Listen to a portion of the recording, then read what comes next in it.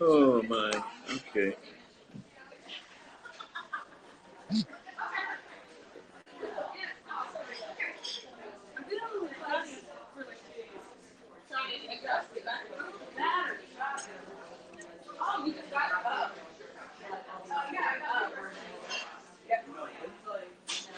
There you go. That way you can sit and relax.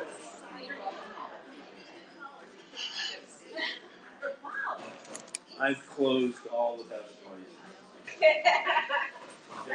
I've been kicked out of places that night because it's like, you know, it's closed. I've been kicked out of better places. I'm a slow eater. I tend to get to places a lot late, you know, and then I just like go there. Well, you do now because you're a cash out. You don't have to hold them up, and they're going to be here till 2:30 and everything. So you're. I've listened to the best days. We don't do that. We mop. We mop. Yeah, that's fine.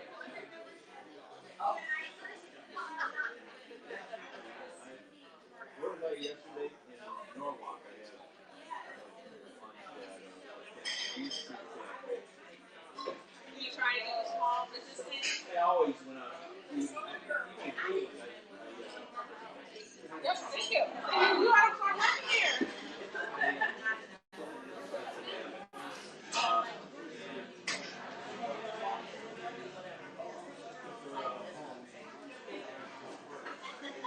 So I'm live streaming, and I always take people to my lunch or my meals. I'm always eating and showing food, showing places. And I always say, you know, don't go to a shopping yeah. It's worth supporting the community a little because the food. Give back and then give back a little bit. Right, but you can go to the really little places. Especially now with COVID, we're lucky.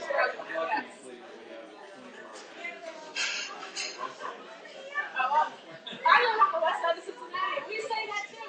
Our Facebook group is called West Side, West Side. So I just say that the east side of Cleveland is, there's no diner. This is the county, you know, like here. You have to go way out here to Manor to get it down. Okay. And I use the bathroom. I have a friend that's right there, he goes, oh my God, so bad. If you would see our kitchen and our downstairs, I built the health department, they come in when they're not working to eat here. Yes. The health department comes in to eat here, they know you're doing well. Right, right. And, you know, I mean, if you have good systems in place for everything, it becomes easy to deal with. You know? It can take time to get there. Yeah. I just talked to a gal who's sitting back picking in the car with her 2 girls. She goes, we've been coming here since they opened. And I said, how long is that? 15 years. Yeah. She just had a 15th anniversary in March. 2 cute little girls. Yeah. Yeah. I'm pretty good at finding places, you know, and then when I ran into 4 women in the park, they said, half day, and I said, oh, I already found it. Oh, great. Are you guys on Twitter or anything? Or? Today's her first day. Oh. What is it? Are you on Twitter or Instagram or anything? We're on Facebook. Facebook? Okay. Yes, please do if you like us. Yeah. We are Facebook. We're in Wyoming. Not saying Wyoming. Okay. Hey, John.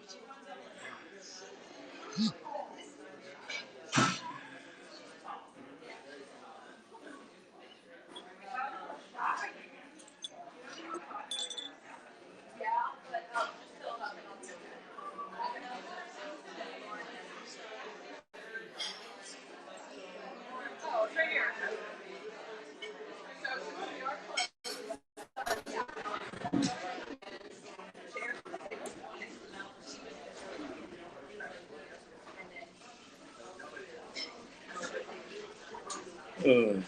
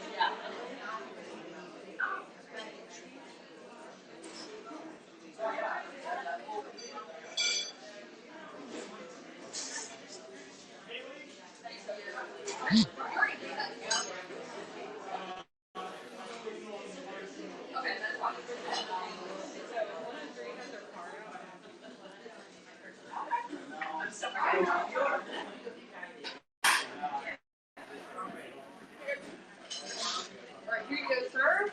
Do you need any ketchup or hot sauce? um, maybe hot sauce and Hot sauce? peppers there. I think. Gotcha.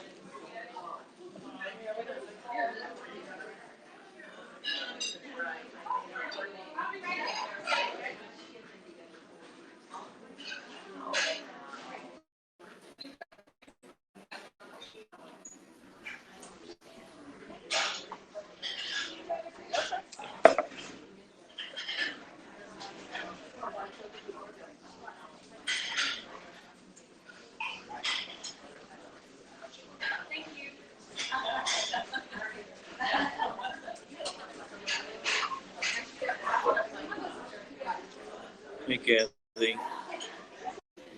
No, I'm still in Cincinnati. Um,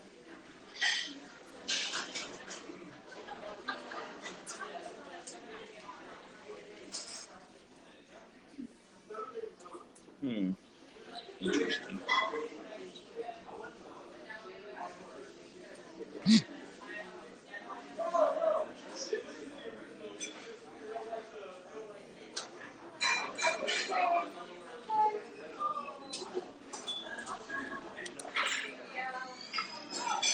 I don't know.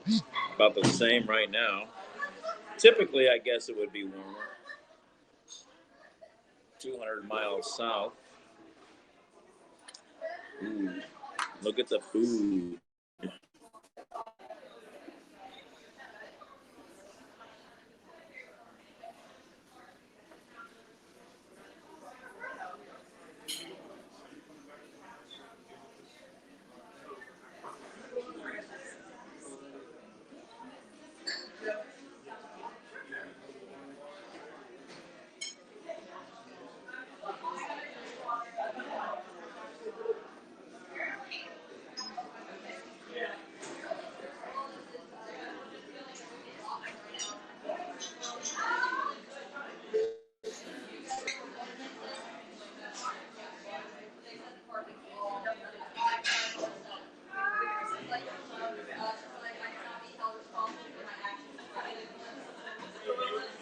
Breakfast in Cincinnati at the Half Day Cafe.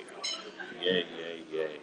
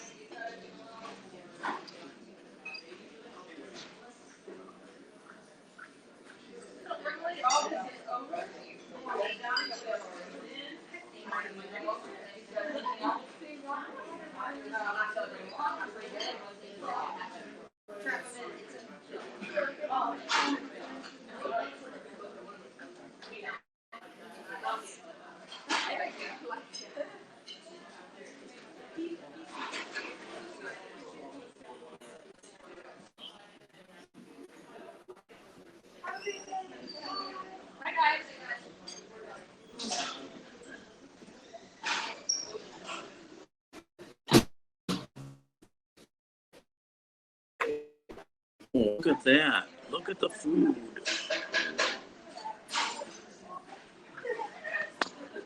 That looks good.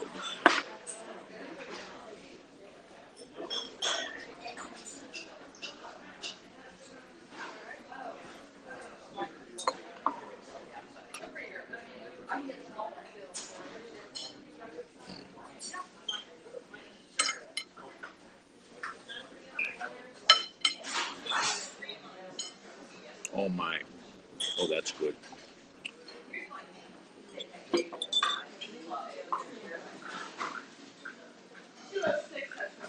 Wow. Wow.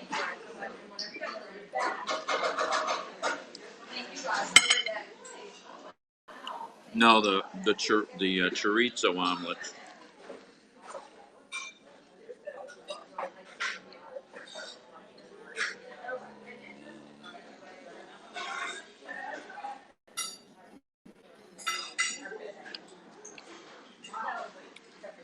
Mm.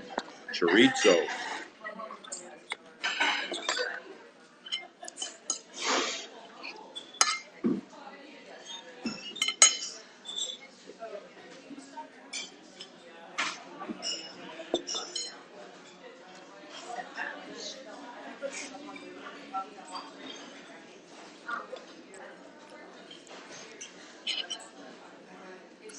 Good sausage. Wow.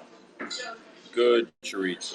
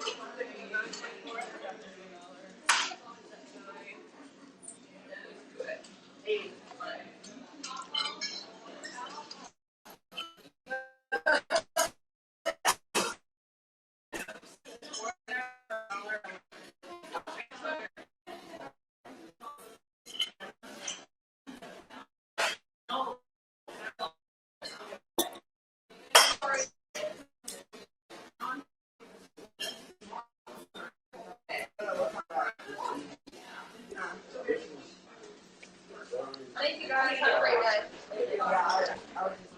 Any more coffee? Oh yeah.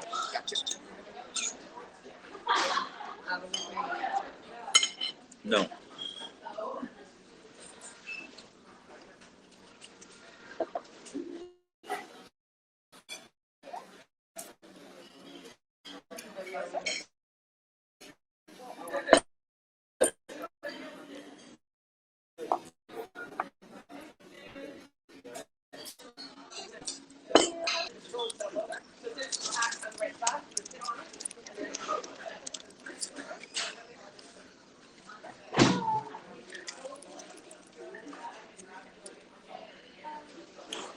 No, it was either bread or potatoes, one or the other.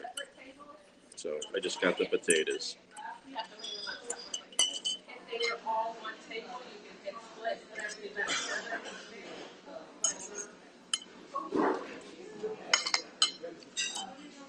Same card. And then you would have to go.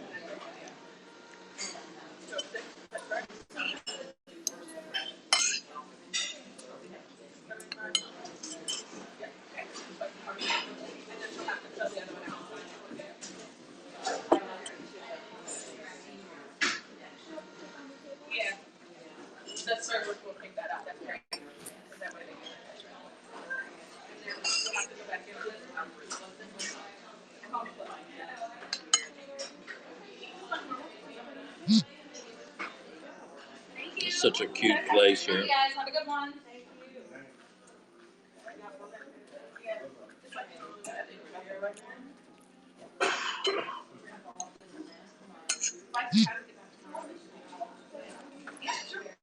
It should be all.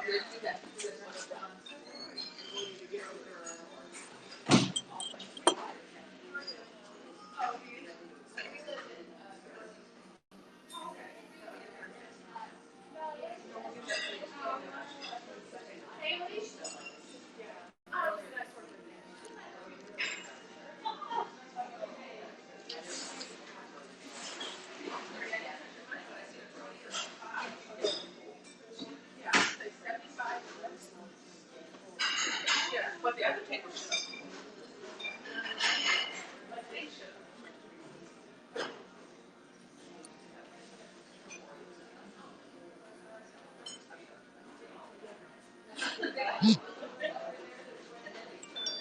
Oh, yes. Yes. Yes. That's great. Then they should. We learned last time. Fish. I thought we didn't have one shot down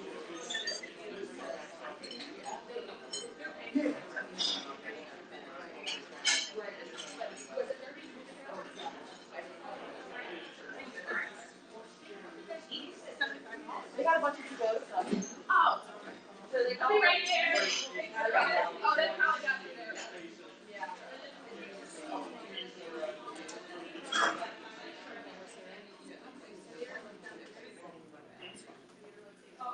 Hello.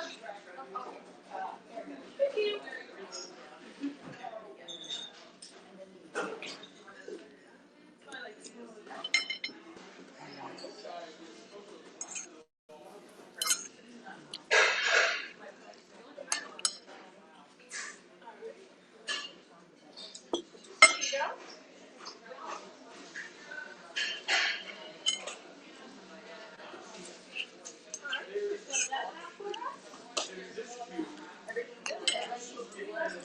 Hey, Jason. Okay, sounds good.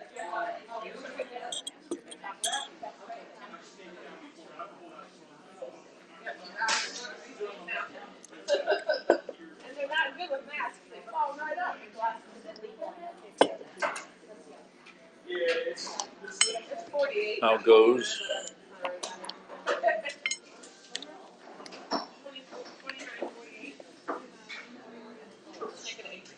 I just can't do it myself. Yeah. Well, I mean, they don't let us change people. Oh, yeah.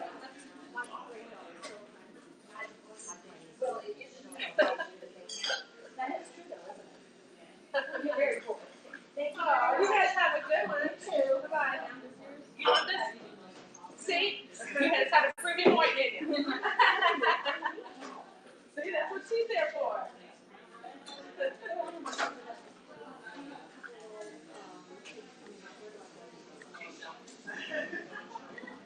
Around here? Around here. What are you kind of looking for? No, we have a Wyoming district right here, but I don't have like shops. They got a kilo book thing, a pastry place, a whole restaurant, ice cream. Yeah. Hey Sam, thank you for coming in. when the guy had fish the last time he was here, he pushed the water. And I started thinking, We'll be right back. slowly high volumes. Wait, do you have any samples? I do. Yeah. So, In fact, I think I have a pack in my pocket. Oh, good. I don't have any, and I keep $25. Oh, probably not. Pretty good. Yeah. Last day of school and all that kind of crap. And I was crazy busy trying to. You're not going to do that easy tomorrow because she's got a lot of time down. Oh yeah, she's really. I got the whole setup Yeah, working here. Oh, live streaming, battery, another phone, you know. live streaming, huh? Yep. So, what you streaming to? I'm on this app. I used to be on Periscope. If you ever heard of that, they shut that down. I mean, you can still watch there, but Gotcha. Haps, Okay. like what's the Haps? I think. I gotcha. Okay. So it allows you to multicast. Yeah. I was just checking Facebook though; it didn't come unless I turned it off. So they already have it set up for Facebook, Twitter, Twitch, YouTube. So do you feed through apps and then it branches They out do and it sends all. it to the other? They do it all. Yeah, they have those linked up already. They're kind of a new app, so they're still working a lot out. Yeah. They got a lot of people from Periscope. Gotcha. And so they've made a lot of changes. And it's not perfect. Periscope was a really good app and community. And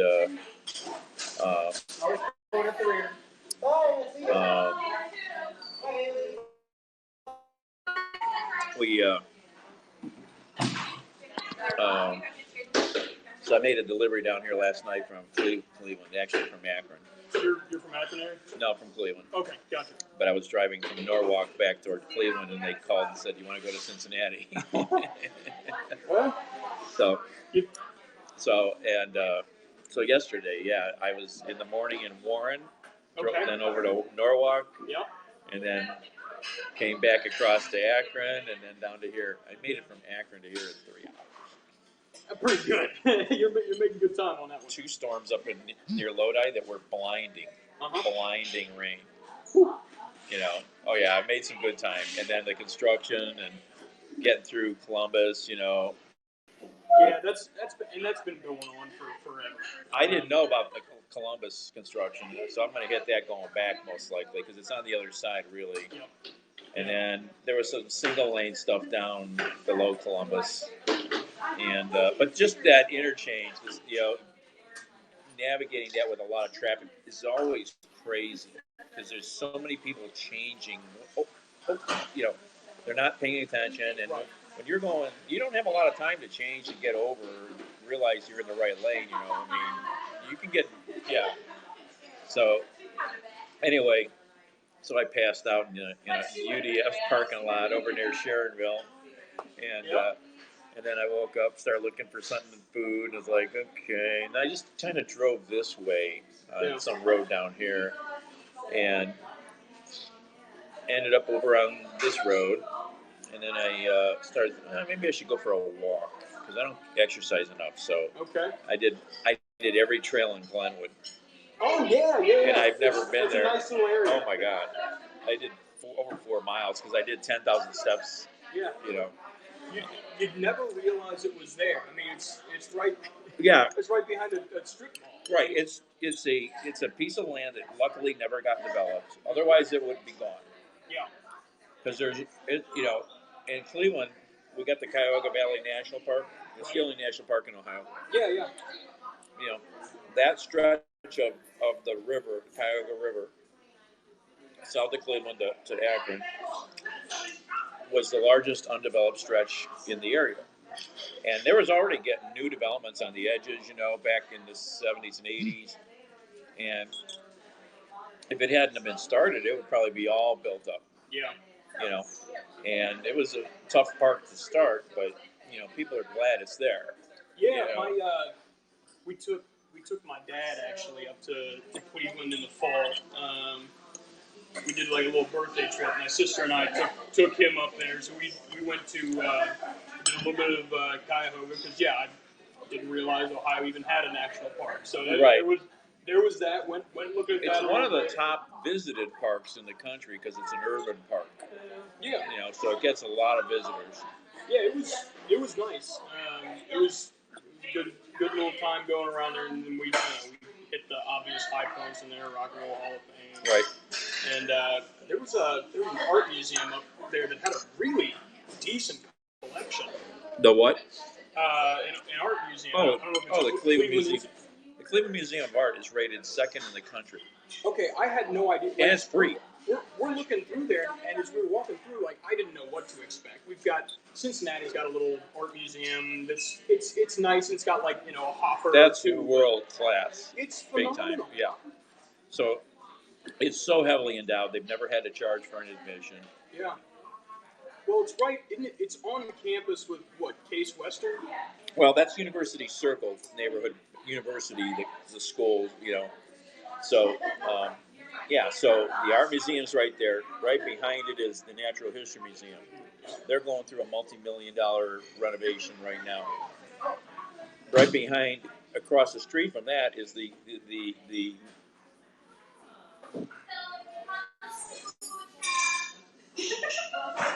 oh my God, the Museum of the Western Reserve. Oh my, I can't think of it. Anyhow, so that museum is history of the Western Connecticut Western Reserve, and it's now they're also calling it the Cleveland History Center, new brand name, and there's a auto museum in the basement. A lot of people don't know it's 300 vehicles down there, called the Crawford Auto Aviation Museum, because Cleveland was a big auto manufacturer back in the day. Sure, I mean it's close enough. It was bigger than Detroit in the day, but then Detroit took over. So a lot of those cars are on display there. Yeah. Some small planes. You got the big VA hospital, which is huge campus. You got the Case Western Reserve encompasses all that. It's all intermixed. Little Italy's right there. Yeah.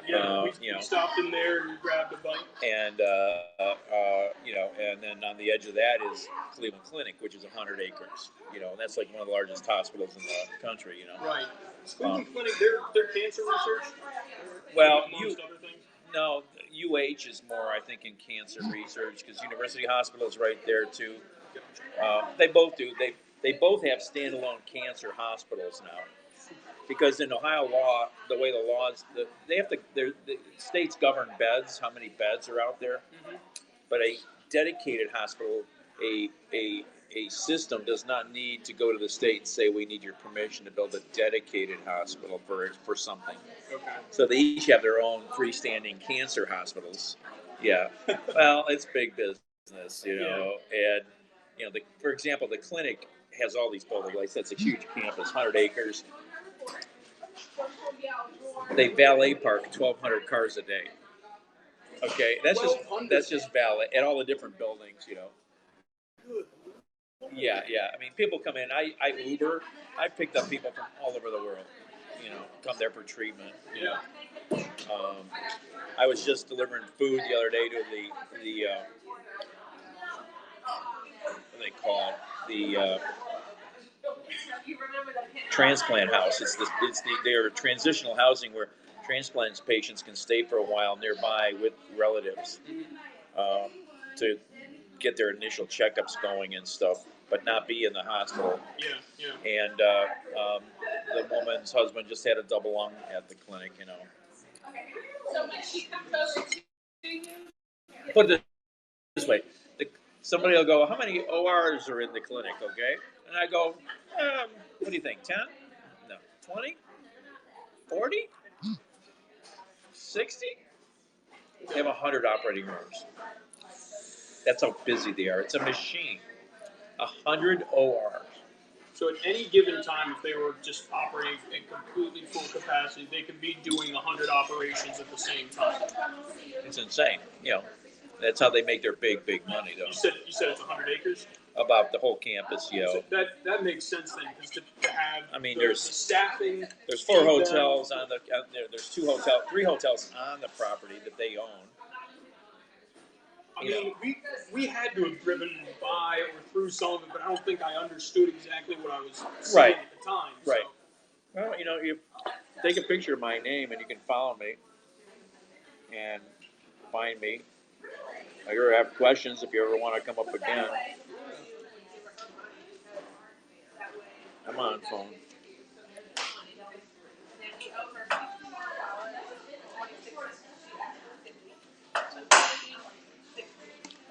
That's my Twitter page, but that's my handle on all social media. Here, that's where I'm the biggest. Is you guys need to get a Twitter page here.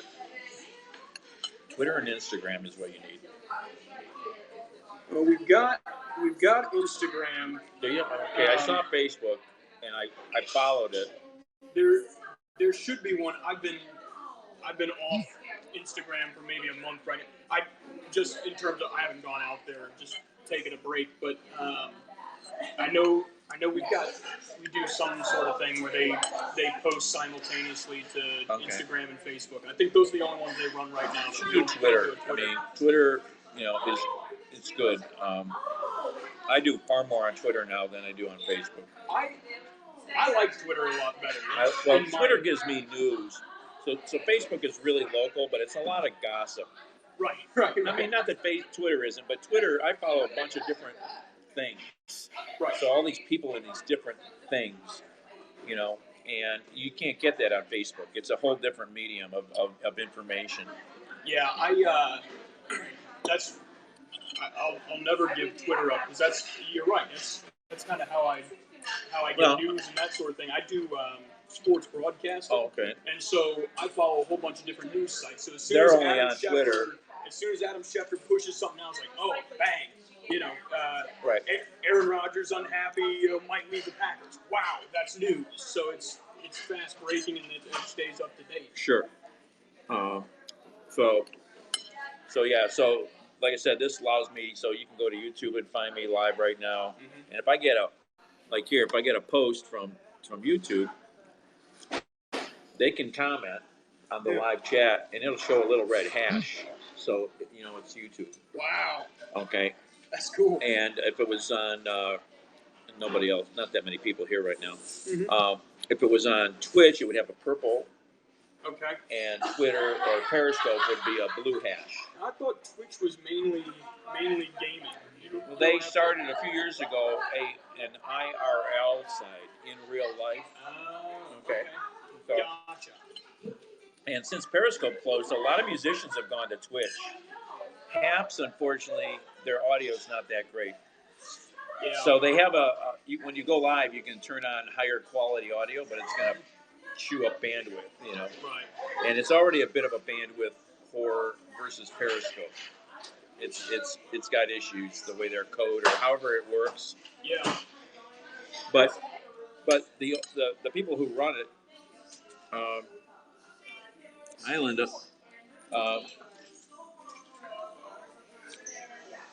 They do regular broadcasts and they have weekly updates and they try to get information from the community about stuff. I've been featured twice on their Friday broadcast of the week because I go to accidents and fires and stuff also. So one was a train accident, another was a fire. I just got a notice. Queen Street and Grand, over that way, right? In Cincy, a car went over a cliff area there, wherever that is. On Citizen, do you know the Citizen app? It's a police notification app. Okay. It's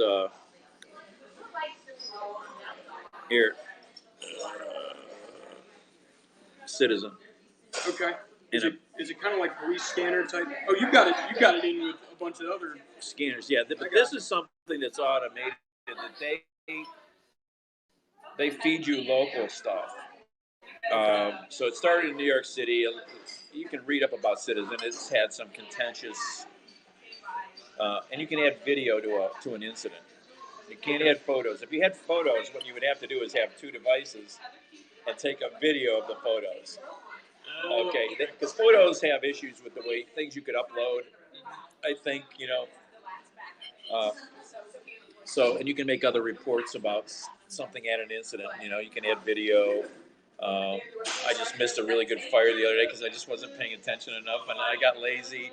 And then a Citizen video popped up with this thing completely engulfed, and I throw it and run it, So you're sight on scene with that sort of stuff. That's and I'm just, my brother lives down here, and I'm not. I'll try to call him. We don't get along. It's sad. Do you know He's in part of town? He's in Norwood.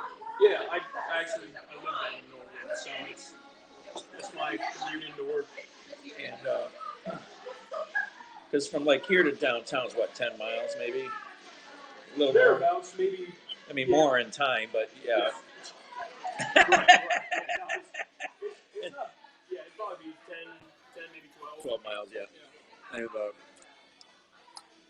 so yeah, I stream a lot while I drive. You know, Passes the time. food. Yeah, it gives me something to. I mean, technically they may try to outlaw that stuff, but I started it in Uber as my dash cam on the dash.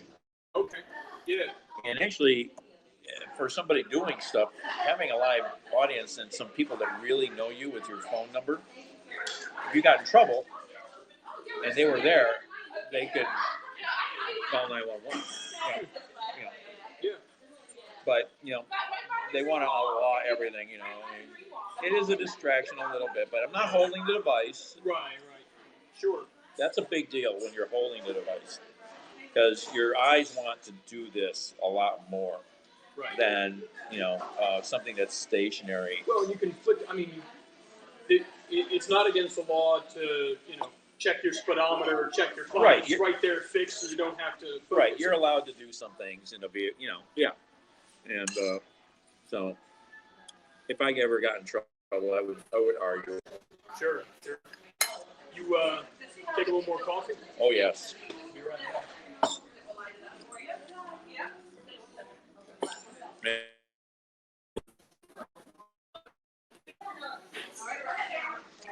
What a great omelet.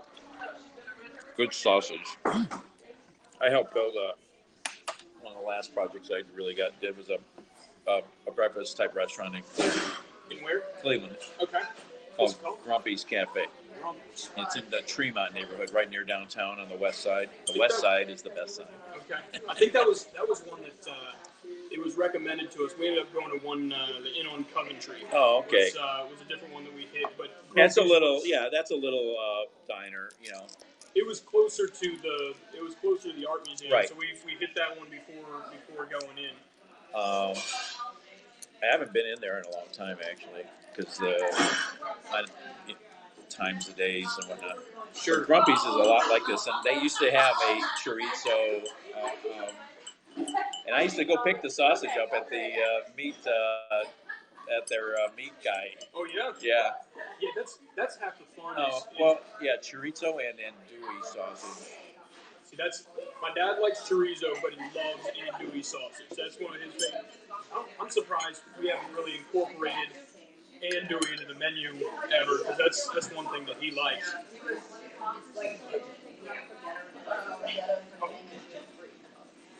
No, yeah, it does, yeah.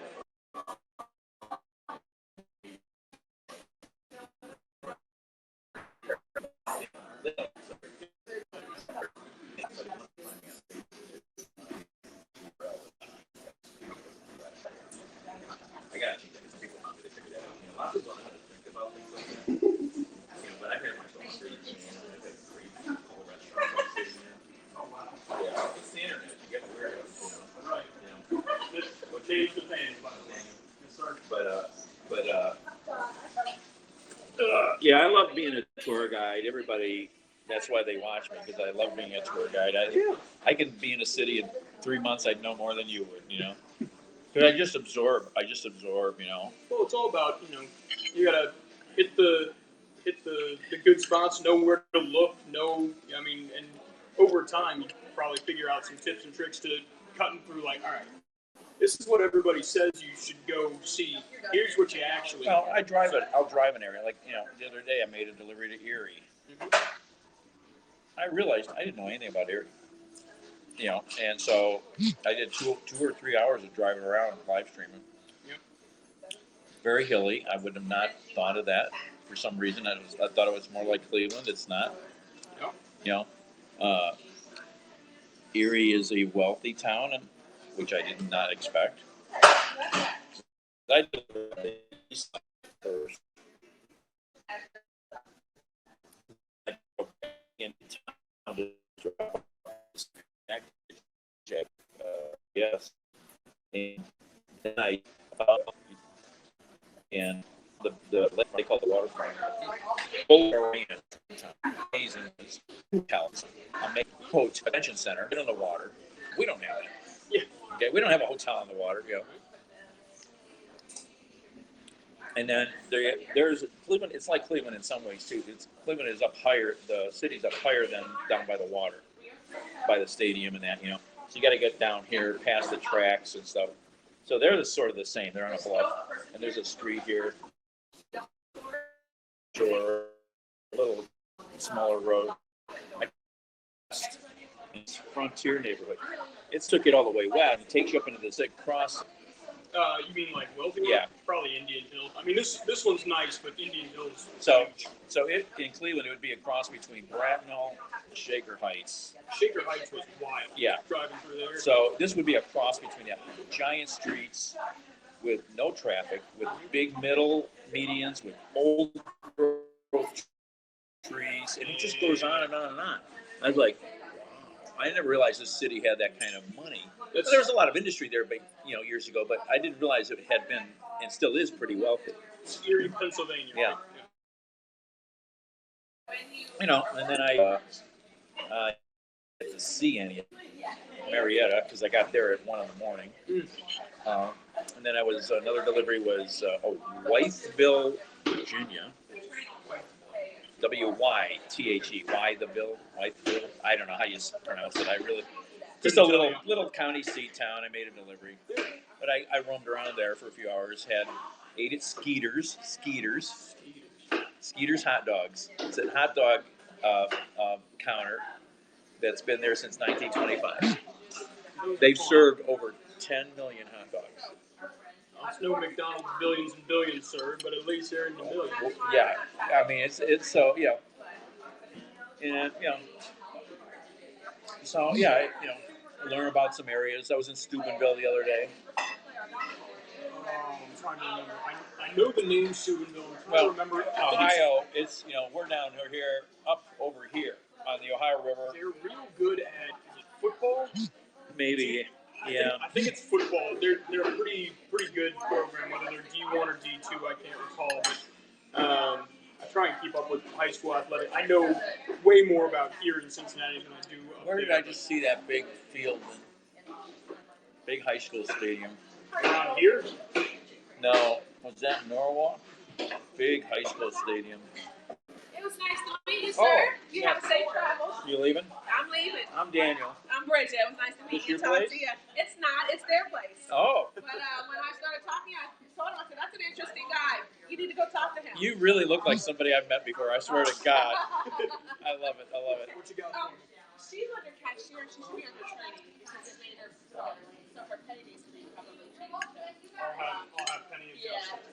For today, tomorrow, and Friday. All right, ladies. Thanks again. Hey, how's it going? Take care. All right. So since we're leaving, since we're not the last one to leave, we're not locking the door. So are you guys both out then? Everything closed at 12? Checks and done? Okay, cool. I'll have Penny. Hey guys, how are ya? We just closed at 1 o'clock. So our last shift at 1.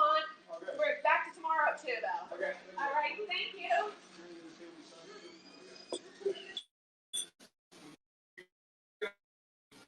Go ahead and down. I'll close up. No lock. If I don't lock the door, I would stop the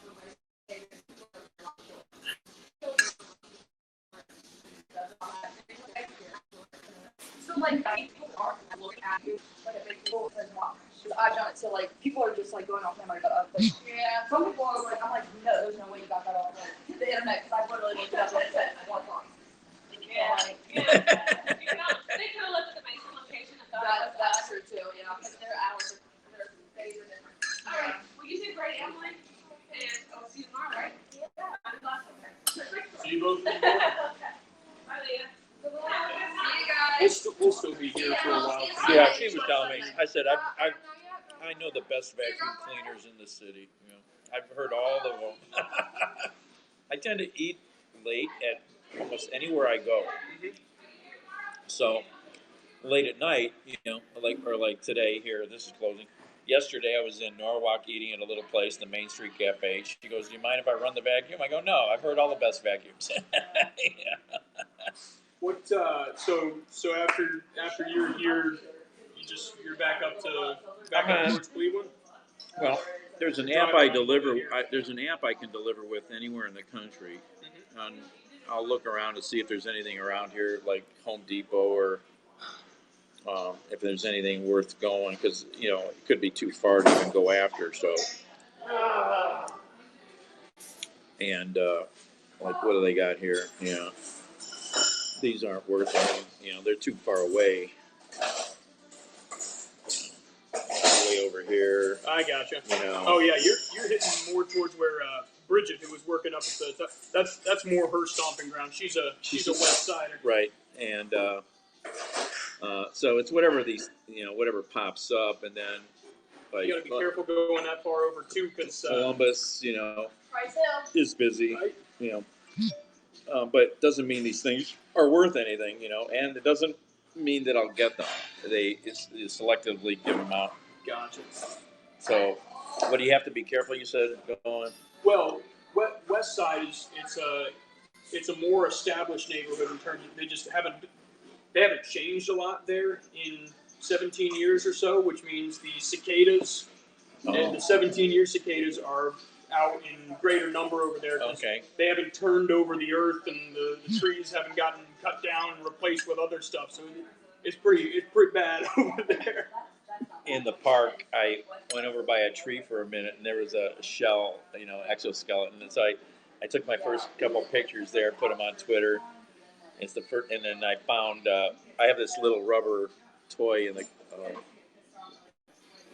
car, and he's my mascot, Fredo. Okay. And it looks like Ratatouille. Yeah. It's a dog toy I bought at Save-A-Lot. Do you have Save-A-Lot stores down here? Grocery stores? Discount groceries? No. It's a good chain. And it was just there one day. I said, I'm buying him. So typically those things have to be found. You have to find them, but that's my rule. But I bought him, and so I'm trying to start doing. I'm going to try an Instagram page. Where's Fredo? And keep putting him in the pictures. Yeah. So I took some pictures down in the park with him. I had trouble. I was trying to set up a new Instagram page, and it wouldn't let me. And I didn't put those on Instagram because they're not on that phone. I got my phones. Go ahead. Oh. He's like, he wanted my plate. No. He's just really friendly. He just likes to go out and Gotcha. Talk to people. That's nice. I mean, it's good that people can mingle in a restaurant, and you're not like, you guys stay back there, Well, that's half the fun of having a place like this is you can do community and have people from all different walks of life meeting each other, finding out stuff. Well, I was like I said, help run Grumpy's. You greet people. Kathy, who runs Grumpy's, always there. The restaurant's famous in Cleveland. I mean, on a Friday, it's a Saturday, Sunday morning for 8 hours. They'll do 400 people. 70 seats. You know how often they're turning? Yeah. Yep. This is a line of people. Max capacity is 72. So yeah, a line of people outside. Especially on Sundays. It's a place to go. And you're doing those kind of numbers, you're making money. I don't care if you're selling liquor or not, you're making money. Yeah. If you're running it right, Right. And you know how long Grumpy's has been around? Well, it goes back to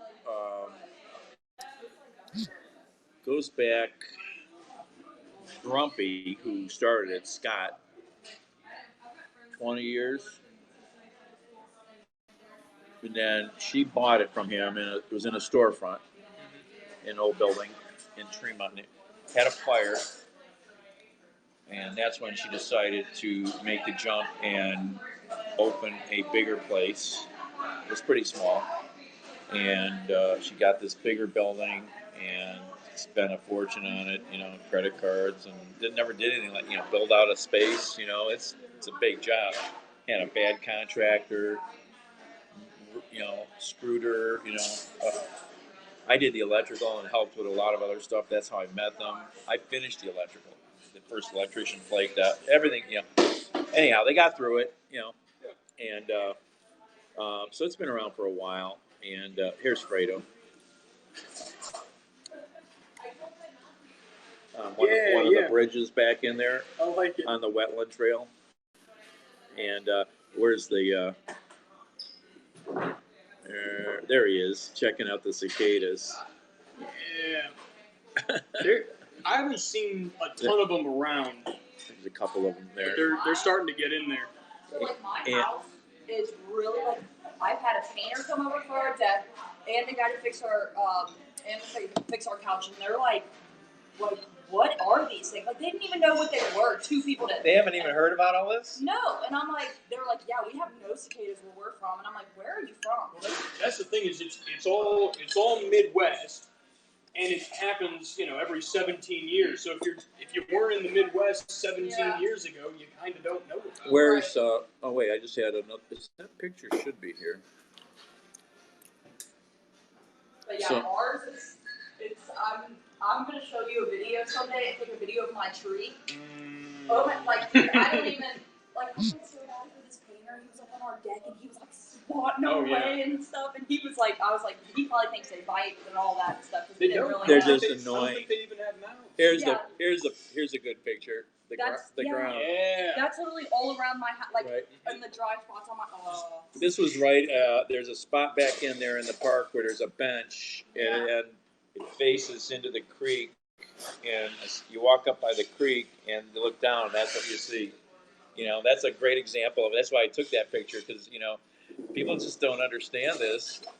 No, and it's one of those. It'll all be over in 4 to 5 weeks, and it won't happen again for another 17 years. You will miss it. I remember when we were a kid, and it was really a big one. In Cleveland even, let alone in Lorain County, where we had some land we would camp. It was everywhere. But this year it's not like, because it does move a little. I think generational. And I didn't quite realize the thinking process. As somebody said, it's a great feast for all the other animals right now. Oh yeah. It's a giant buffet, man. That's why they swarm like that, is because they have no natural defenses of their own.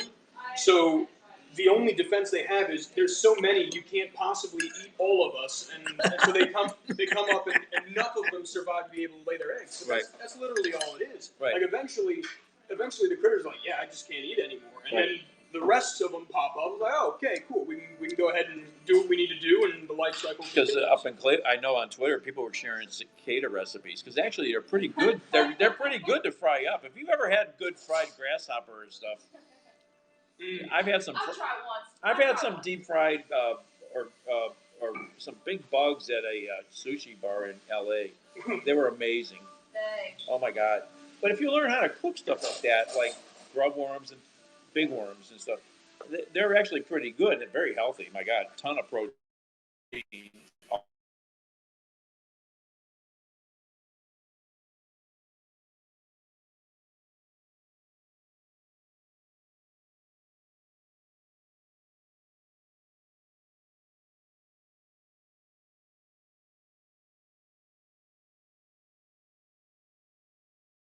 We'll put it on the ingredients list. Right. Nutty. Yeah. So yeah. It's getting to be about that time for me. I gotta grab some nice talking to you. stuff. But yeah, you too. Safe travels back to. Follow me, and you can learn a lot about Cleveland and other places, because I always will give you a good. Yeah, I've got you followed at Shocking Guy on Twitter, and I'll find the other I'll work places. from Yeah. there. Yeah. That was great. Well, thanks for coming in. And, Yeah, if you ever come into a live chat, just say hey, so I know who Yeah, I never forget. I got you. Thanks. Right on. Thanks, Nathaniel. Take it easy. Sorry, talking to one of the owners.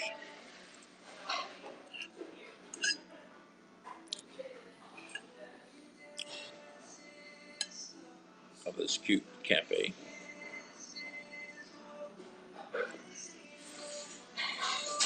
Yeah. His family. This is his family's place.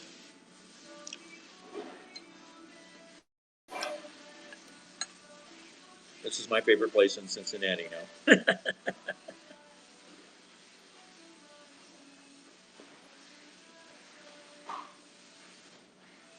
Nathaniel.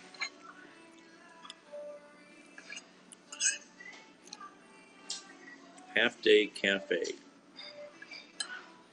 You can find it on Facebook. And I think he said Instagram.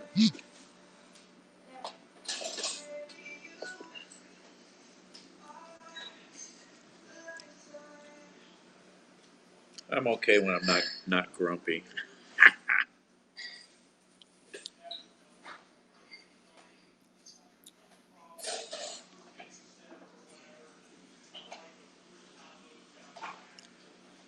Oh, look at that. That's grizzly. Ooh. Jesus.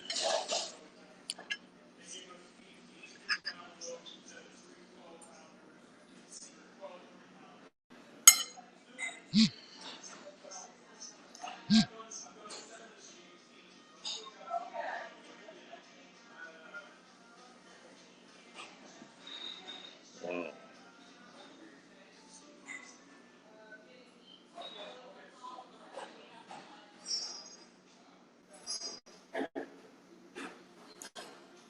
Double fatal crash last night. Single car. It looks like it hit a pole head on at high speed. Wow.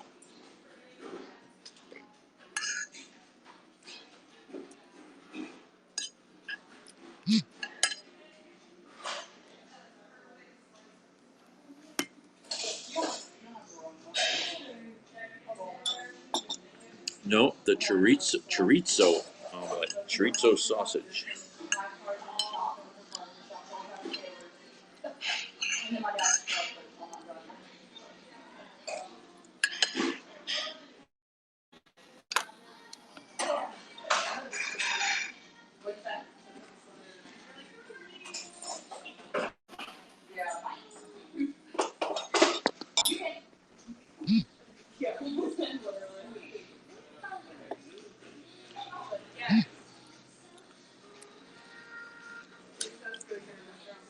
I was going to say there's for Cincinnati, what's Hamilton County?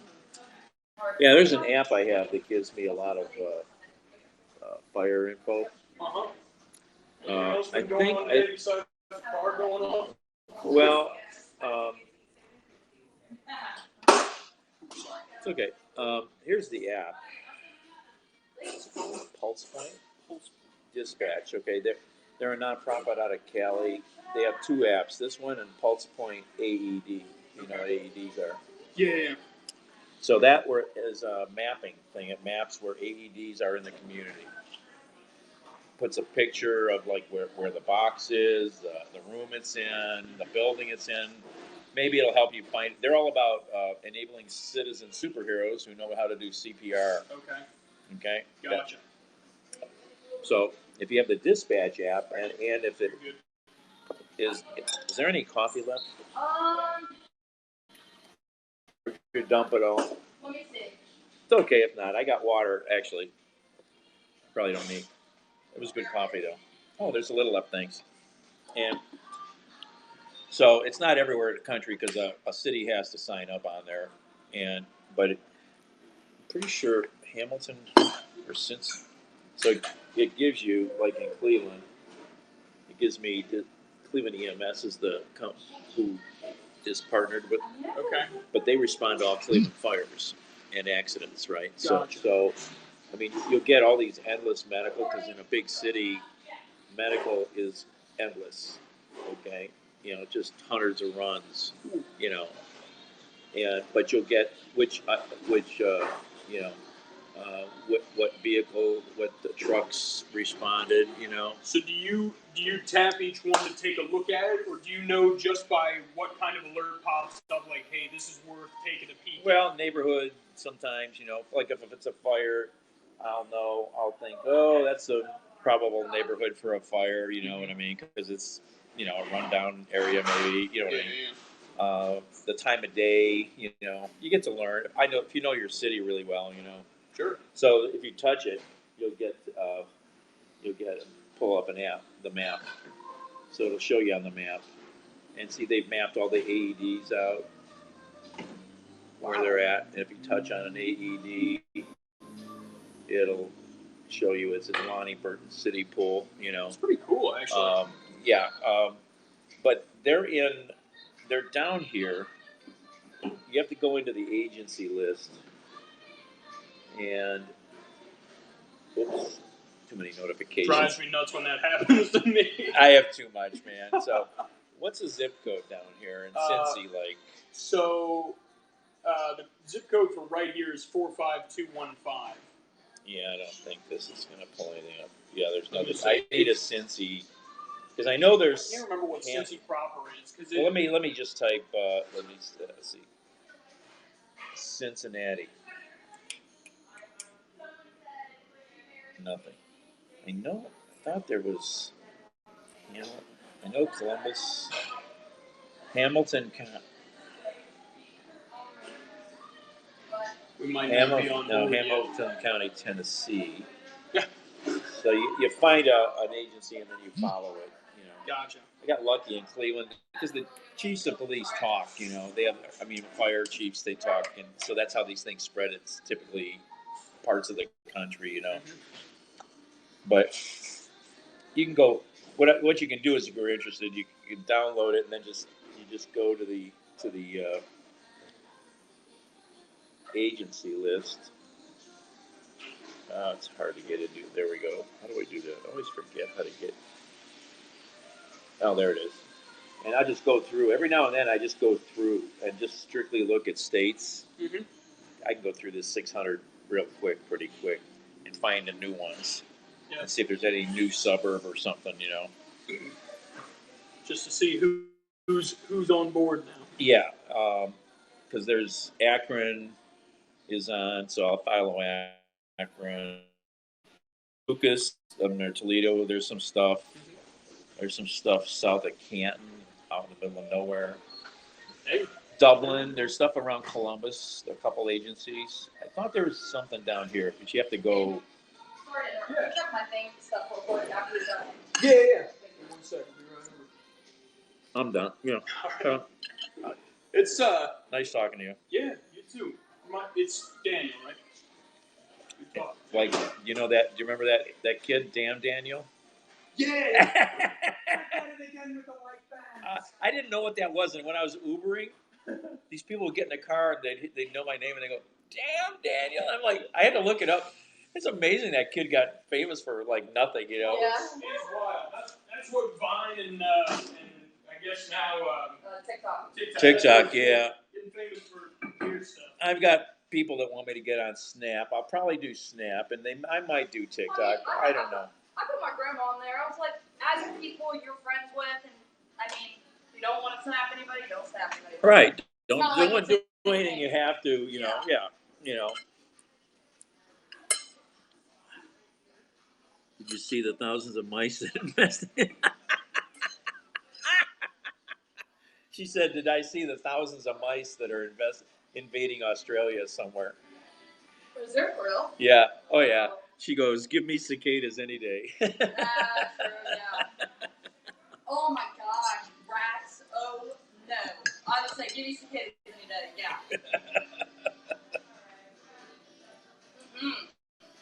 Oh, that's funny, See, I Linda. don't mind rats. I don't mind mice, but like I'd rather have them than cicadas and rats. Like, Hope you made out all right today. I actually didn't think that. I didn't think it was because that last one. That last one. No, I know. Oh, sorry.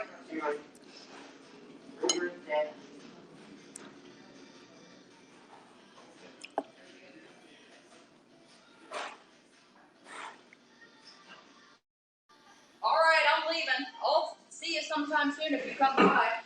If I'm back down here, I definitely will. Yeah, for sure. I like this, you know, frequent places I like, and this is mellow, and you know. Right.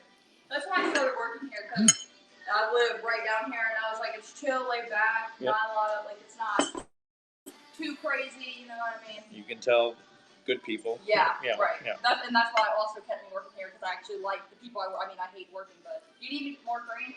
Here, just just put a little in there. Say, I hate working, but the only reason why I stay here is because I actually like the people I work with. That makes everything go, you know.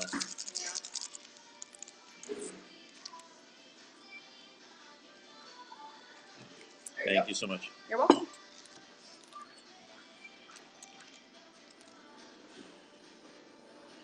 All right, see you. Safe travels. Yes. Nice meeting you. Nice meeting you too.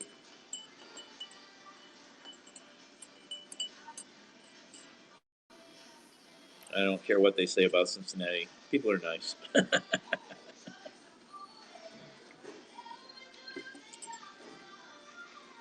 Good coffee too. Good coffee. You can have crummy food, but if you got good coffee, I'll probably come for the coffee.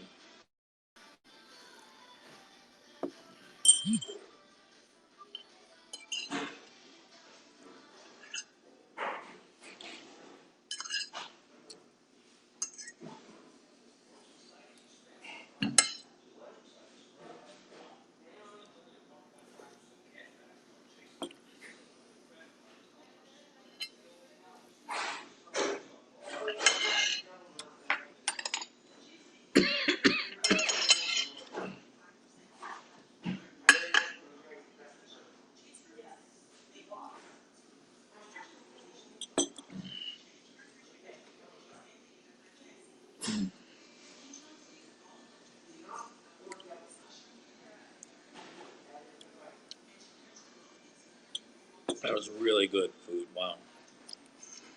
You notice the difference when there's really good food.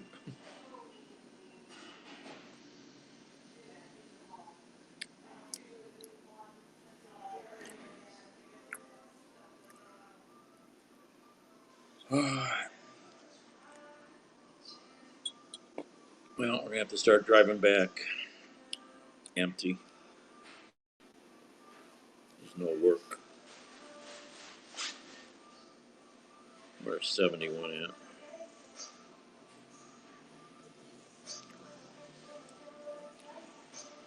There's a couple more apps I need to get. See if I can get more deliveries.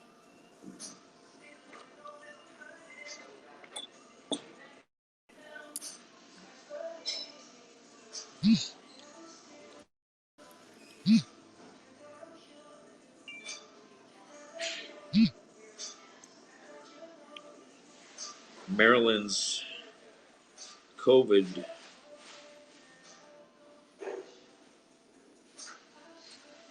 -19 death toll rises by nearly 6% after some medical certifiers were found to have miscoded the cause of death.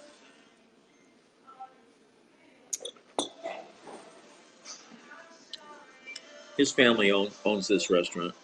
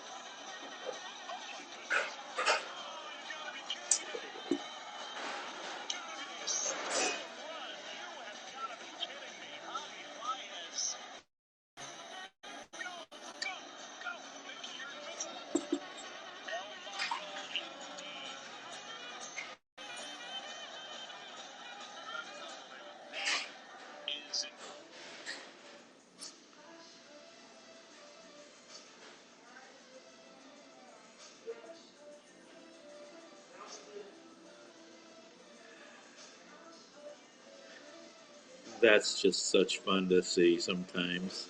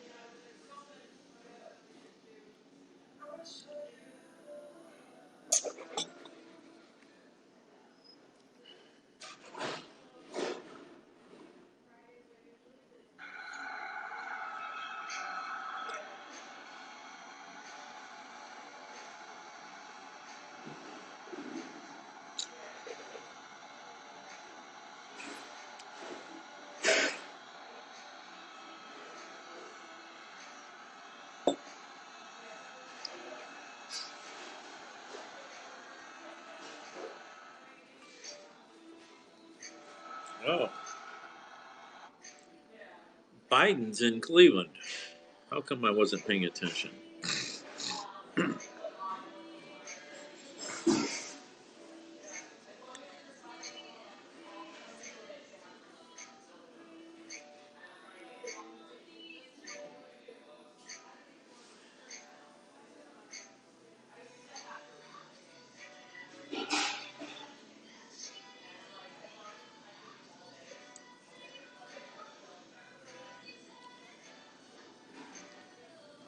Where is that?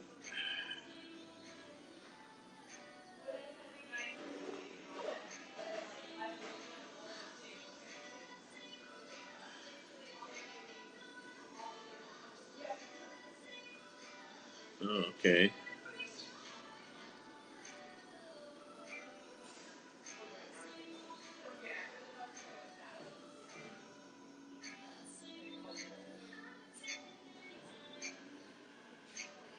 Shoot, Biden's in town, so Air Force One's in town, and I'm not in town.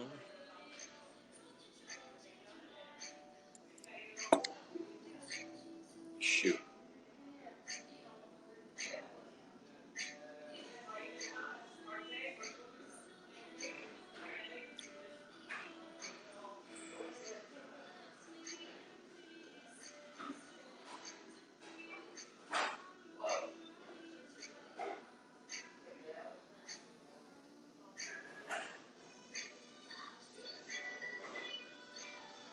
All right, time to get out of here. It was so good. Perfect. Perfect. All right. Let me show you around this cute place now that nobody's here.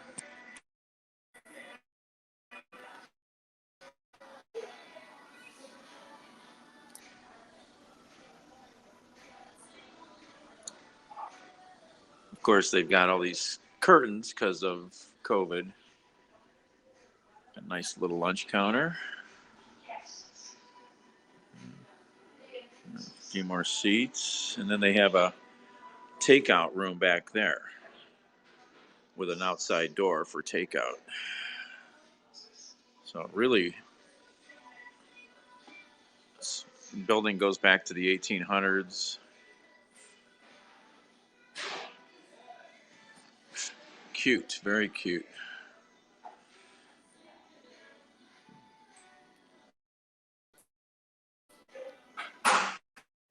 Here you go. You want this one?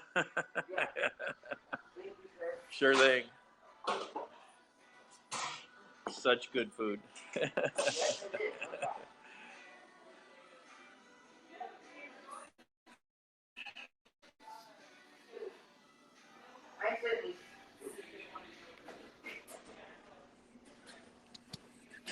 Well, you know me, Linda. I just move right in.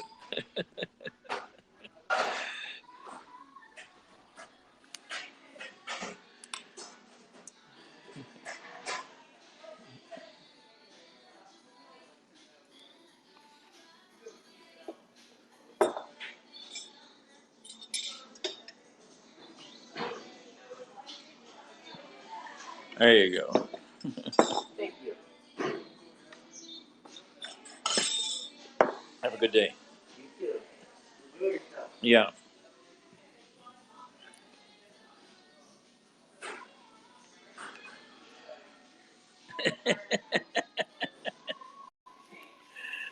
It happens. It happens.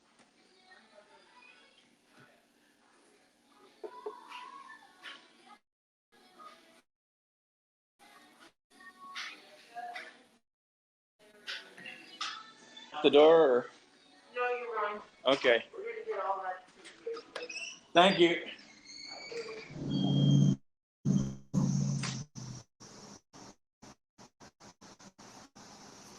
Oh, really nice place, you know. This is a pretty upscale neighborhood they're in here.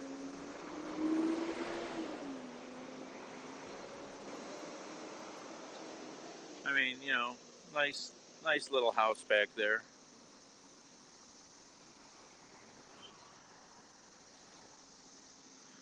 Woodlawn, woodlawn.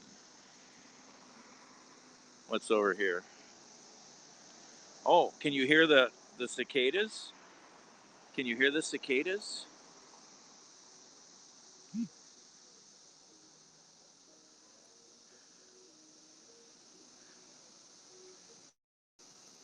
Yep, that's how you do it exactly.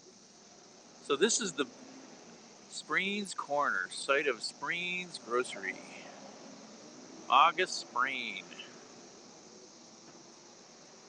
Yeah, that's the cicadas. Did you see the pictures on Twitter?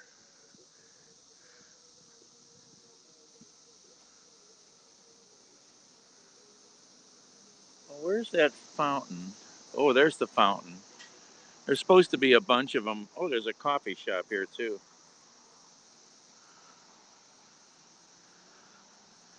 This is the Wyoming Community Coffee.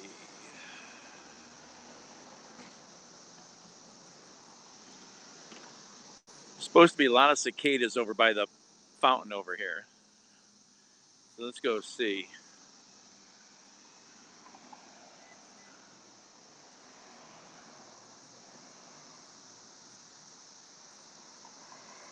So we're in the town of Wyoming, Ohio.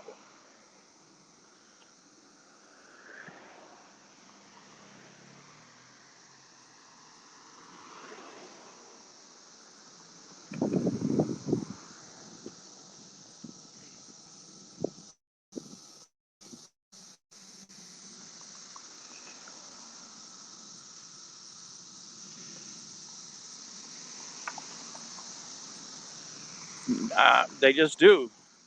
You know, go read up on cicadas. So the fountain over here, I guess they're all over the ground over here. There's a cicada. The trees are full of them over here.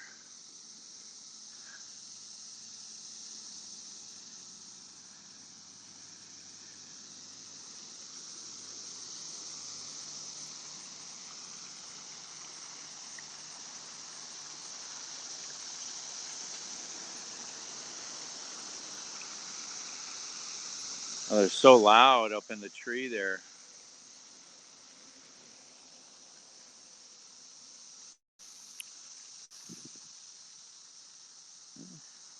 All they do is come out of the ground to mate every 17 years and then crawl back in the ground.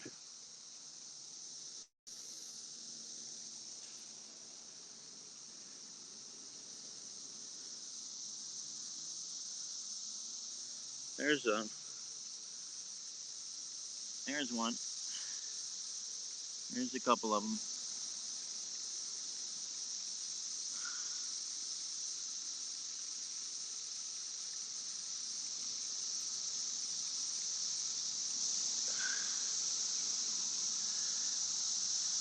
There's another one.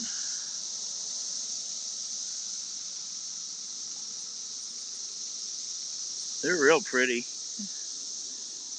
You can put them on your pizza, fry them up, do whatever you want.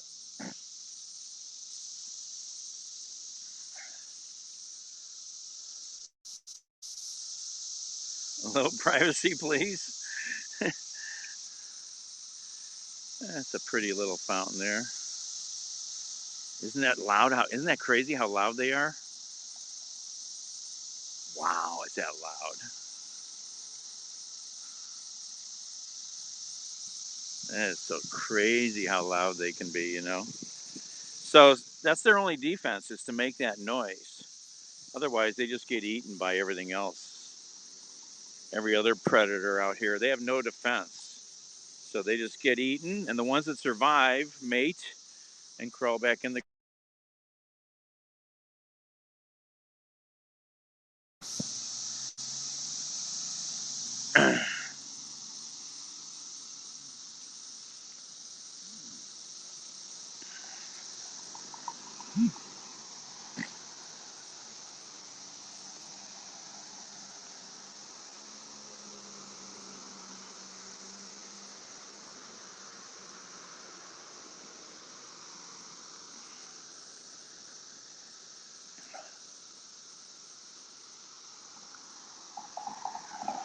So that's the restaurant over there in that old building.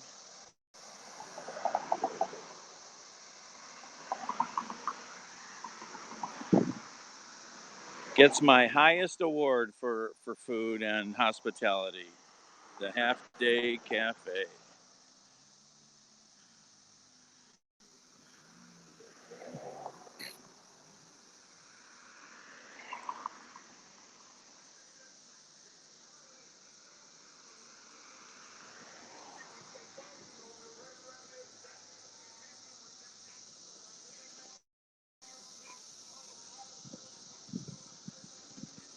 Just a nice small house up there on the hill.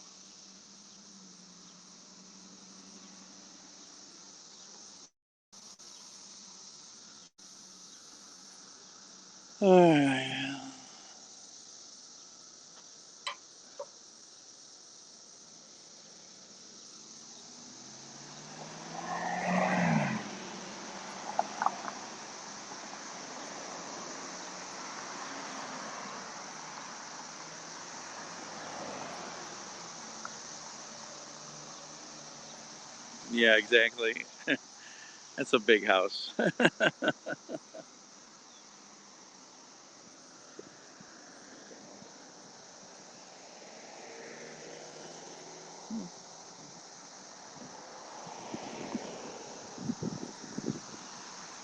My highest award.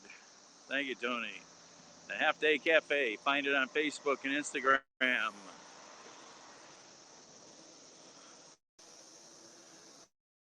Hiring for all positions. Oh, they got 2 restaurants. I didn't know that. They have 2 restaurants, one in Mason. I've heard of it.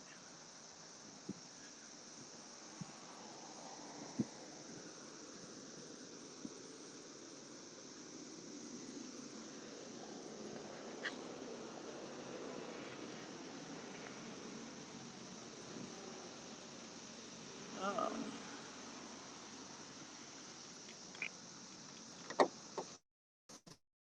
The Wyoming Community Coffee place I showed just got a patio out back too.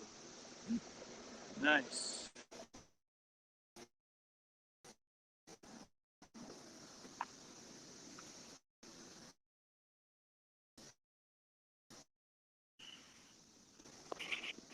All right. All right. It's hot in here. Friggin'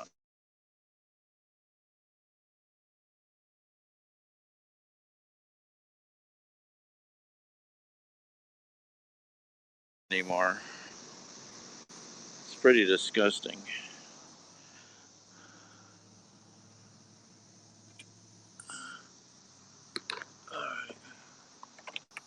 Online dating companies employ untrained moderators to handle a wave of customer claims of assault, and they have to do it within minutes, like workers in a factory moving widgets down a conveyor belt.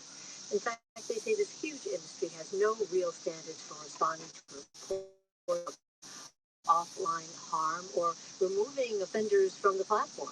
A word of caution, we're going to go into detail about some sexual assault, but it's important because survivors have started to speak out. One stood outside the headquarters of Tinder holding the sign, "My rapist is still on Tinder," after weeks of trying to get Tinder to remove him. We're going to hear in a few minutes from one of the reporters behind this story, but first, Tracy Litwin, the 30-year-old Chicago resident, filed a complaint with Bumble in 2018 after a man she met on the site and had relations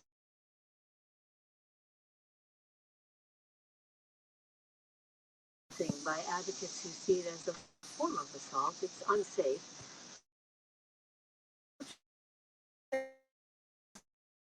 So cool. Look at this.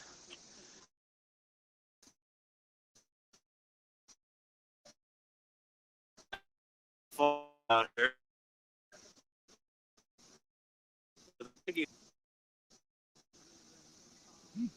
That dog's very water bowl. Very cool. I got a bowl in the ground there, cemented in the ground. That's very cute.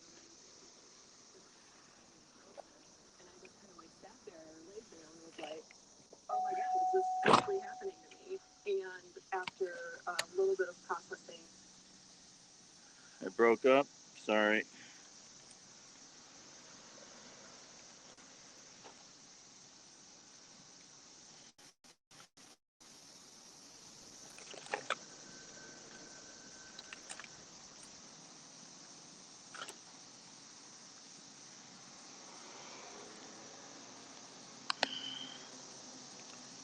All right.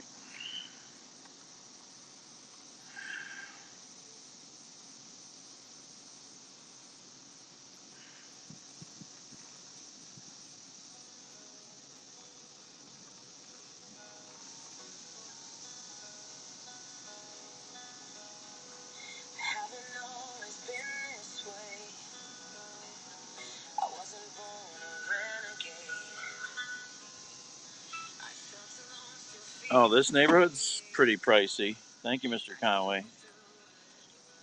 It's a pricey neighborhood. All right.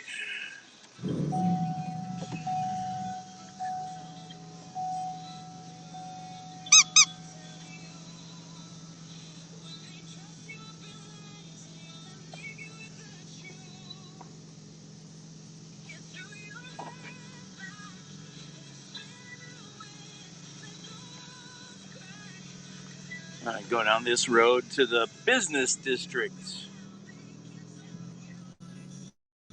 The Wyoming Business District.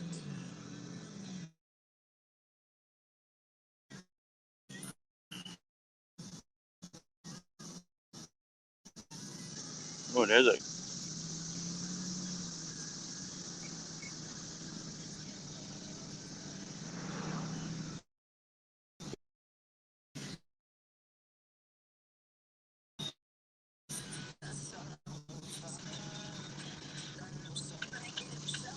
wow. Look at that one. Wow.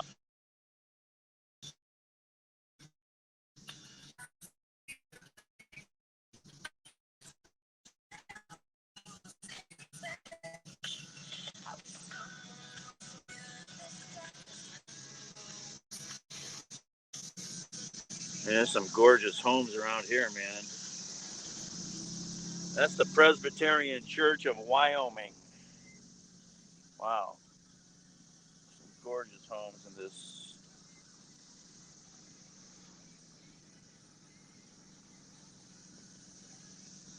This is the Wyoming Business District.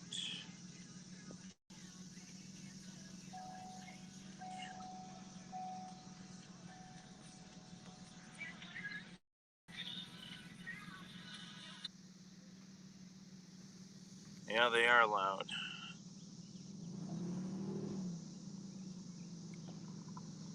Cute little neighborhood downtown here. Shops. Ooh, look at the old Thunderbird. What's the bird? Thunderbird. Is it a 57 maybe?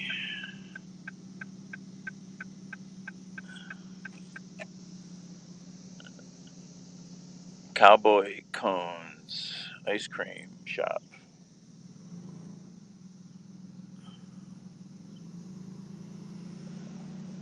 Bunch of bars and restaurants down here. Cute.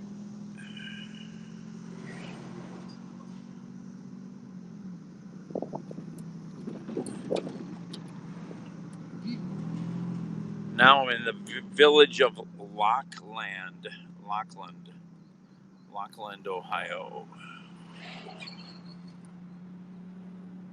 Cincinnati's an old town.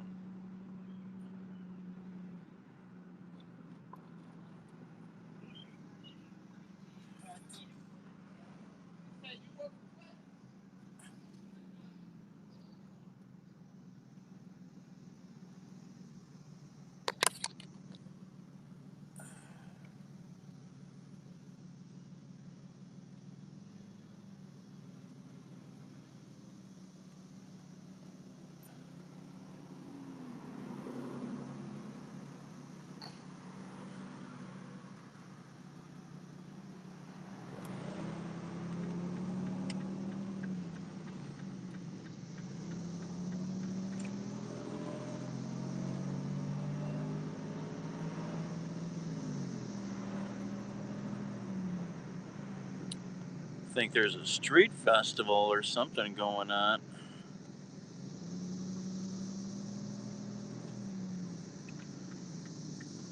Around the corner here.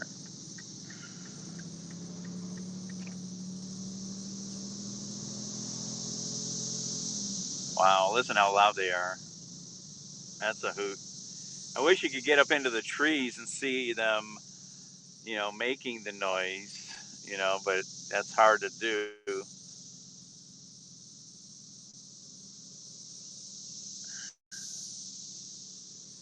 Oh, maybe that's a movie shoot. Oh, it's a movie shoot. Okay, they're shooting a movie or something over here. That's why they got the street shut down. All right. Oh, look at the old Chevy wagon, man. That looks like something from Vacation. Yeah. What are you guys shooting here? It's a movie called Belvedere. Okay. Cool. I just saw the street closed. I drove around the block and then I saw the gear. I'm like, okay. I'll try to look for it sometime. Thank you. So they're shooting a movie called Belvedere. If you ever want to look for it out there, Belvedere. Yep. So it must be based in the what is that? 80s, early 80s station wagon.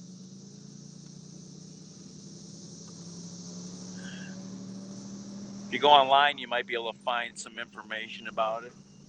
Belvedere, small film. You got a pretty good little crew going on over there. I saw a number of shuttle vehicles.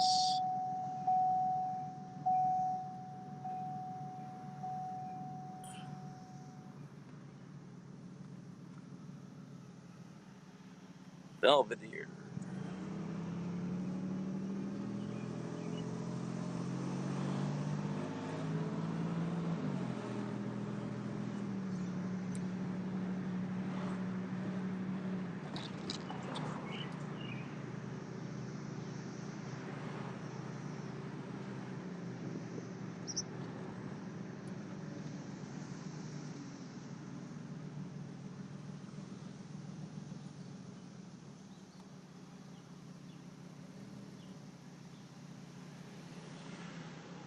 Oh yeah, Memorial Day weekend's coming up, isn't it? I always forget about those things anymore. It seems like don't do stuff like I used to. Everybody I hang around with just turned into old farts.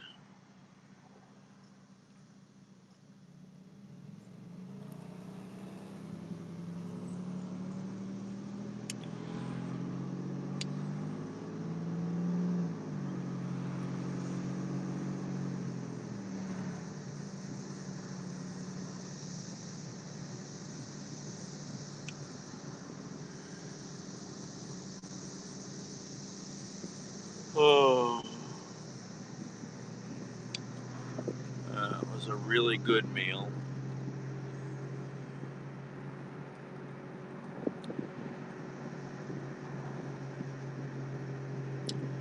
Wow, 4 or 5 churches right here in a row.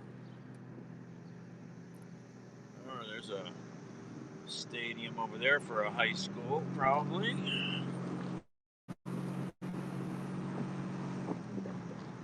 Where are we at? We're in Lockland Fire Department. Lockland, Ohio. The village of Lockland.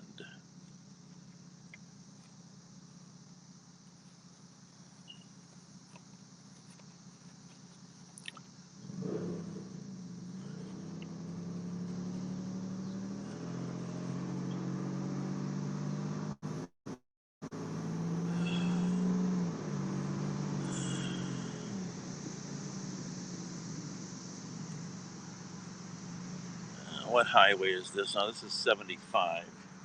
I can hear it. I can hear the roar of the traffic down below. think that's 75. I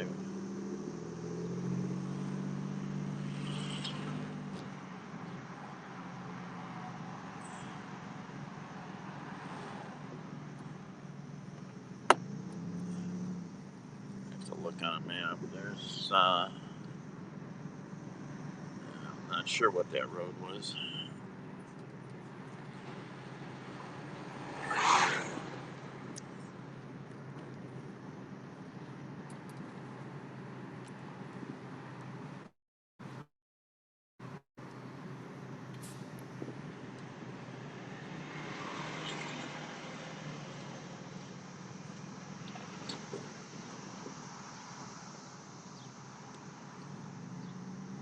Now entering the village of Reading, Ohio, where friends meet in Reading. A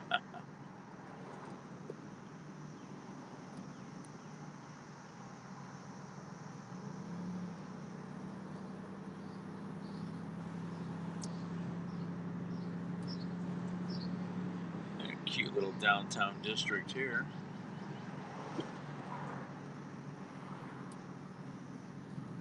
I smell good food. I can smell it.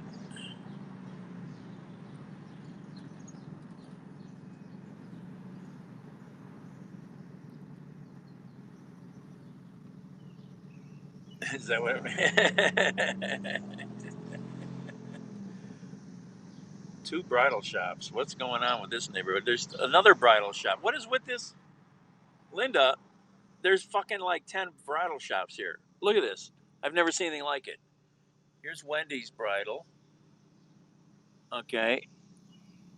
Across the street there is I got to show you. I got to come back and show you this. That's the something bridal boutique. Here's bridal and formal. What is with this? This is bizarre. I've never seen anything like this. I mean, this is bizarre. How many bridal shops are there? What's the deal? Beau Chic Bridal Boutique. What the heck? That's just weird. Here's another bridal store. What's the deal here? There's another one. And another one. And what the hell is this? Some brides. Okay, Linda, what's going on here? You got to look this up. What's going on in Reading, Ohio? There's another bridal shop. Here's another one. Oh, there's lingerie up in the window there. Look at that. Skimpy lingerie up in the window there. Oh, look at that. That's for the honeymoon. What is going on here? White Wisteria Bridal Boutique. What the hell's going on here? I'm confused. I'm really confused. Should we walk into one of them? What is going on? I don't get it. I've never seen any collaboration of businesses other than a bunch of car dealers, you know? You got the auto mile and then you got the bridal mile. What the hell's going on? We got to go back.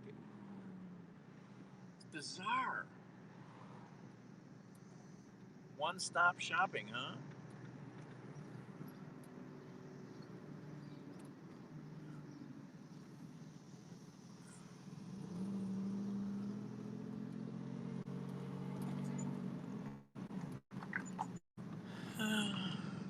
Road closed. All right, we got to turn around here. By order of Public Utilities Commission of Ohio. Never seen that. I've never seen a sign that says that. I got to park here for a second. I have never seen a sign that says that. Oh. obviously it's some big deal. I mean, I've never seen any other kind of businesses like that grouped together so much. Very rare, other than car dealerships. I have never seen one of these signs. Road closed by PUCO. Never seen a sign. I gotta get pictures of this. Hopefully I won't lose you.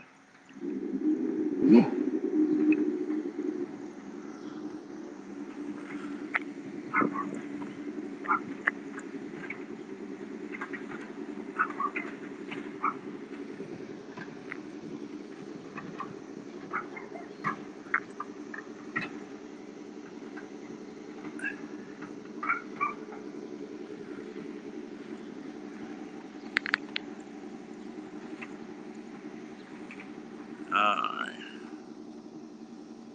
yeah, exactly. I've never seen signs like this. Road closed by PUCO. I've never seen such a thing in anywhere. Single railroad track here. Really bad crossing.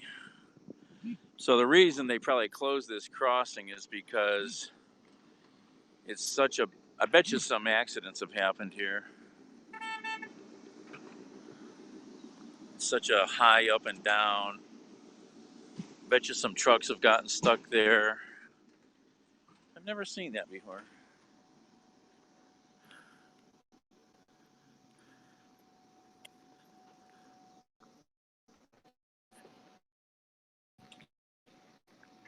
How many bridal shops can we go find?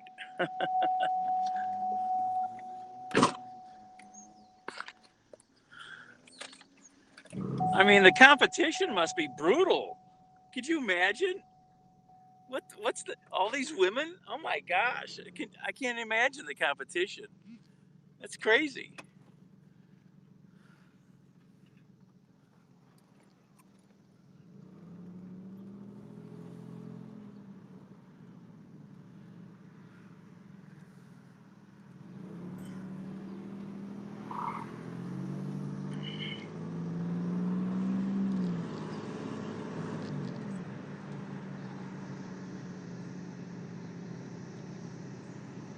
I could see art galleries, but bridal shops? Oh my god, it's so weird.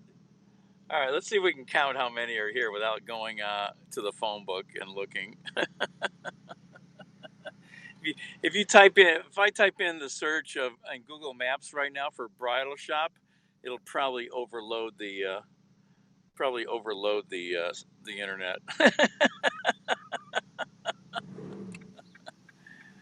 Even Santa gets in on the action. It's bizarre.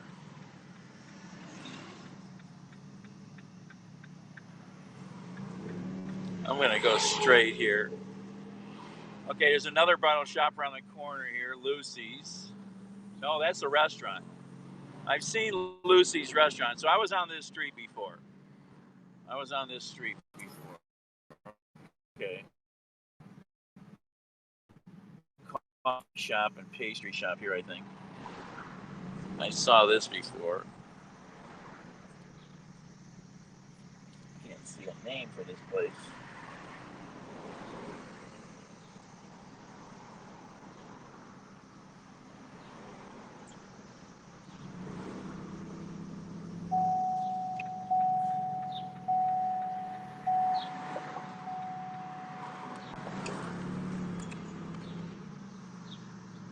The Bell. Cake and coffee shop. The Bell. Orchestra.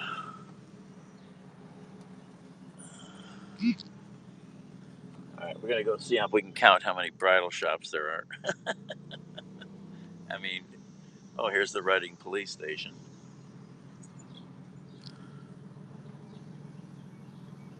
I have to go around the block another way, though. The City of Reading Police and Fire.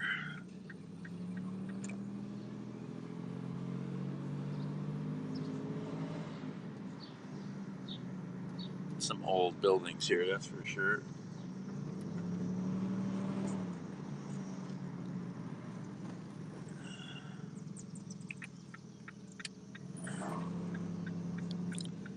Yeah, obviously. I can't imagine what the cutthroat advertising is like.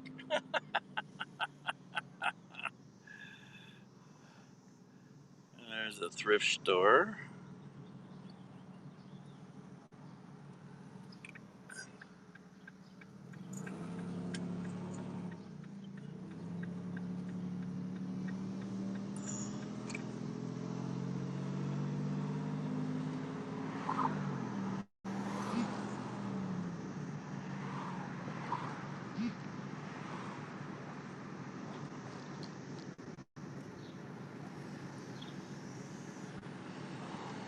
Probably all owned by one person. So this is White Wisteria, this one.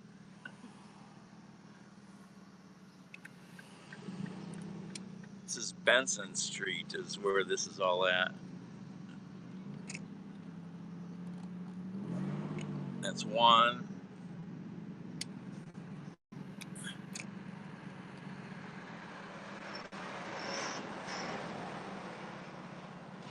Got Blush Bridal on the left, so that's two.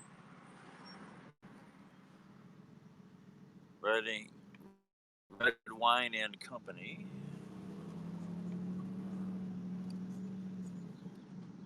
That's two. Here's Lace. This is a big operation. That's a fancy one. It's three.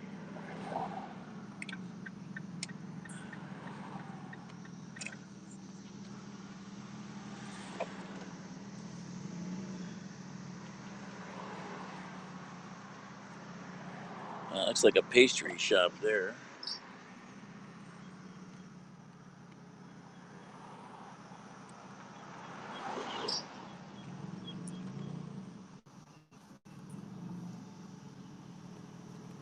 There's three. Salons, a couple salons. 4, 5, 6.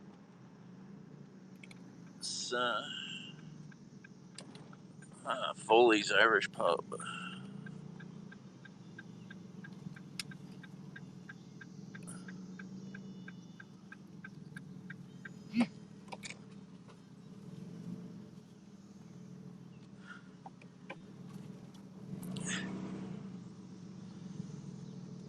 There's Jasmine Thai Cuisine. There's Sassbean, another coffee shop. So I think we're at 6. Number 6 was called The Outlet. What is this place? Ooh, they got some lingerie in that place. Woo! Bridal and sexy lingerie. Here's Luxe Redo. That's 7.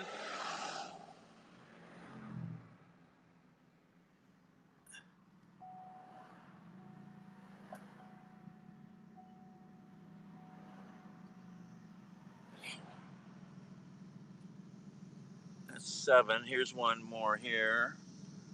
Beau Chick. That's 8. Wendy's Bridal is 9. 44. Okay, we're not going to try to find them all then. Somebody beeped.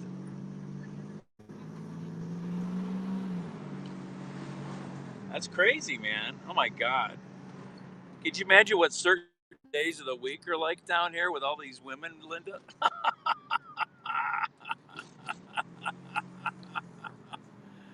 All these women wandering around. Oh my gosh.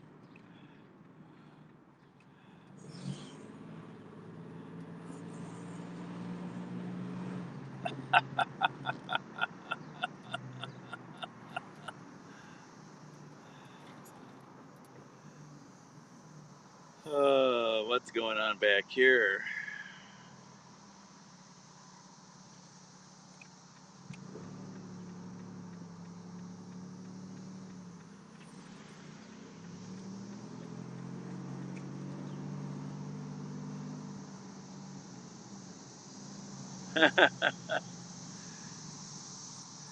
Can you imagine when it's like a busy day down there with all those women shopping in all those shops? Oh my gosh! Oh, that's crazy. Maybe we should open up a, a, a, a male stripper bar down here, huh? I think it would be a good business bet.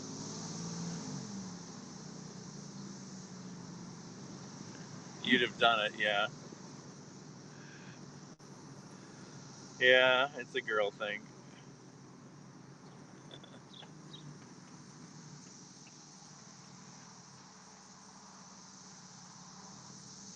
I have no idea where I'm at.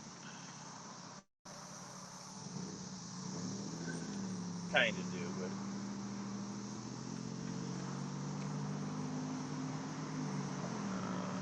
the poor people that have to live next to that highway. Oh my gosh.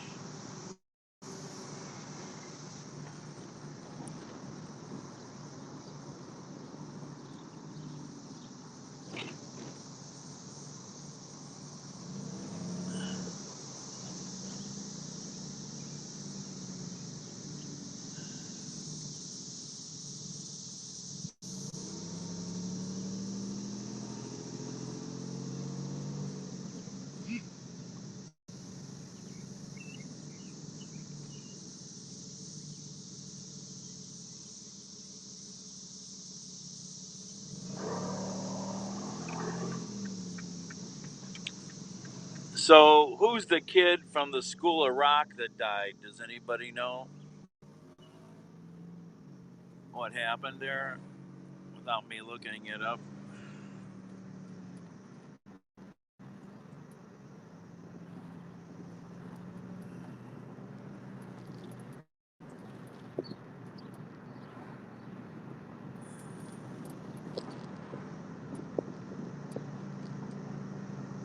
Oh, that's a long ladder. Wow, they're painting the church the old-fashioned way with ladders. Wow. Yeah. What did he die from? See, I just saw a thing that Jack Black is doing a tribute. Oh, I've been on this street before. I know where I'm at. That's scary. 32, yeah.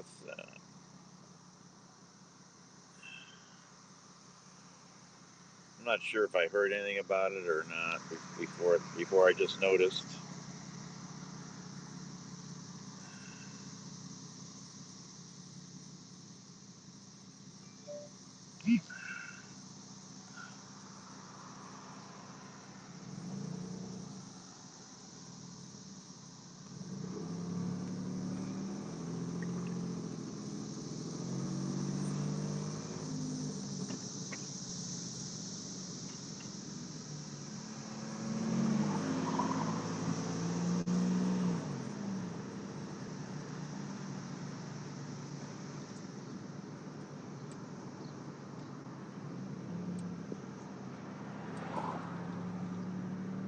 Oh, gee.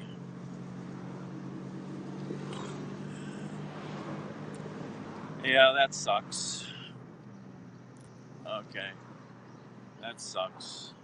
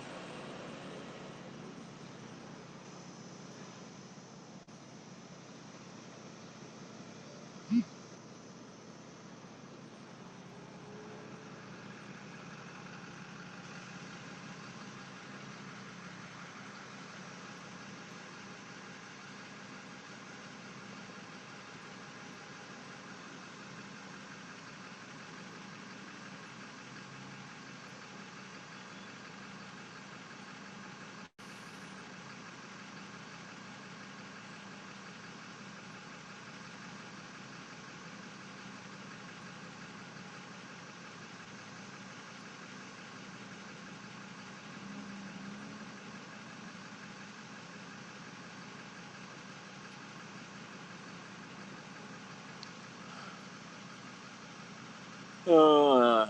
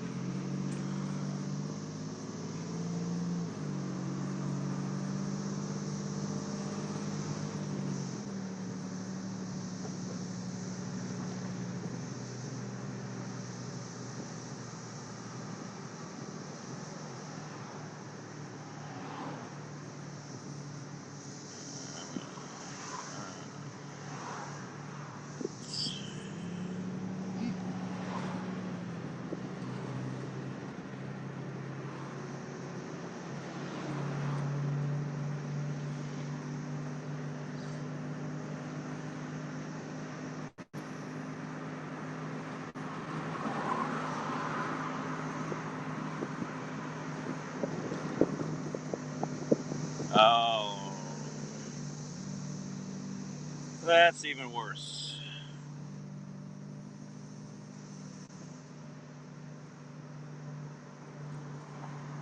I get pissed at bicyclists that do stupid shit. You know, anybody, but especially bicyclists who just ride wild. You know, blow everything off. You know.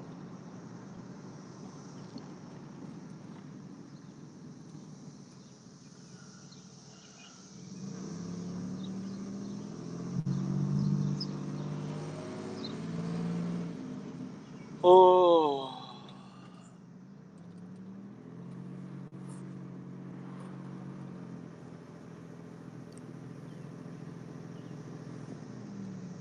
Yeah, that's a sucky way to do it.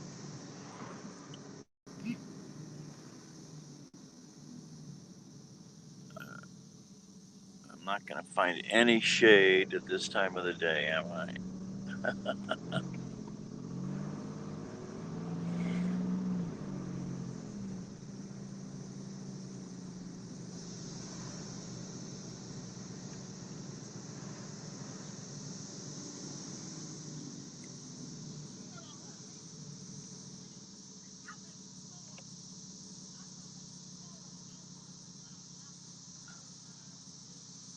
Yeah, I was just looking up the temperature. 81 here in Arlington Heights, Ohio.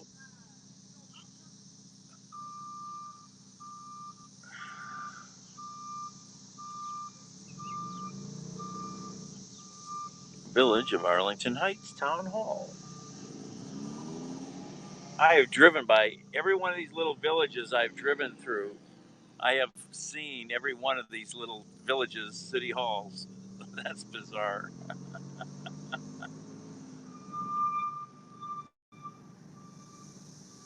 That's funny.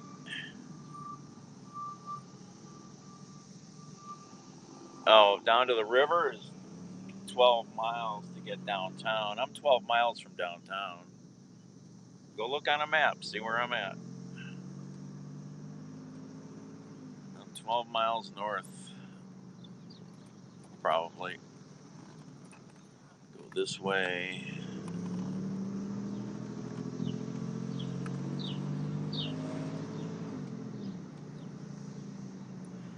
I think tonight they said in Cleveland it was going to get down to 50.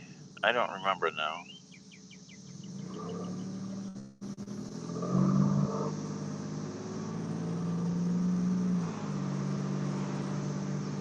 Into the 50s. Oh, I found the scrapyard. Yay. I got some scrap aluminum in the car.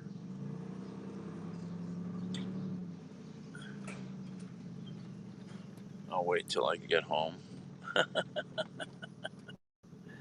Maybe they're paying more for it down here.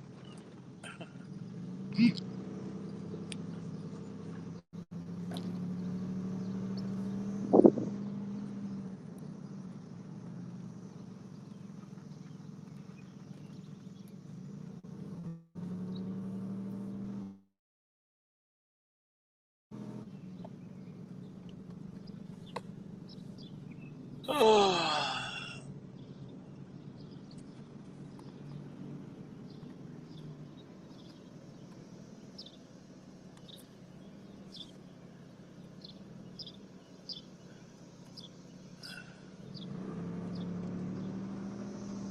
I think this is a dead end.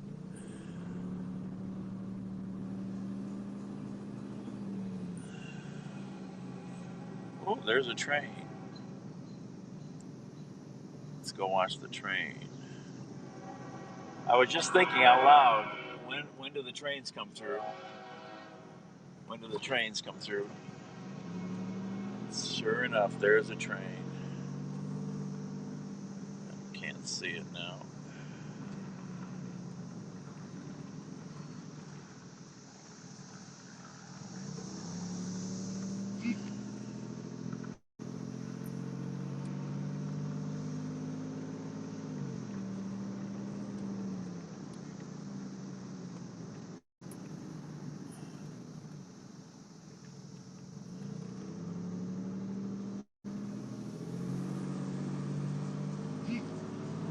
Well, not here.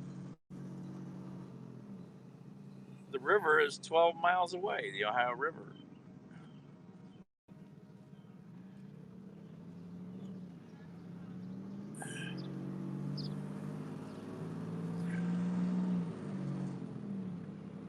There's a train.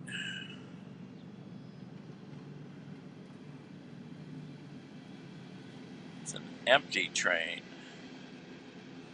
There's a short train.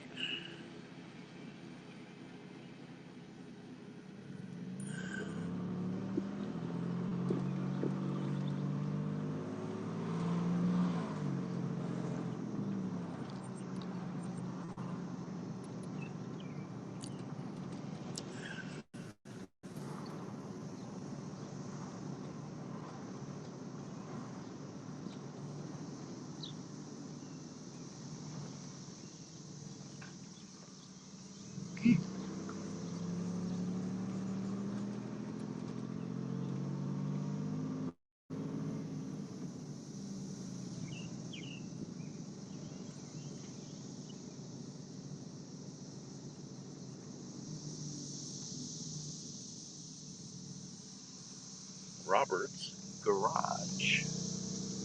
He's got lots of old Pontiacs.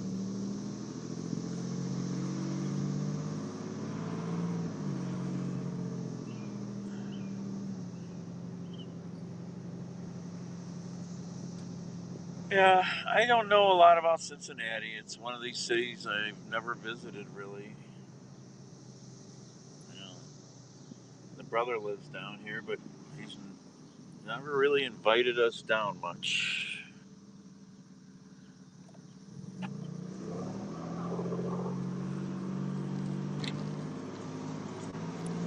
And I just haven't come down much.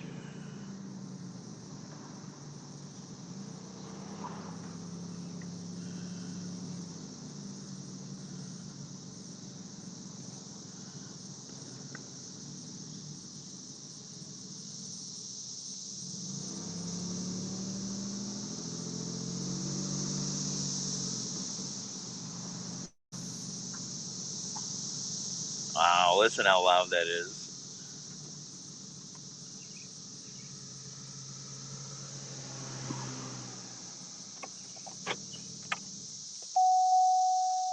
Oh my gosh, listen to them. Flapping their wings, making their noise. Or is it, do they rub their legs to make the noise? I forget. I think it's flapping the wings, isn't it? I forget.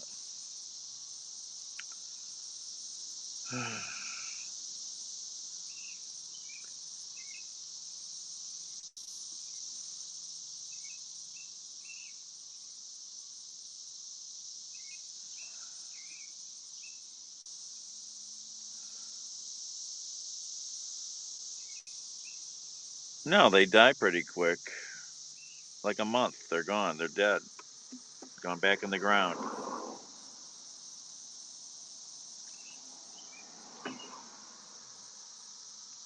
Yeah, hear those ice? Hear them?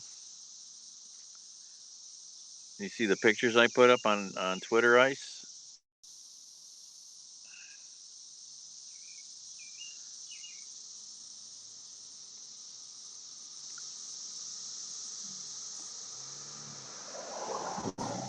I need to go find some the right neighborhood and find some more lawn garbage that people are getting rid of. That's got to be a ritual. We got to pick up something on a lawn. There's a piece of furniture over there on the left, but I don't think it's too good.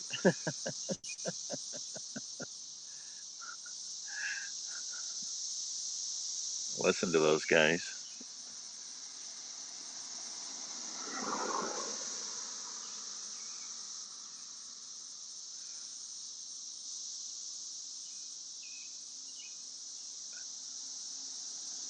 Yep, another tree lawn find. All right, I'm gonna put you on mute for a minute. I'll be back in a second.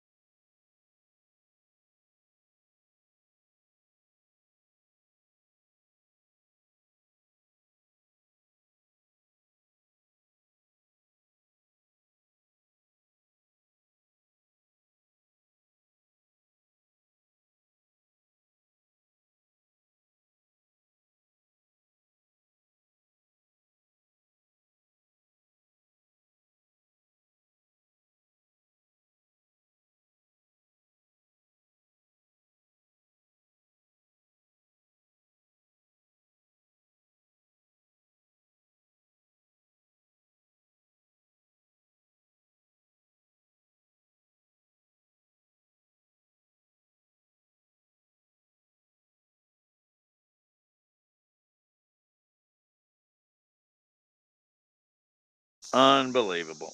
That's crazy. All right. That's crazy. All right.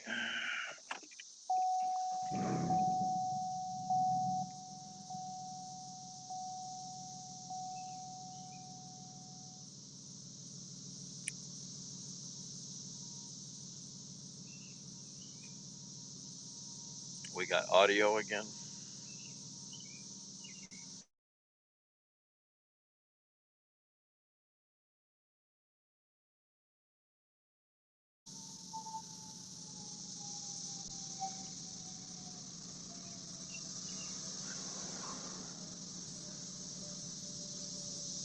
Where was I just at here? Oh, that's Lockland, not Loveland. Loveland is that interesting area on the river. Isn't that right? Yeah. Okay.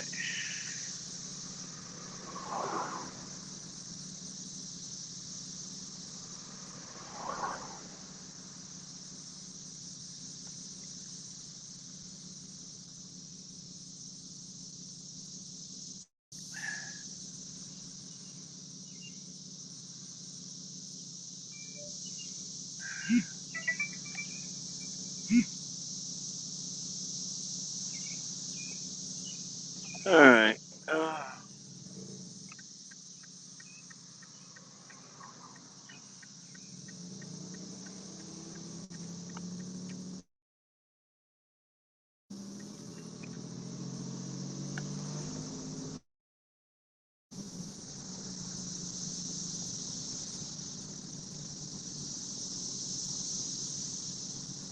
Oh, here's the movie shoot trucks. Wow, listen how loud that is. Here's some more of those movie. Here's the studio trucks over here.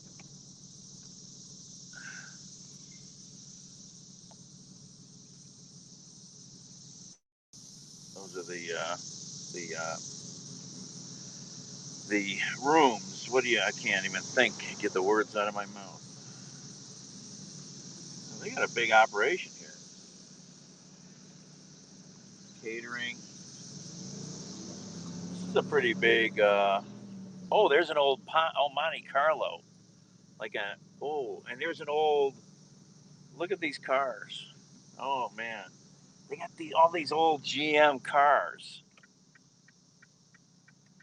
Well, not real old, but 80s.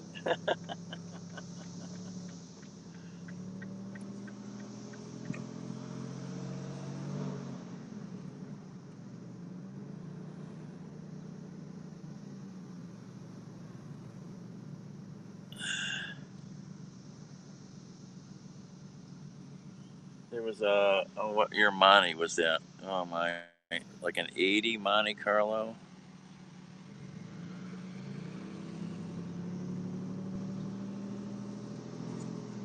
What was the name of the movie again? I forgot. Start with a V. I forgot the name already. It wasn't Voltaire, was it? No.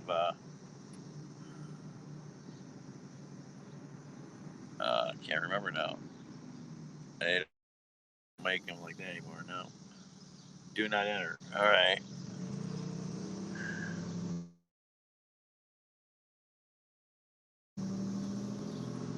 Belvedere. Sorry. That's a car. Chrysler Belvedere. Or is it no Plymouth Belvedere? Plymouth, right? Yeah. See if I can show you these cars. Here we go.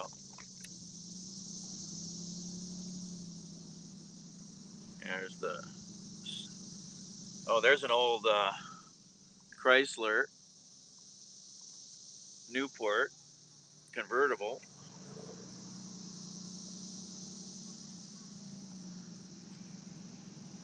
And here's the Monte Carlo coming up. That was a 60s Chrysler Newport. Here's the old Monte. And here's a Buick Grand Sport. He might not be. He might be with the movie. Here's an old, another, was it Grand Prix? Ugly Pontiac Grand Prix.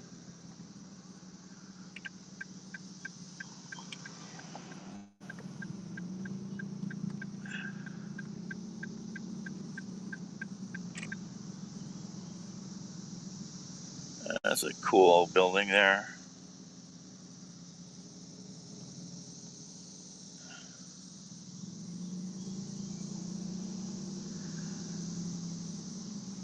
Oh, I think I saw a guy with a bunch of vintage license plates, it looked like, or something else. Found another scrapyard. I'm in the right neighborhood, man. My kind of place. 2 scrapyards I've found. There's the train tracks.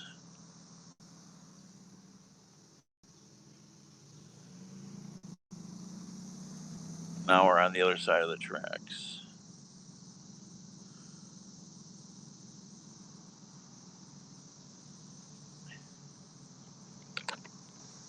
I gotta plug you guys in again.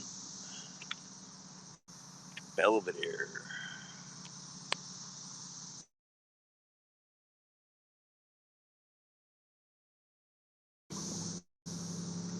Mr. Belvedere.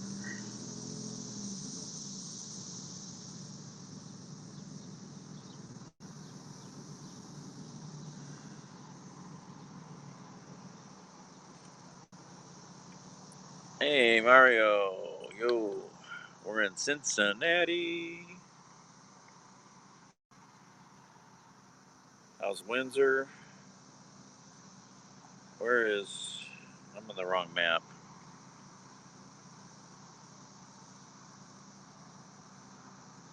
How do we get back? Oh, got a car behind us. Oh, here comes that Buick Grand Sport. Right there.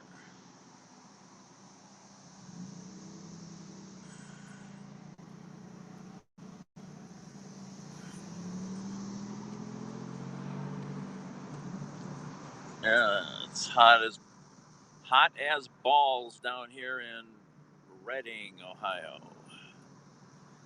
The Bridge House Restaurant. 44 bridal shops, Linda. What the heck? That's just crazy. Yeah, it was a kind of a funky, cute bridge. 44 bridal shops. Benson's Tavern. Where do they put all these places? 44 bridal shops. Here we are, Bridal Shop Row. It's crazy. Gino's Tuxes. Oh yeah, and then there's the event planner store there. Flower store.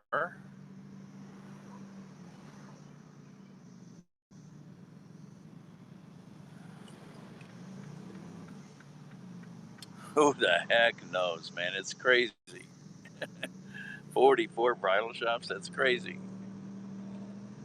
It is crazy. I was driving through and I'm like, what's with all these bridal shops, man? Linda looked it up. She said there's 44 of them around here. Like, what the heck?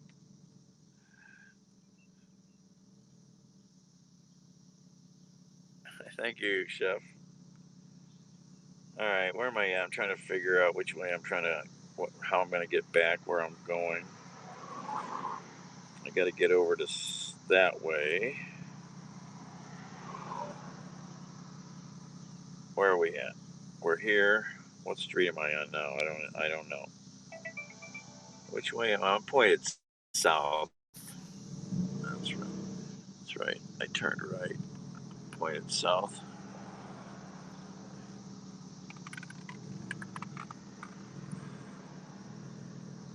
"44 bridal shops. That's just crazy."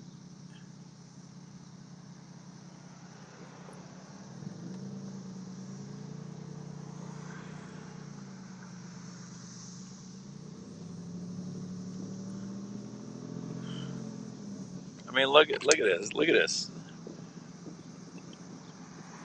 There you go. That's Wendy's Bridal.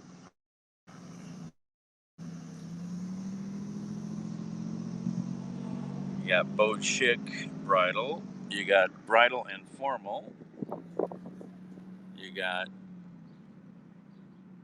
Bittersweet Bridal. That doesn't sound good. Oh, that's a coffee and crepe and smoothie place. So there's a whole bunch of these kind of places here. Coffee, pastry places. That's where all these girls must go hang out. Oh, here's a cute looking place. What is this? Oh, here's the wedding cake place. Of course, the wedding cake place. Doggy's getting loose.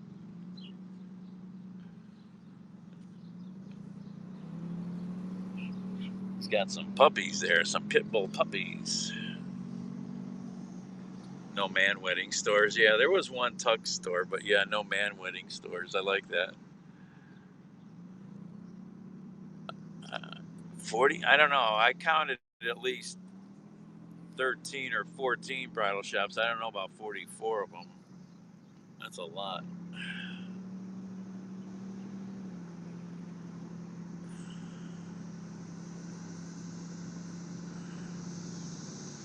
Well, yeah, I said we ought to open a damn male strip club, man. Jesus, all these women coming down here. It's a freaking guaranteed gold mine. I mean, come on. That's simple marketing 101, man. Oh, there's a big old cemetery over there. Oh, that girl drives like I do.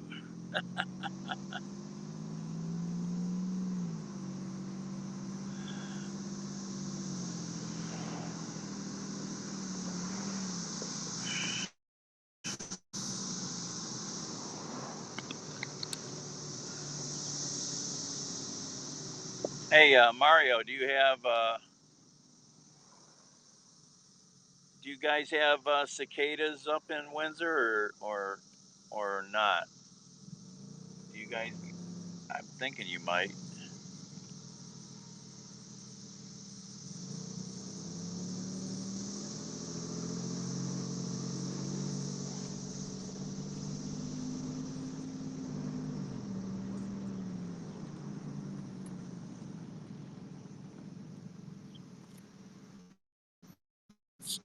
Street.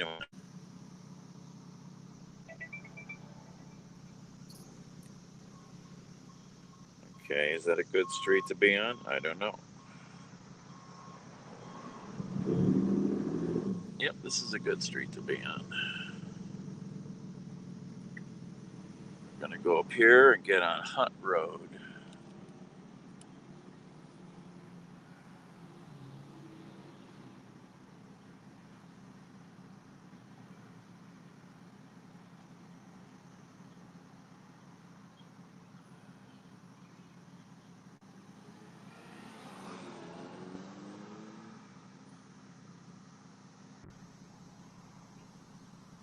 Work our way back across Interstate 71.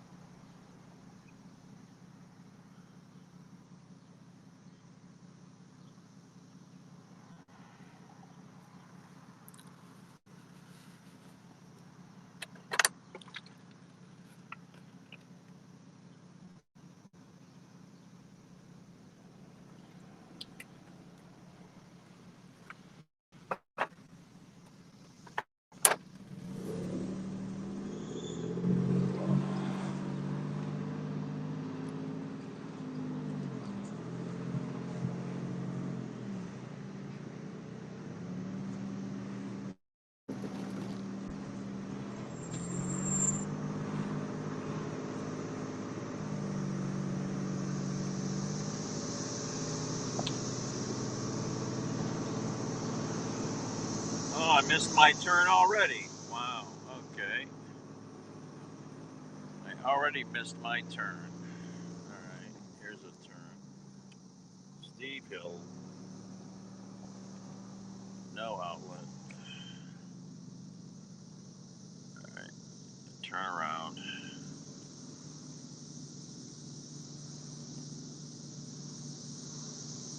Ooh, that car's got flames on it, man. Must be hot.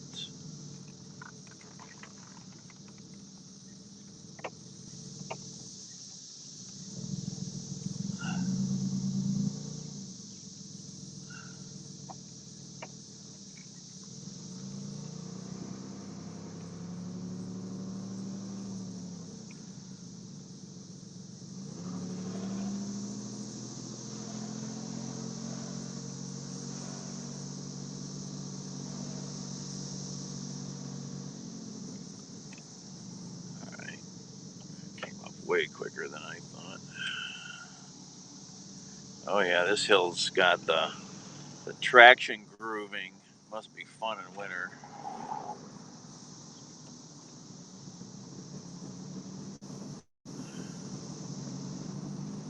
Steep hill.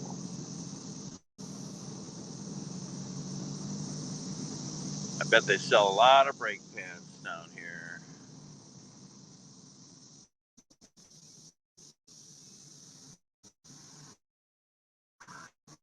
Alright.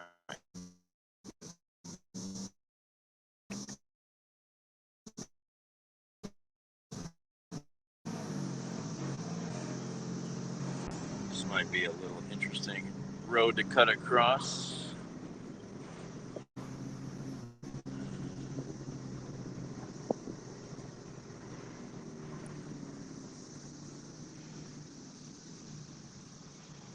Oh, hey, big construction here, boy.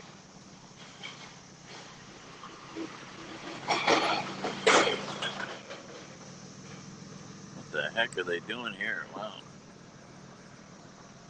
What's all this for?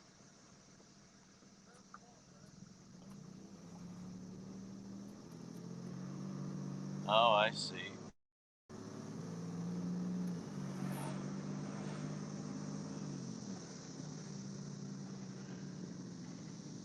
Oh, this is a cute neighborhood.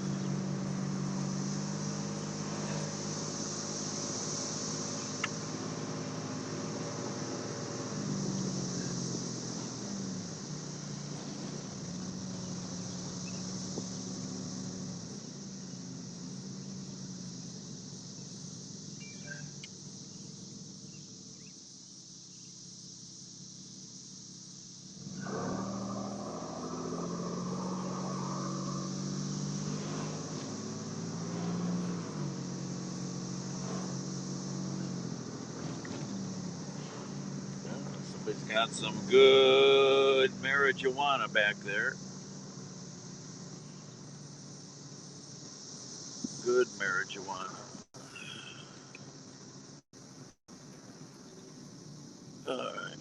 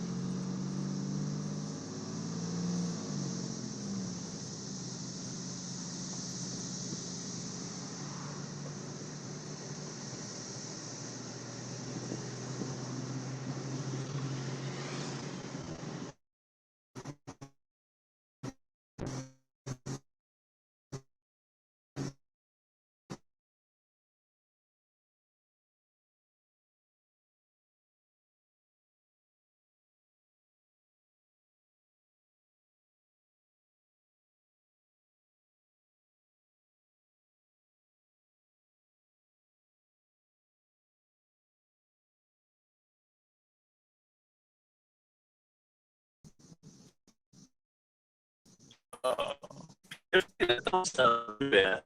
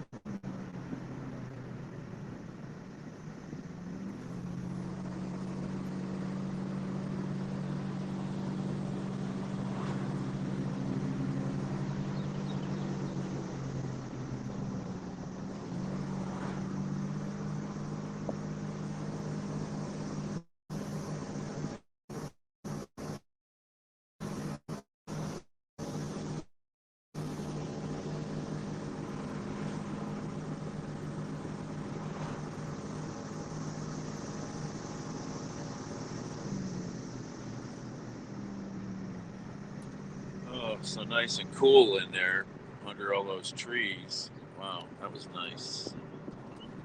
It was nice.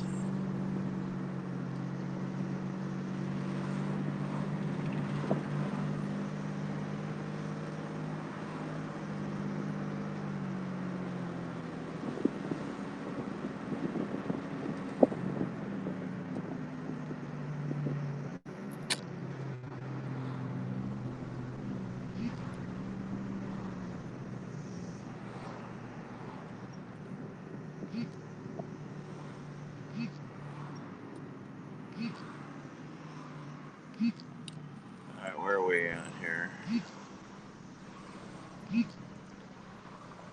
Oh, we can't keep going here.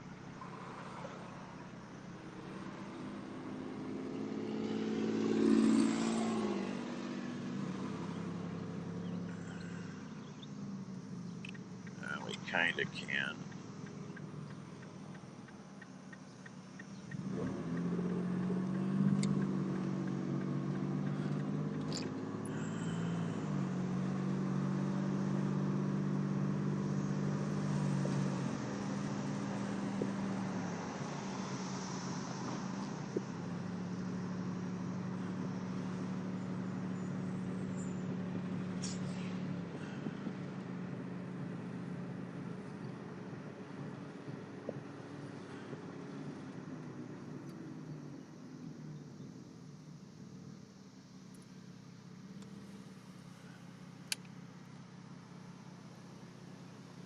Okay, where are we at?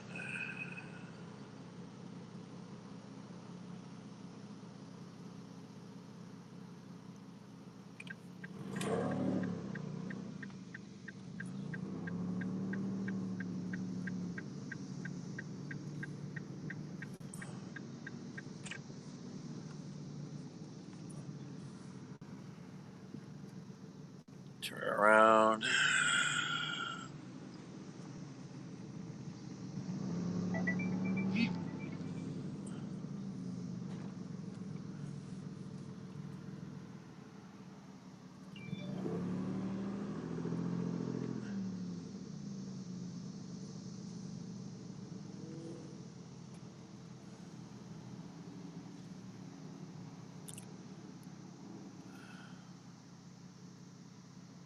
Where are we at?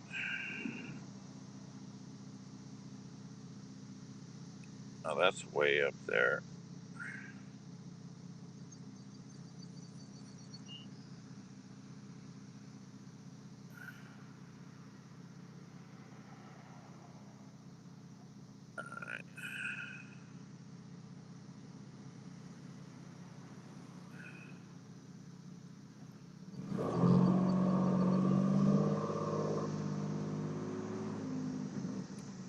All right, time to get on some highway. Big boy. Frisch's big boy.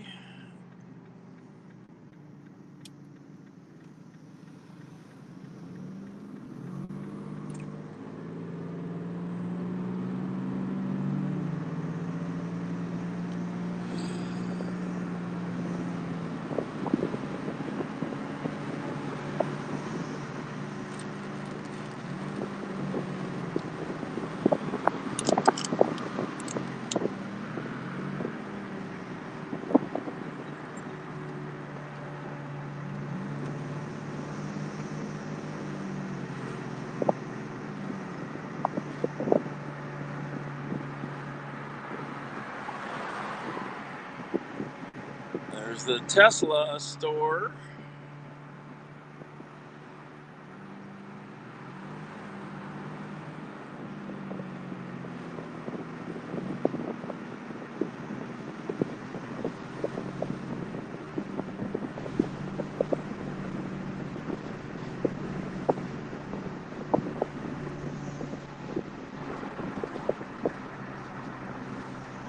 There's the police setting up to give somebody a invitation.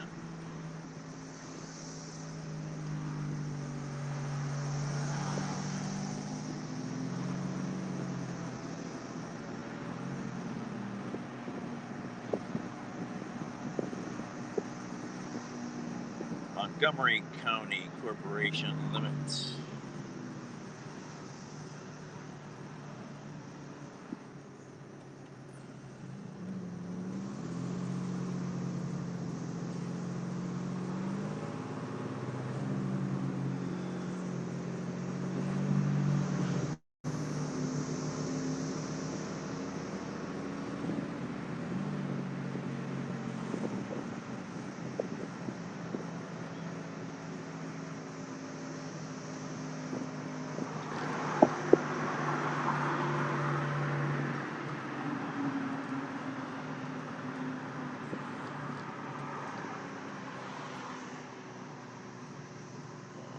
Slow traffic here. Must be a tough ramp.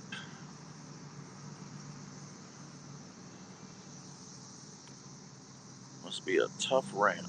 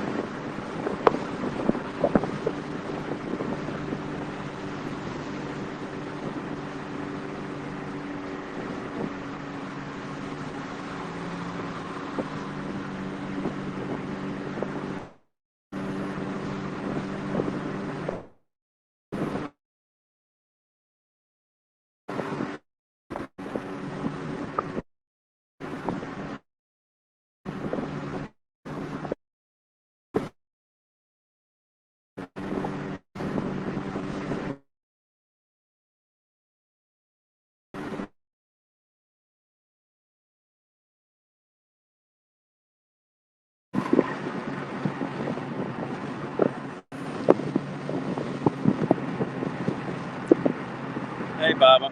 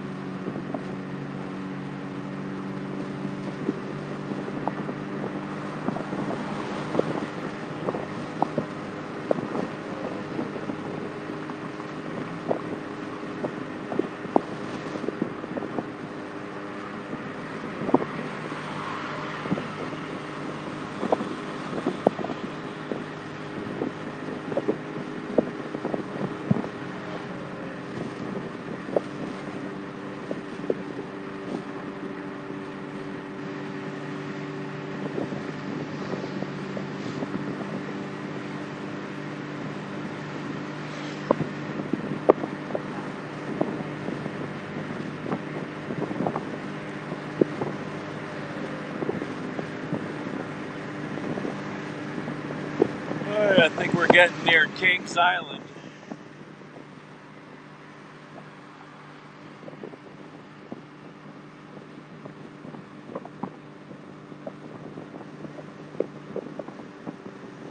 Yep, there's the first exit, Kings Island. Never been there.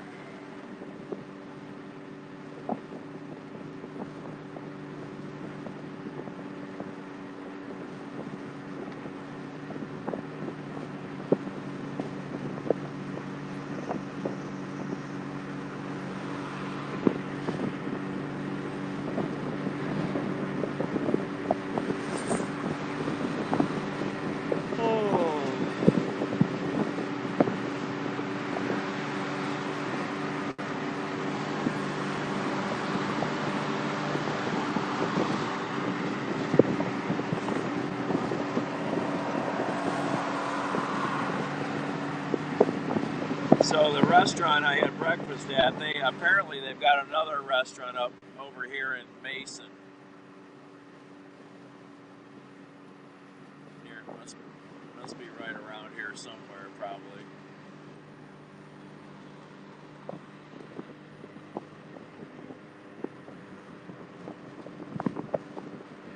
I can see the roller coaster.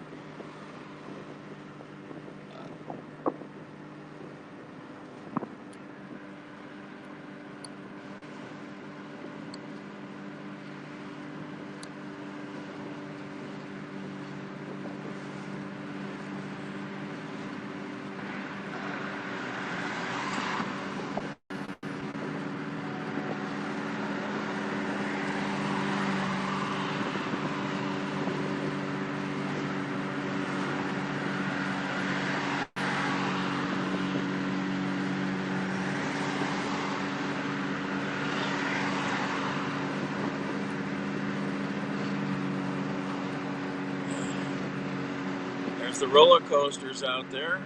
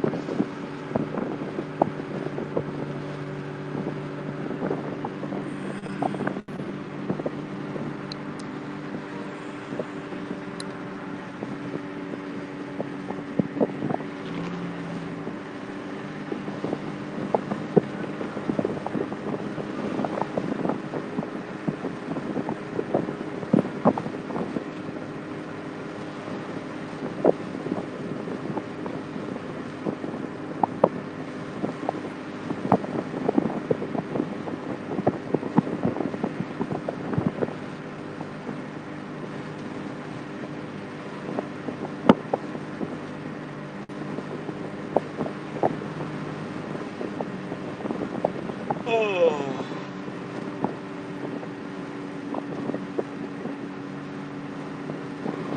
There's a big water park on my left.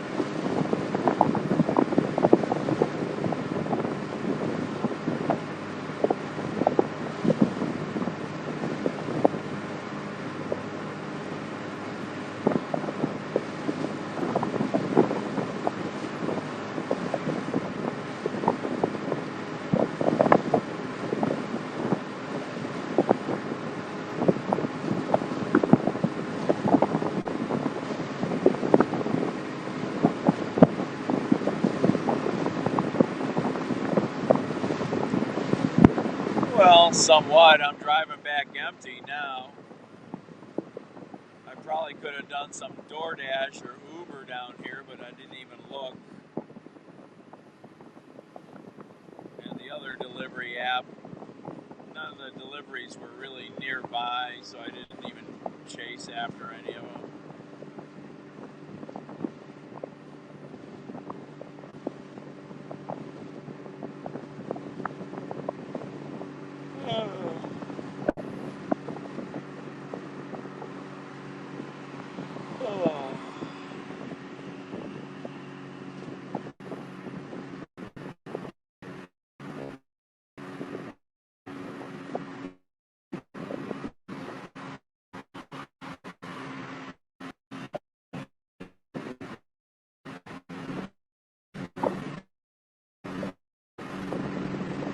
Well, they do for the hours, involved for the drive, yeah.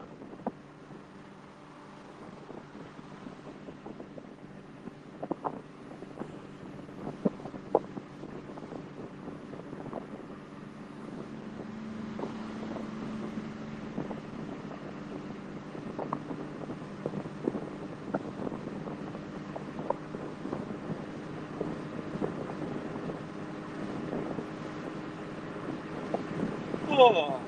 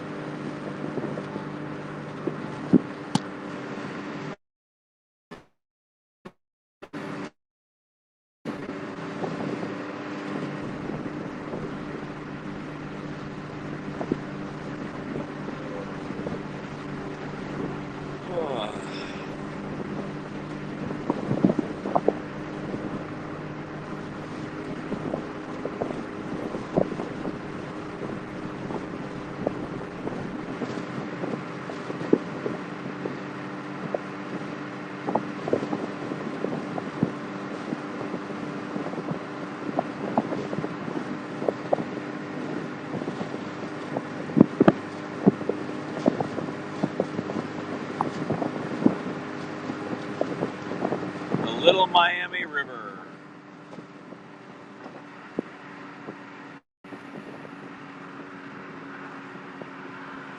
It's so far down under us, you can't see it. National Scenic River.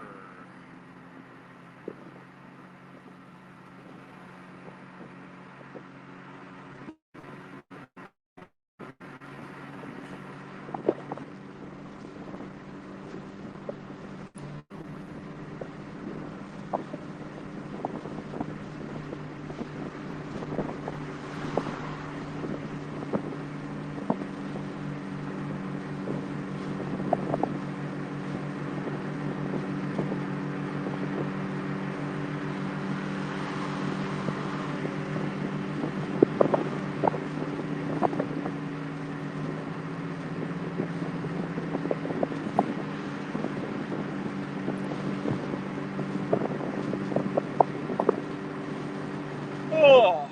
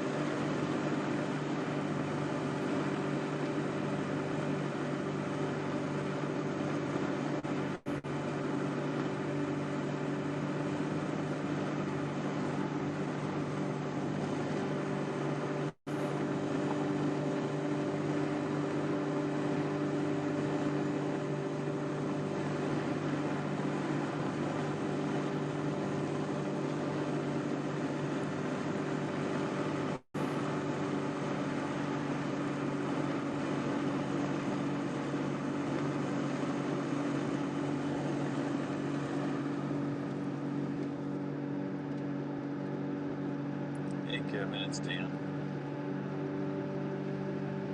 Coming back from Cincy finally.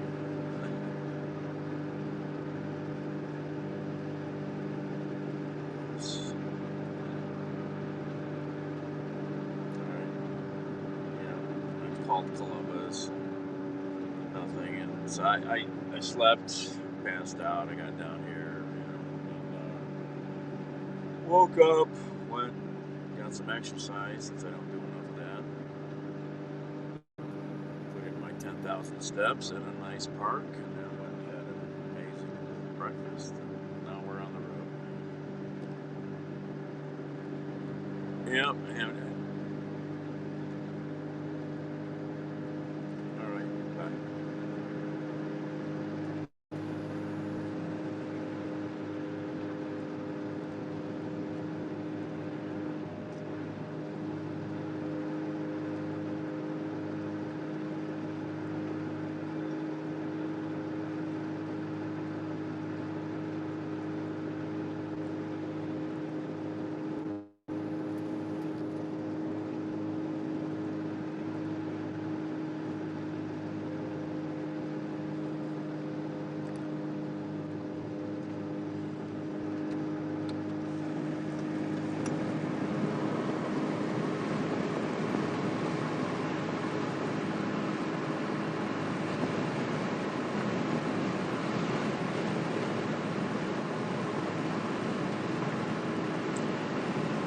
Xenia, Ohio.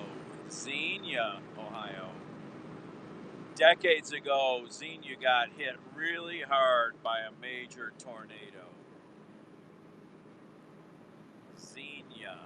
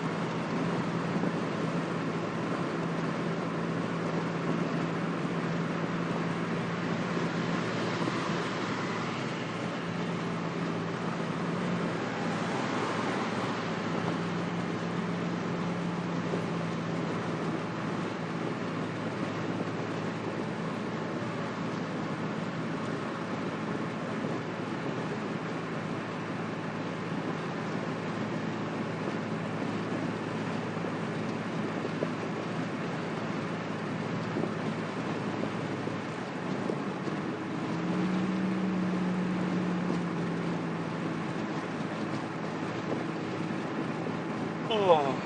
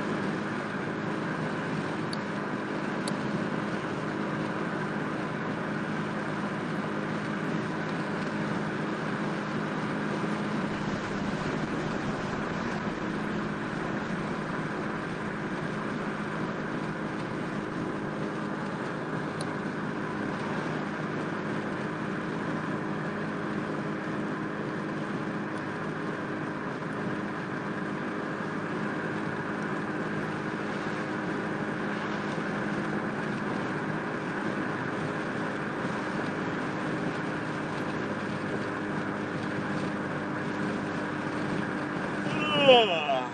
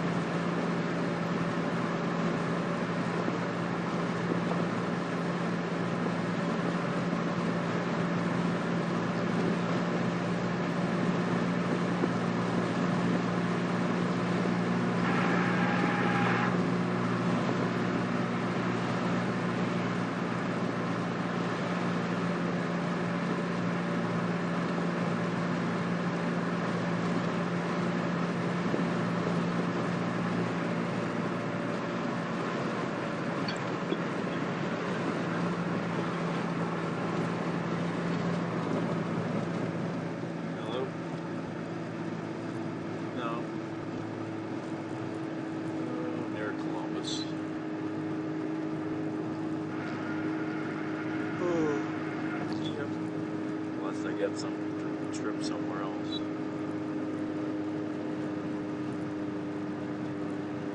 Unless I get a trip somewhere else.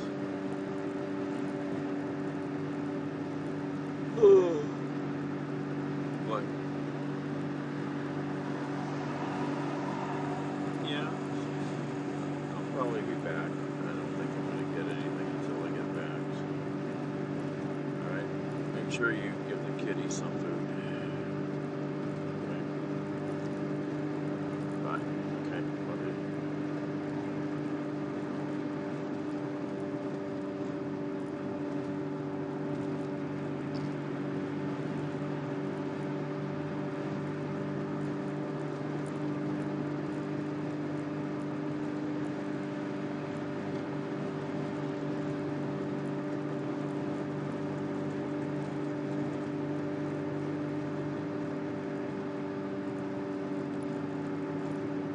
Oh my.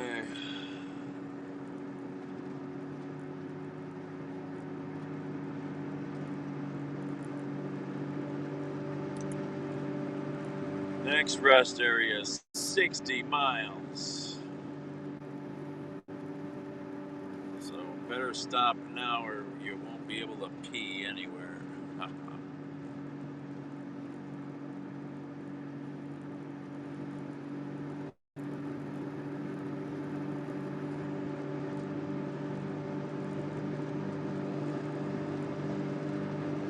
Oh, it's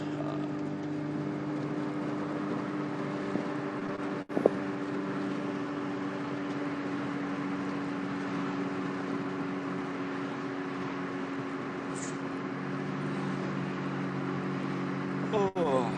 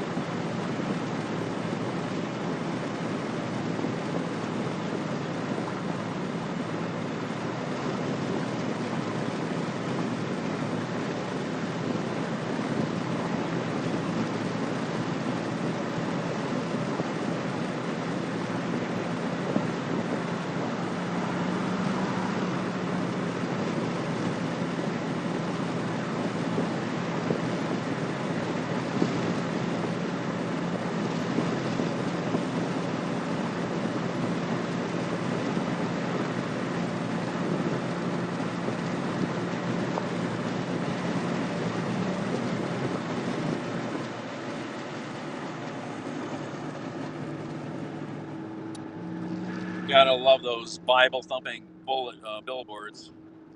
Holy matrimony is one man and one woman. That whole concept is just nuts. Religious marriages. Give me a break. What a construct.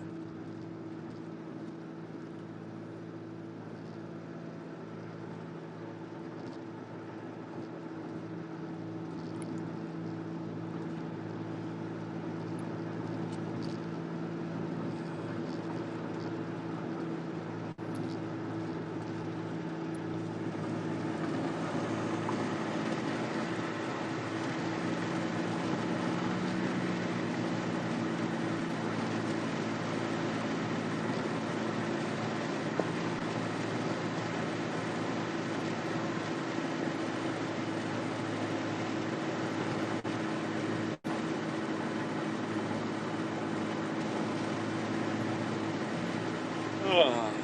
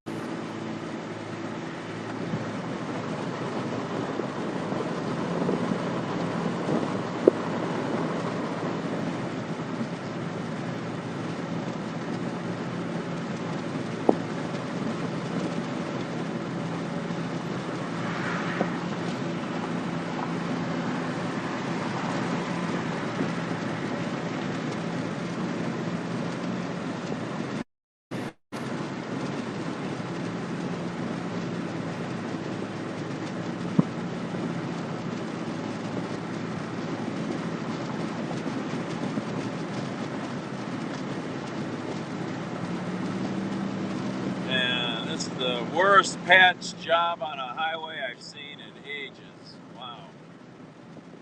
Talk about crummy work.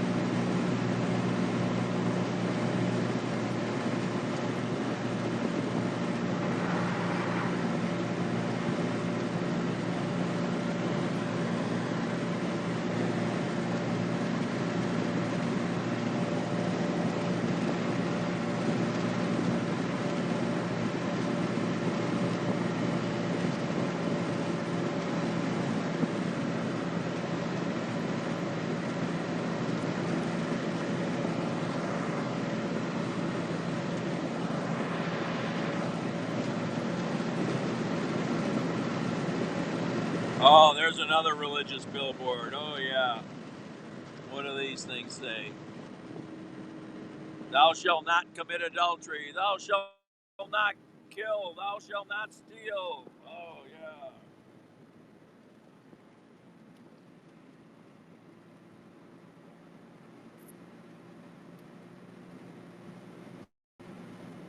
Thou shalt not have fun.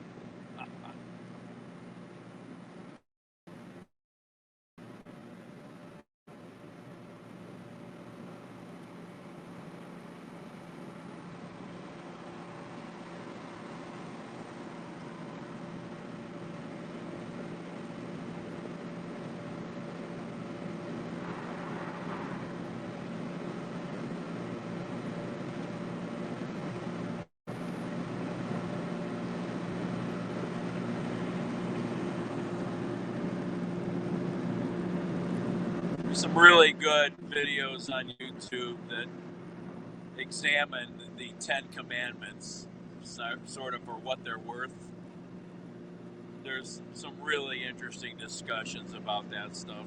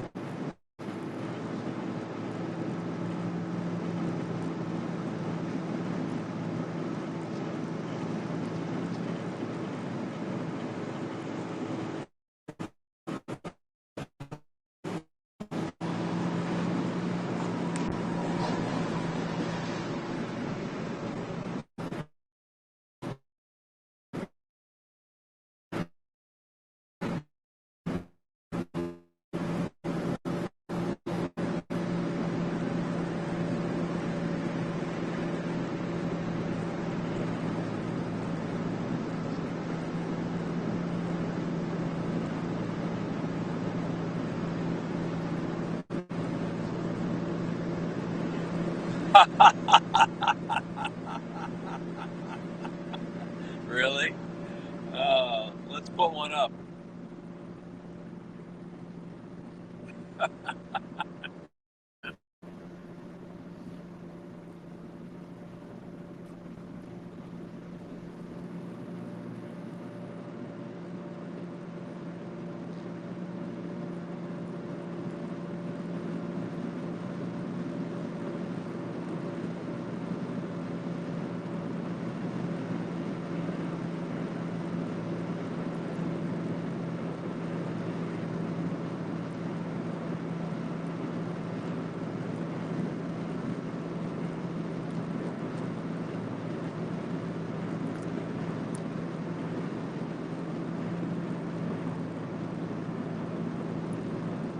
Yeah, exactly.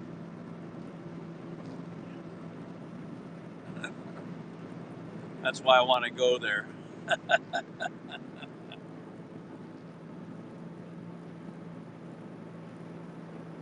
Oh.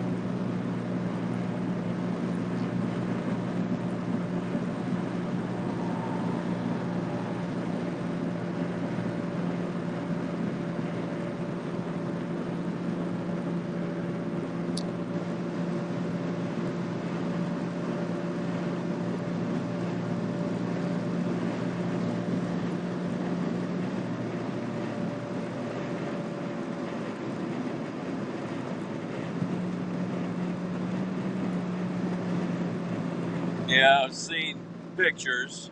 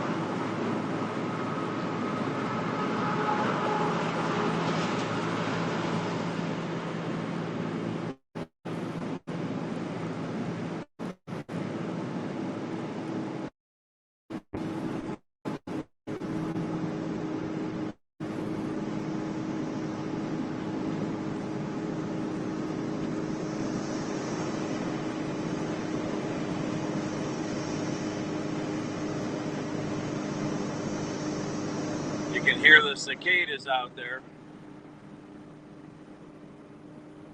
Crazy loud.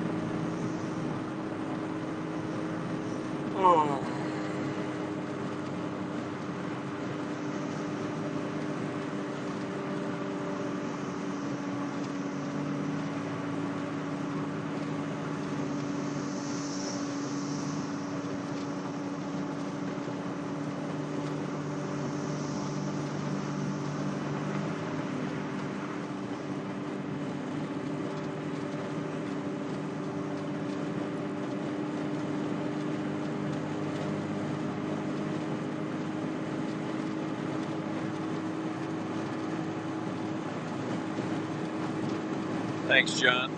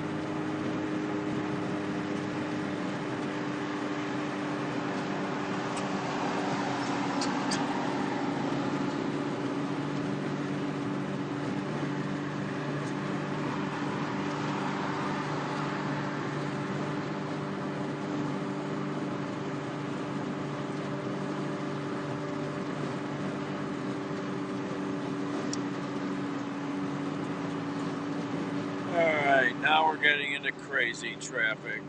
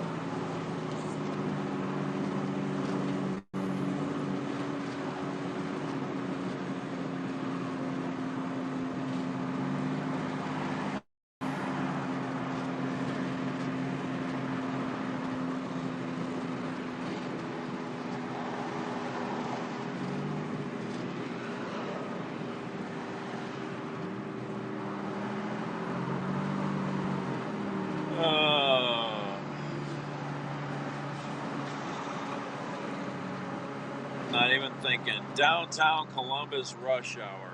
Lovely. Not even thinking.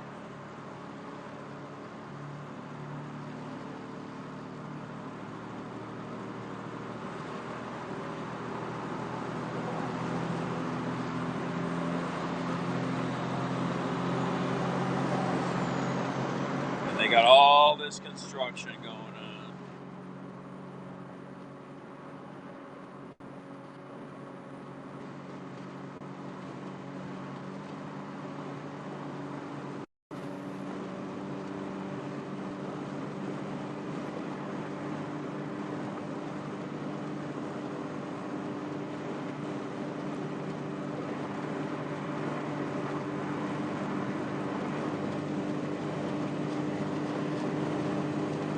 All right, we're inside the Beltway.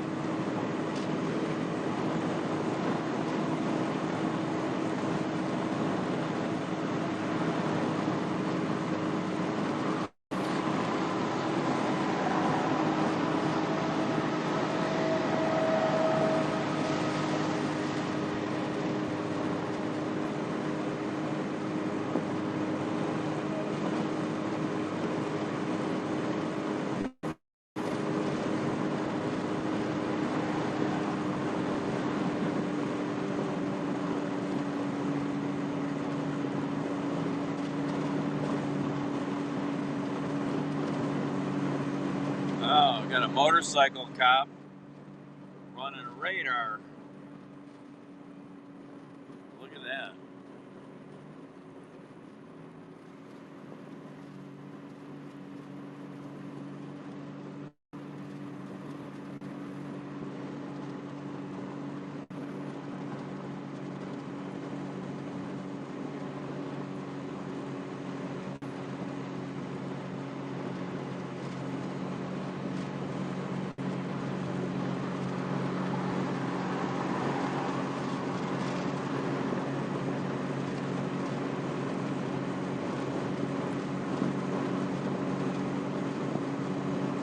There's another cop. And he's going to be the chase vehicle, maybe.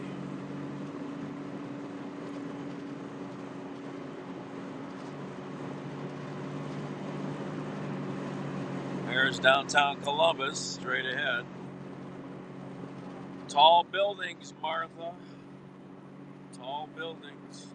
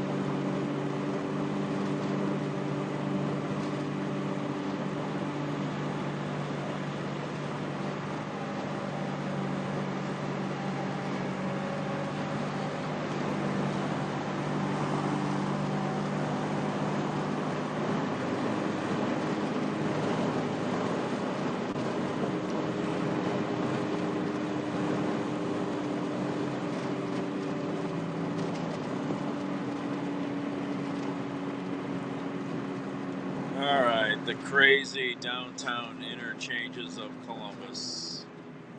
With construction, even crazier. At rush hour. Always the best fun. Whoa, whoa, whoa, whoa, whoa, whoa, whoa. Dead freaking stop.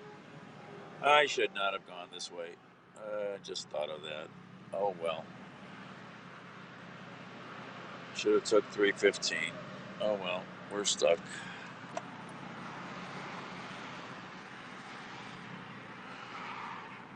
Welcome to the parking lot.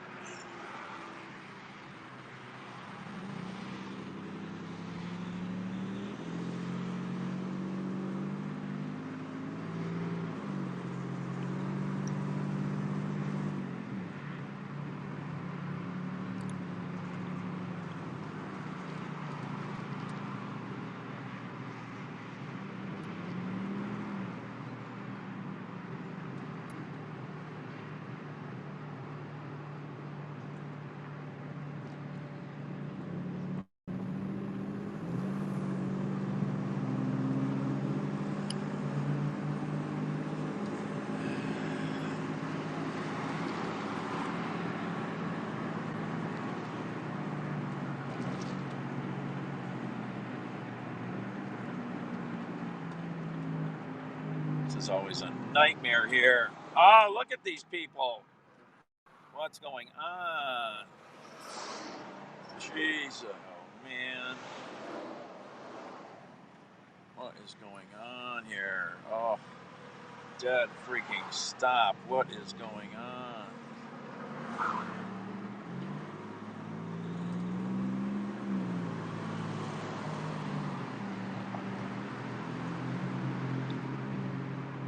Two cops and a semi.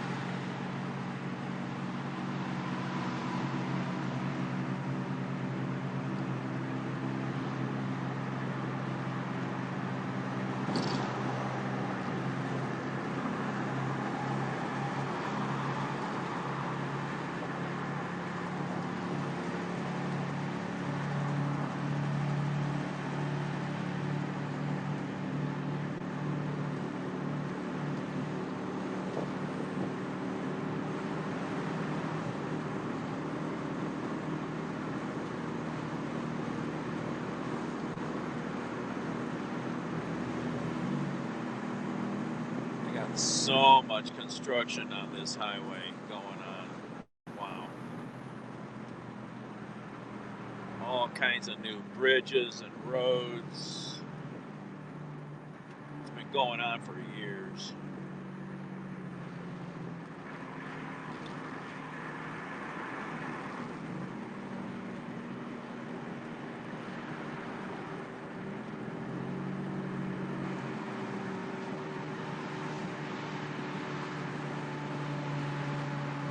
I don't want to be in that lane. Oh, come on, cars.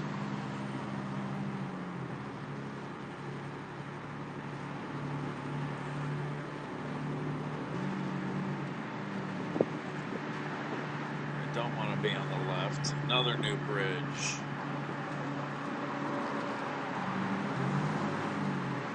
Big freeway walls.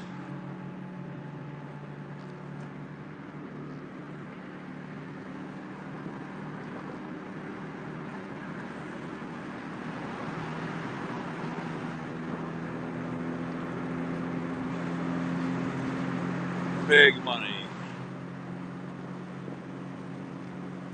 They're trying to fix a lot of issues down there. Look at this road in here. Look at these brand new bridges here. Those are brand new.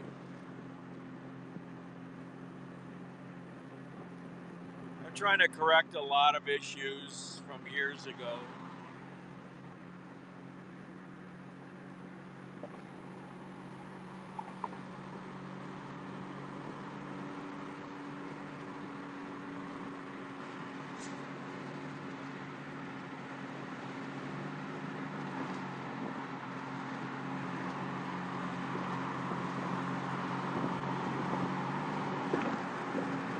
Freeway's a parking lot on the other side.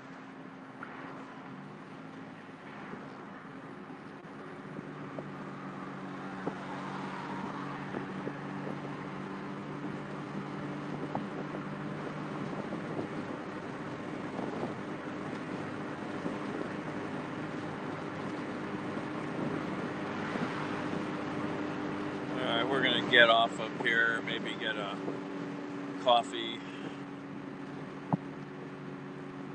There's a Dunkin' Donuts up here.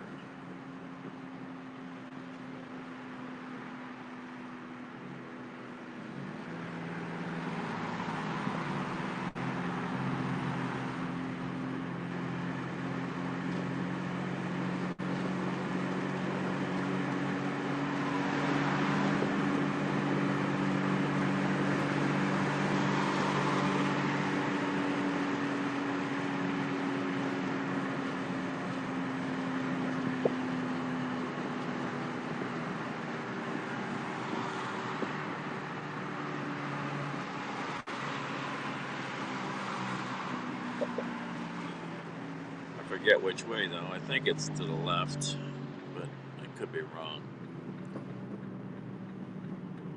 I'm thinking it would be to the left near the university.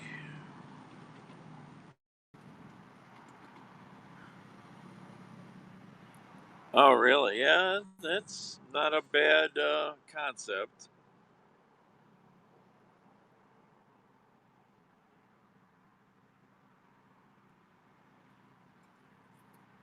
Who called me? What time was that? Calling me half an hour ago.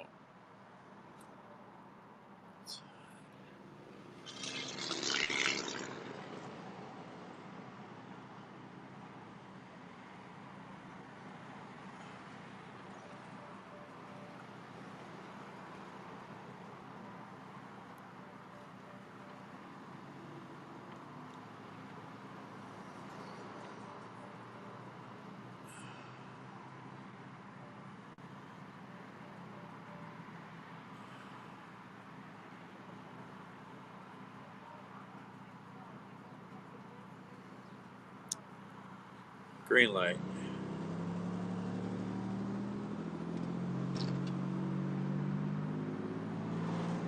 Yeah, I left. Finally, I'm in Columbus right now. Just went through that nasty mess of the downtown interchanges at rush hour. Always fun, especially with all the construction.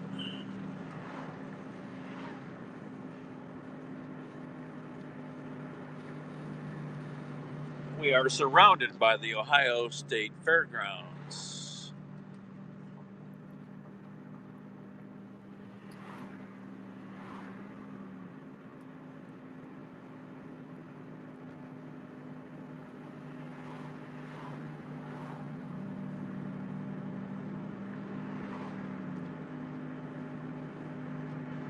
Oh.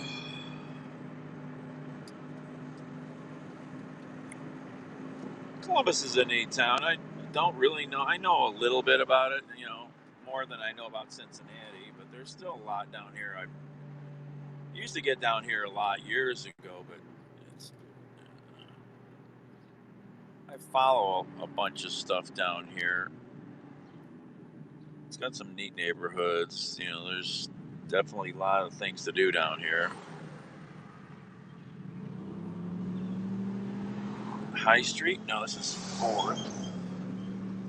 I forgot to look up where Dunkin' Donuts is.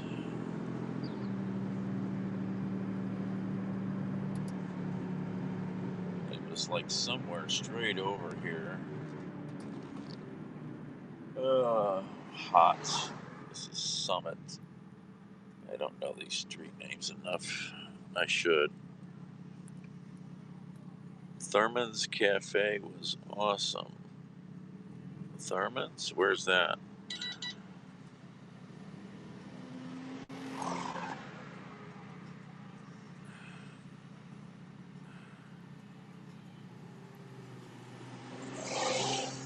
Terminator. Oh, is that here in Columbus or?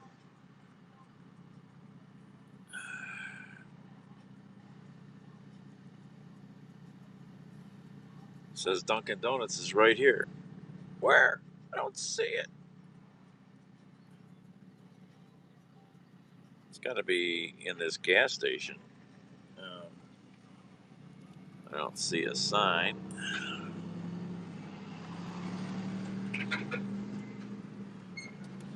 One-way street. Don't see a sign for Dunkin'.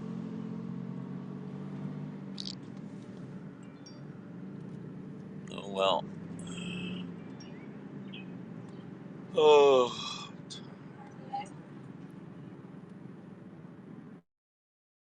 I might want to get a coffee, yeah.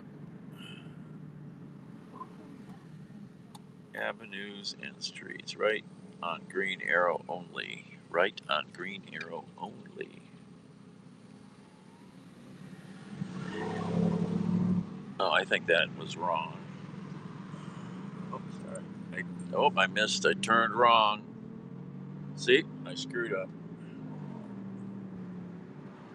Alright, come out and spank me. Duncan was not on that corner. Oh, maybe it was. I don't know. I didn't see it.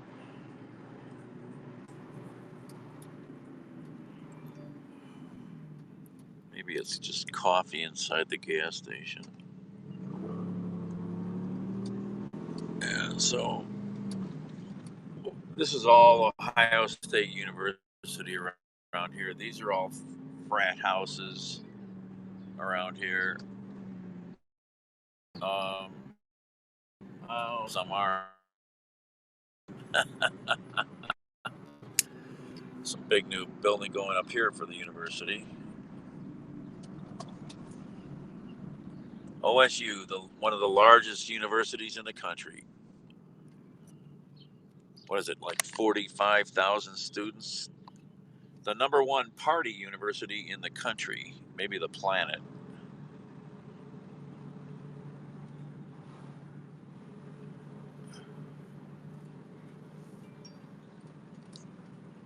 All right, here's High Street.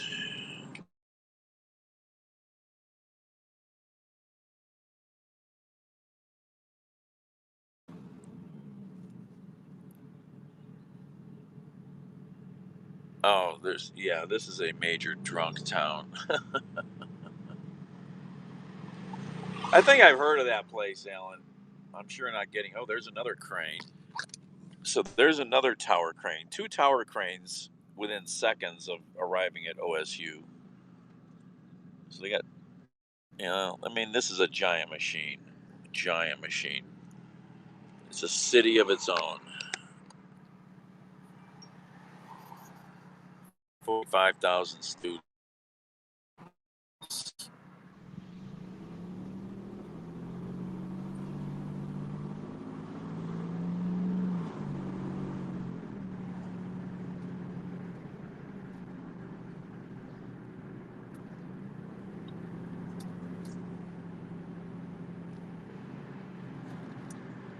Really never spent much time down here.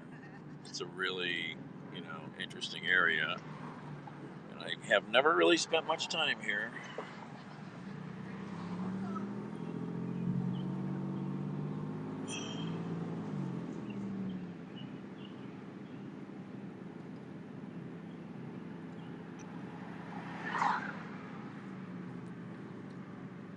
Giant campus. Giant.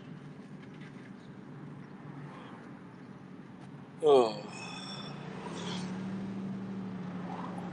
Where am I at? Okay, we're on High Street.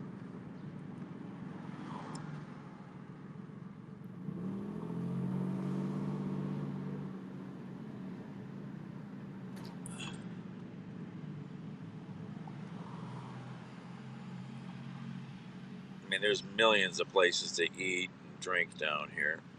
Columbus is a major, major city.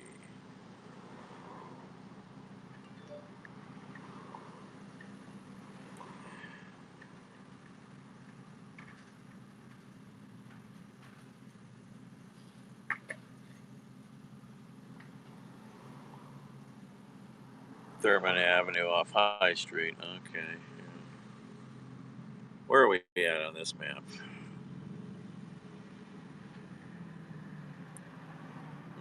It says I just drove past a Dunkin'.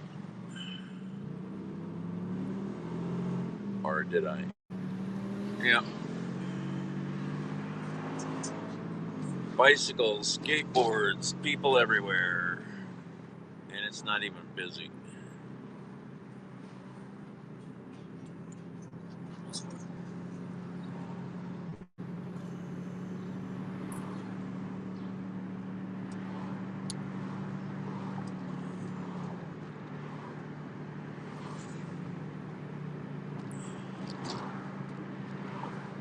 Columbus is quite a different city than Cleveland.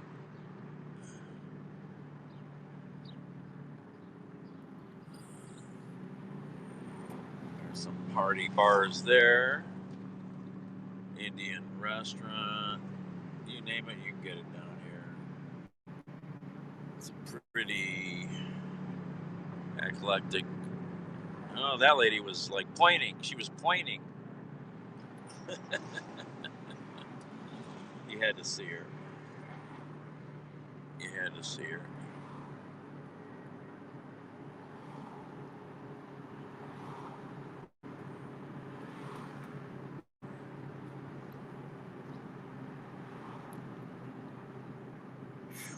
Hot, hot, hot.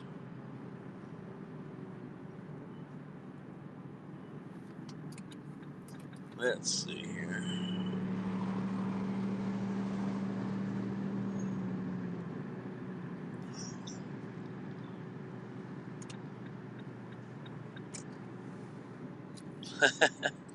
She must have been looking at somebody. It was just funny watching her expressions. Yeah, well, you shouldn't ride your friggin' bicycle against traffic. That's just stupid. Stupid. Sorry, it's stupid.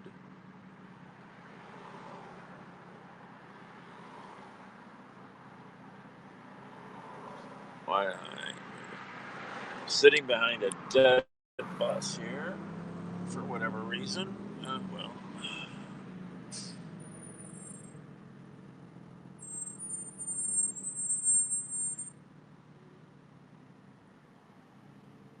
Oh, this neighborhood right through here we just went through is called the Old North.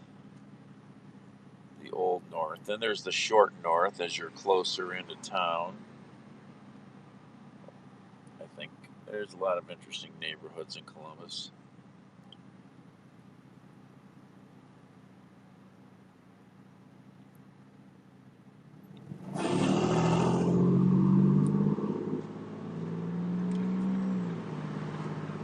Of course, you got Germantown, or German Village, I mean.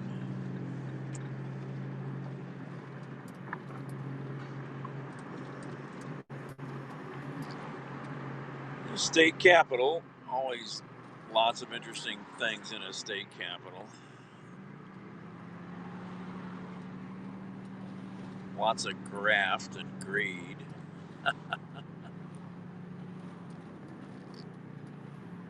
It's a grifter training camp.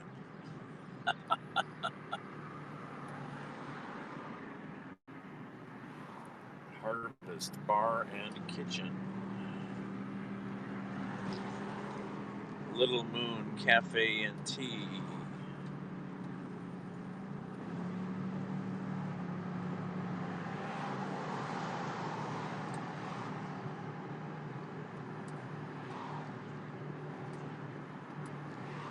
Lavish Cafe. Columbus is also famous as a test place to try your new restaurant concept out. The rule has been if your restaurant can do well in Columbus, your concept will typically work. So hundreds and hundreds of restaurant chains have gotten their start here in Columbus.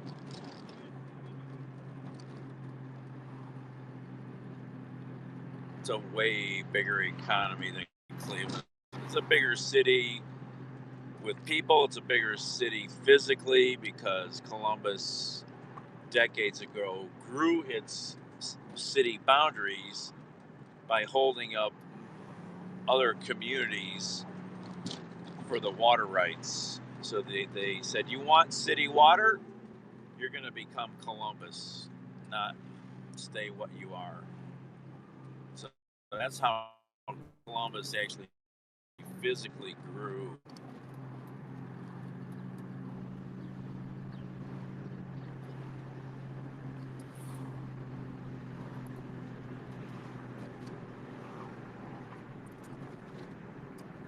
It was the old protection racket.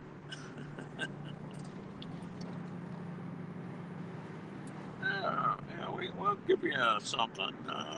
Yep. Starbucks, which I don't typically go to.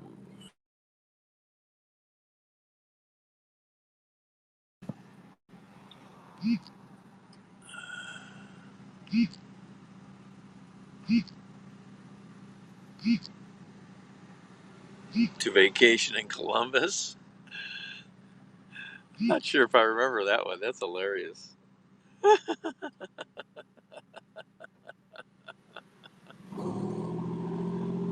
mean, that's hilarious. Back then, Columbus wouldn't necessarily have been a place to vacation. Now it is.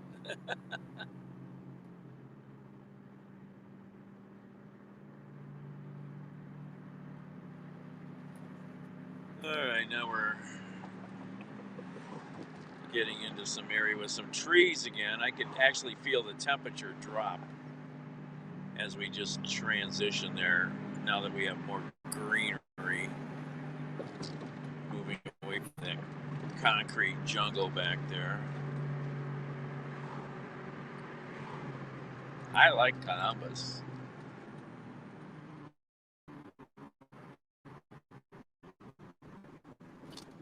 Jan Smithers, what an interesting person. Dr. Johnny Fever. Nessman.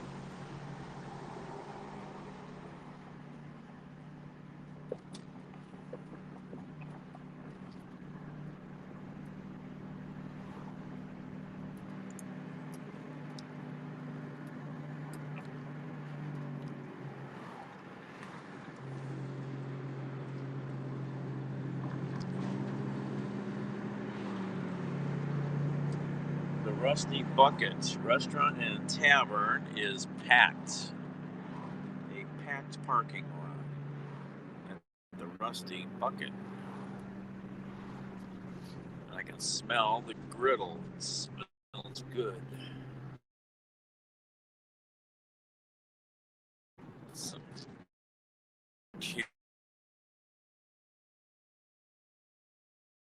whatever neighborhood we're in.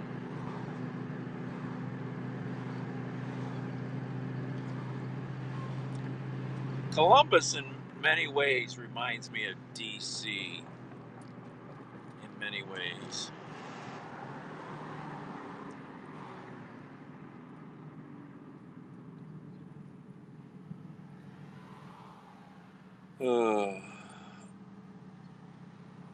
Oh, she sure did. Yep, Lonnie Anderson.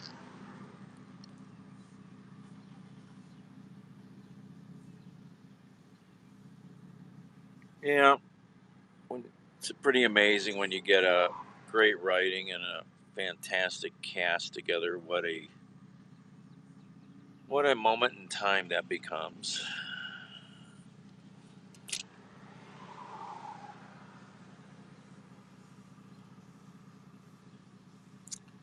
Well, there's Dunkin' Donuts are getting closer.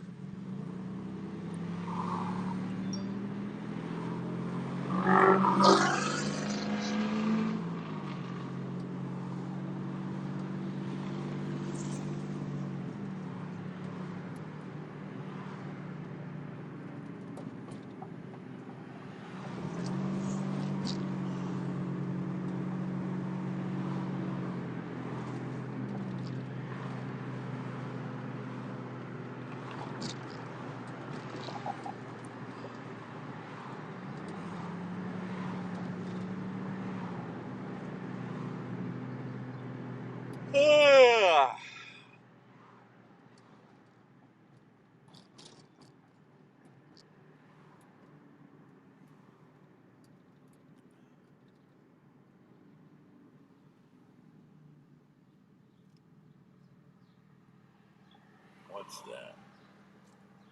Hamburgers, ice cream, Ritz's, hamburgers and ice cream. Must be a local place over there. If the cars move, you'll see it. Not sure if I've ever heard of it before.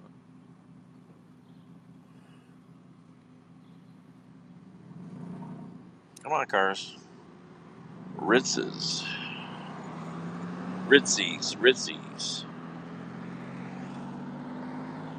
Oh, they got a chili 5-way in there. Not a 3-way. They got a 5-way chili. Ah. Yeah.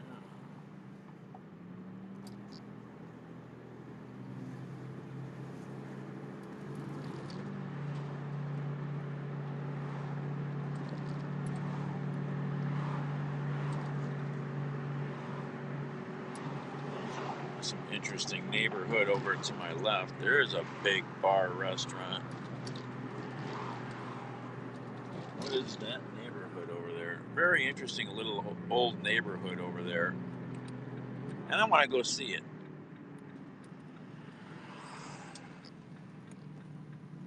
Just because.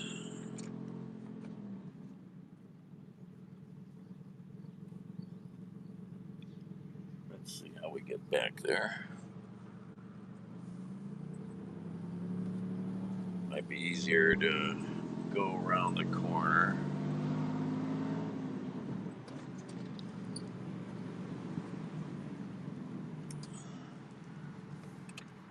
Lots of traffic.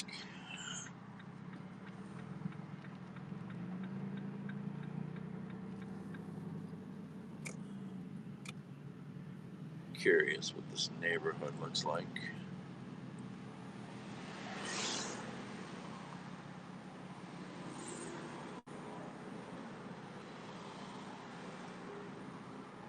Lots of traffic.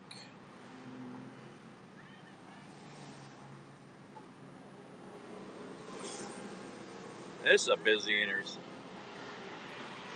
This is a busy intersection. Holy crikeys.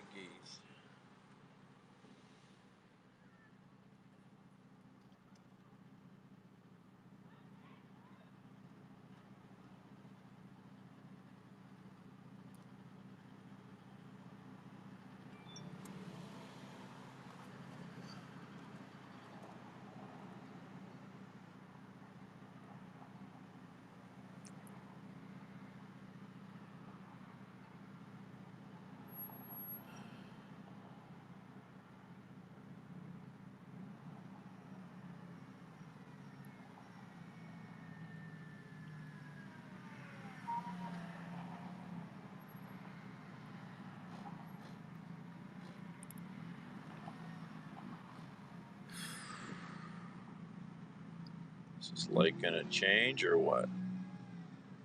I have no idea.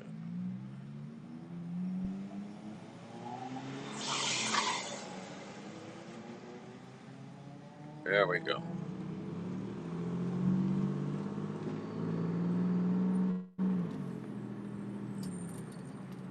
This neighborhood looks really interesting over here. Very green, weird little streets, cute little houses.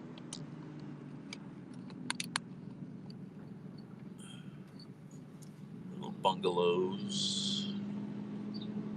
Especially the neighborhood to my left. That's where I really want to drive into. That looks like that's a different neighborhood on the left here, I think.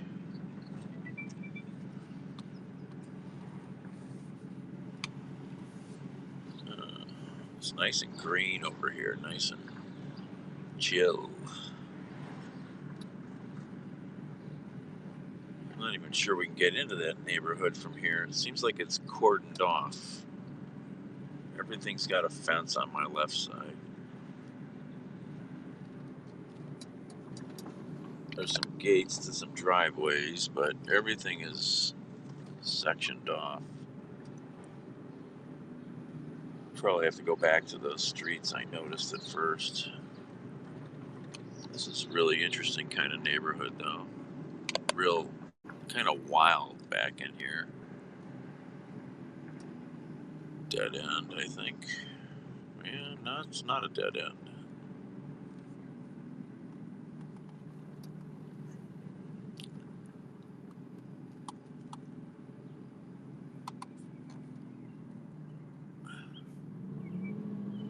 Columbus has got some interesting neighborhoods because it's got all this wetland and river and stuff that cut through it. So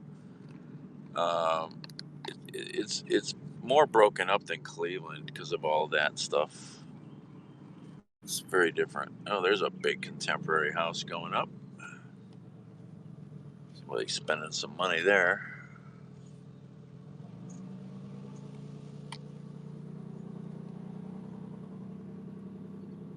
Not my style.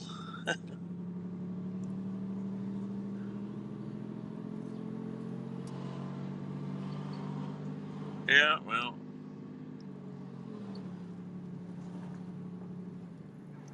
lots might be cheaper over in this little neighborhood. These are cute little neighborhoods here. I mean, this neighborhood. Very cute little houses, you know. If you like this kind of neighborhood, this is cute. It seems very mellow back here. These are, you know, there's not going to be a lot of traffic because these are like dead end streets. So that's the second person that waved at me. Am I the kind of guy that gets waved at?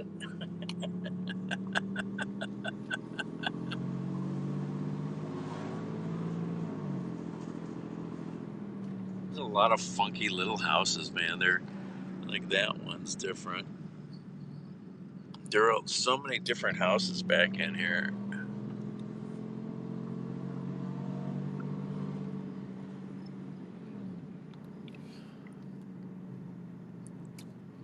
Oh, are they? I didn't see it. I'm looking at completely different things than you guys are seeing.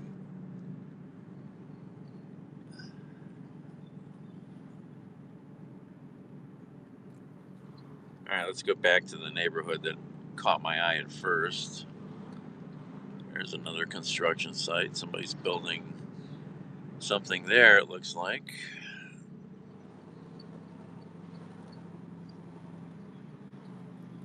Alright, back to High Street. And this street lives up to its name.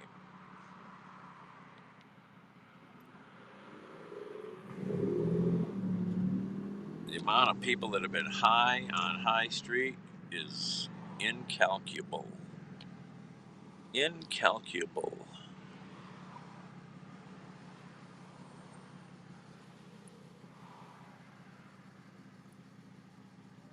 Well, that was a restaurant or bar. It was a restaurant on the corner over there called TJ's.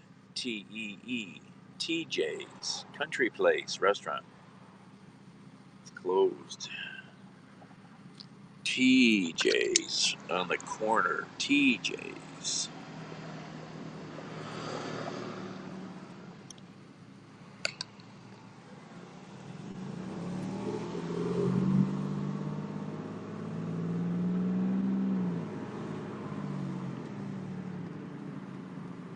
This is where I want to go. In here.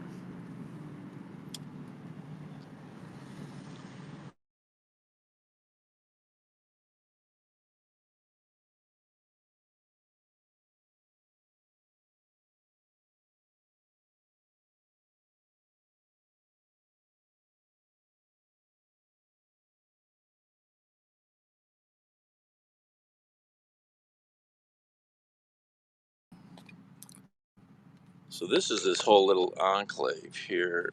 My phone just rang. I'm going to look on a map here quick.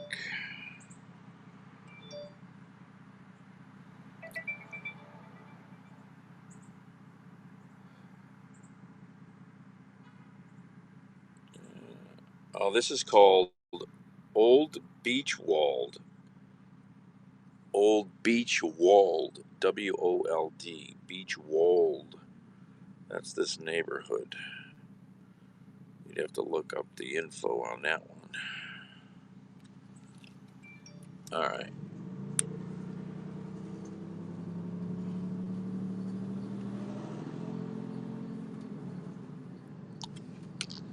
So it's got some nicer homes back in here.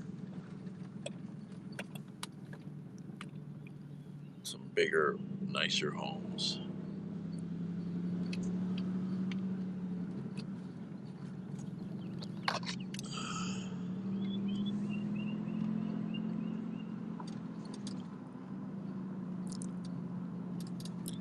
Stone. I noticed a bunch of stone houses back here. Oh, there's lawn stuff. Oh, there's lawn stuff.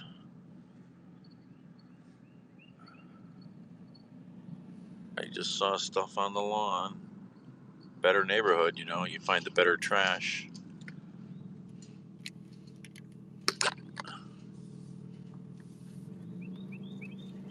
Is this a dead end or not? I don't know. I did not look on the map.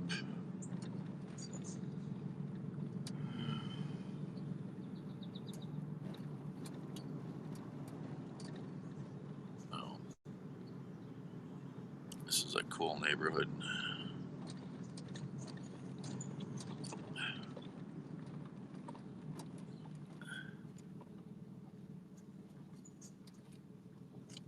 No, I got rights, Phil. It's junk. If it's on the lawn, it's free game. It's a cool neighborhood back here. Wow, look at his house. Wow. Like a Spanish. Look at that. Spanish kind of. Yeah, if you can see it or not. There's some really nice older architecture in here. No. Roads are fine. They don't need to be that fancy. It keeps people driving slow. Keeps people driving slow when you have funky roads. These roads aren't that bad. Come to your road. That ain't a road. That's not a road. It's a driveway. Does your road have a name?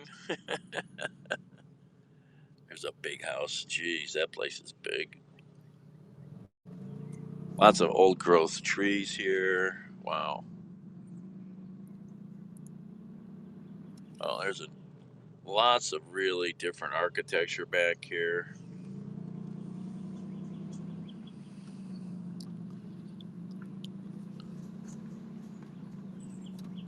Royal Forest Boulevard. There's a street sign here.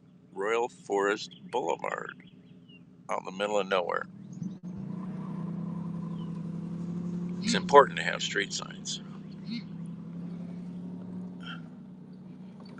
That's a common style of stonework around here in Columbus.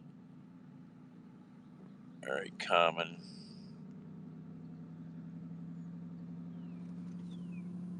It's trash day. Lots of doggies out.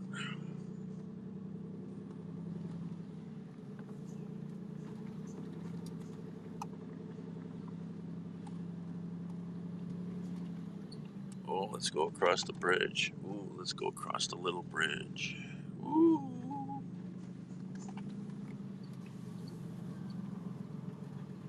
Wonder what property values are like back in here.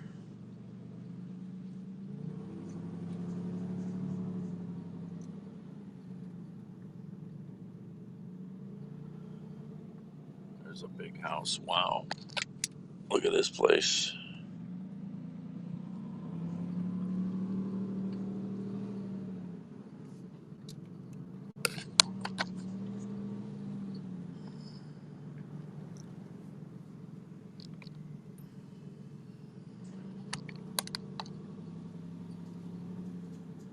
Rustic Bridge and Beach Wold Boulevard. Wow, there's another big house.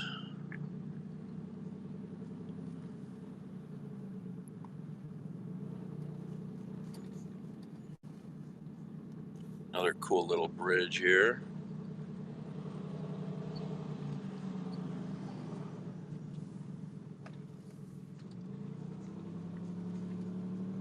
Bigger properties over here, bigger yards. Bigger yards here on the right.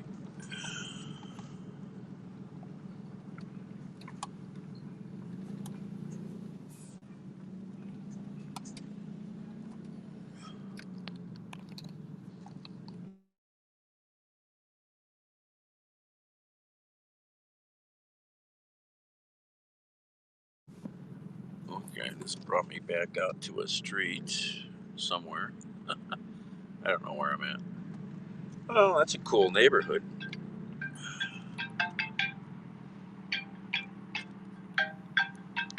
It's a cool neighborhood. I think this is the same street I was on.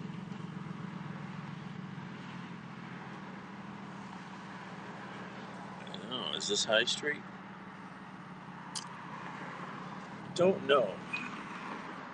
Yeah, I think it is. Hey, Carrie. That's a very cool neighborhood. Old Beach Wold. Old Beach Wold. All right, look at this traffic. Ugh. No faint of heart driving here, man.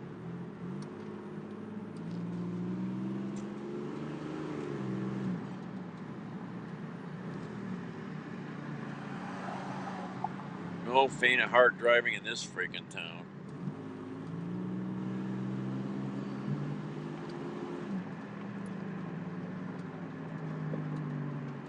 Wow.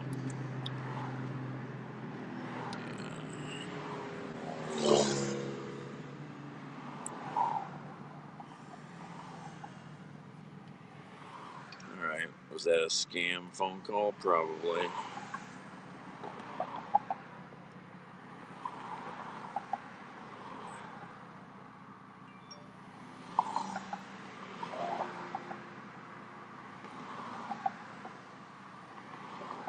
East Cleveland, pursuit. Crashed him into a tree after terminating pursuit. Fled on foot toward Euclid. Is probably injured.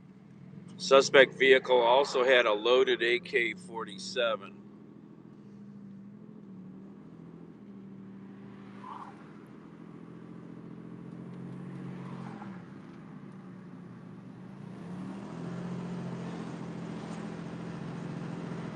Nice.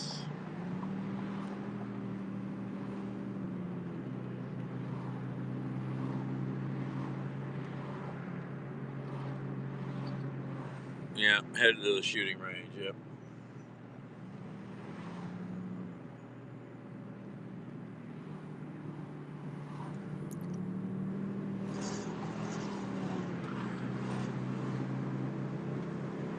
Alright, we gotta stop for a second here to look at a map.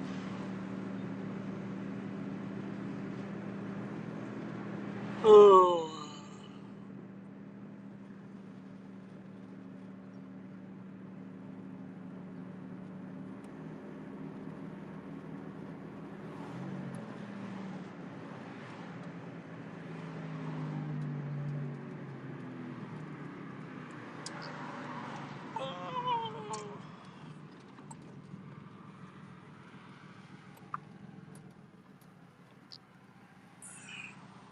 Patty Mac's Pub, there you go.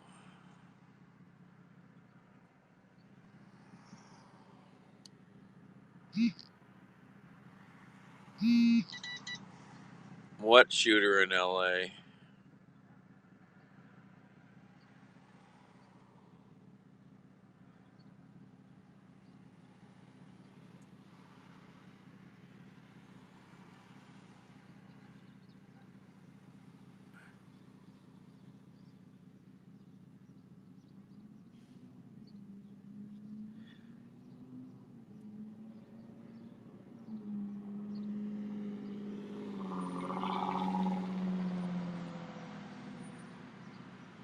What am I looking for here? The map. Okay, where'd Dunkin' Donuts go? Should be right here somewhere. We're almost to 270. We missed it. Oh, you couldn't get to that one because it's on the other side of 315 over in Olentangy. Where are we at? What road is that? That's 161. Okay, we'll just keep going up. San Jose.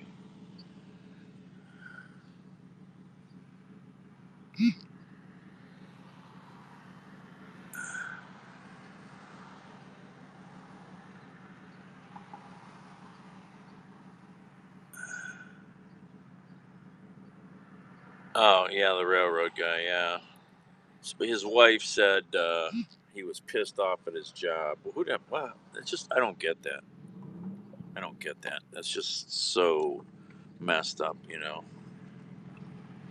Well, there's the Iron Grill Barbecue and Brew. That looks nice.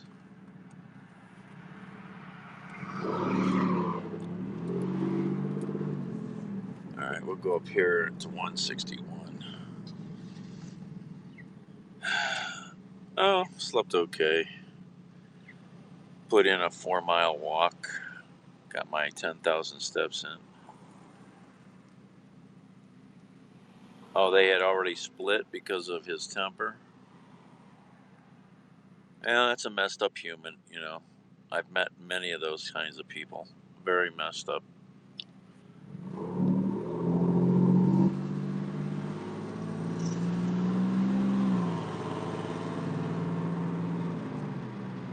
I've known many people like that. A lot of people have never met anybody like that, but I've met my share.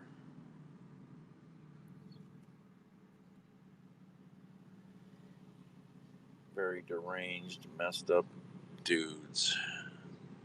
An occasional woman, too. Mostly dudes.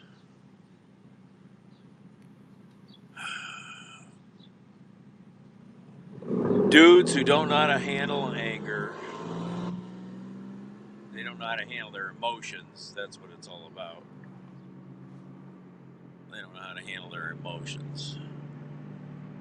Tim Hortons still never went there.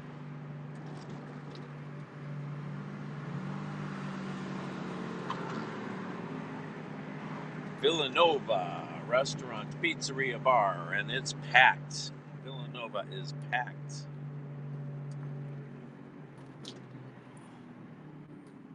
What's this place with a patio?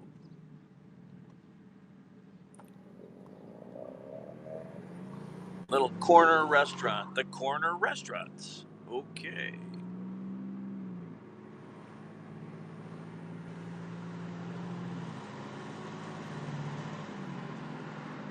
Worthington, a upscale neighborhood north of Columbus.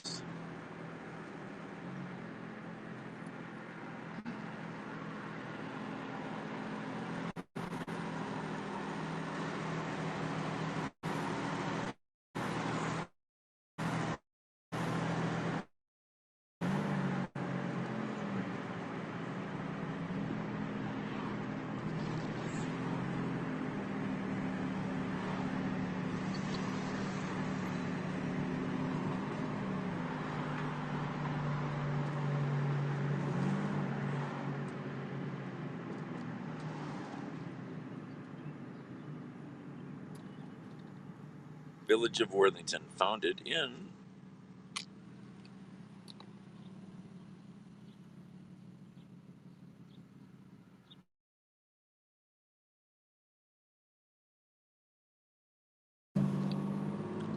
now entering Old Worthington Historic District.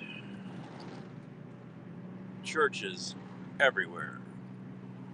The Methodist Church, the Catholic Church.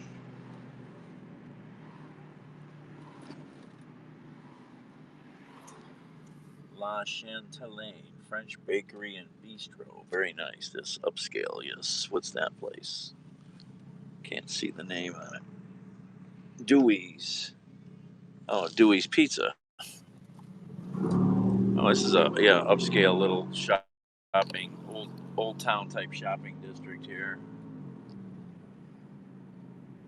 Yep. Lots of shops. Whitney House, pizza, jewelers.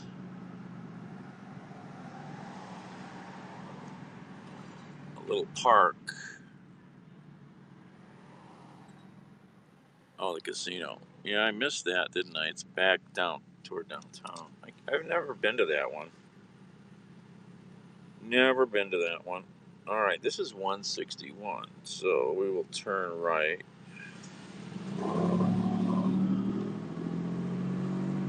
Oh, the Episcopal Church is this way.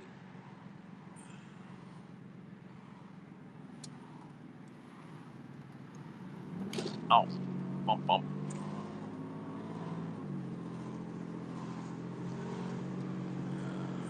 Well, there's one straight ahead up here.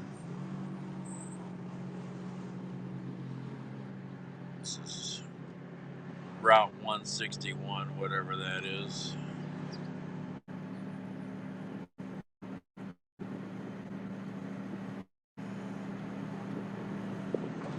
Granville Road or whatever.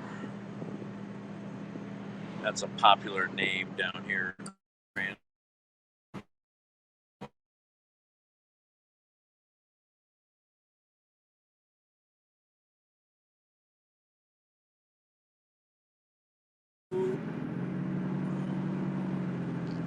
East Granville Road Park. Nope. Still hunting for coffee and taking a tour. Oh, there's another church. Oh, Seventh-day Adventists. Seventh day, not the sixth day. The Harding Hospital campus. Ooh, the Ohio Railway Museum. I've never been there. I've seen pictures of it.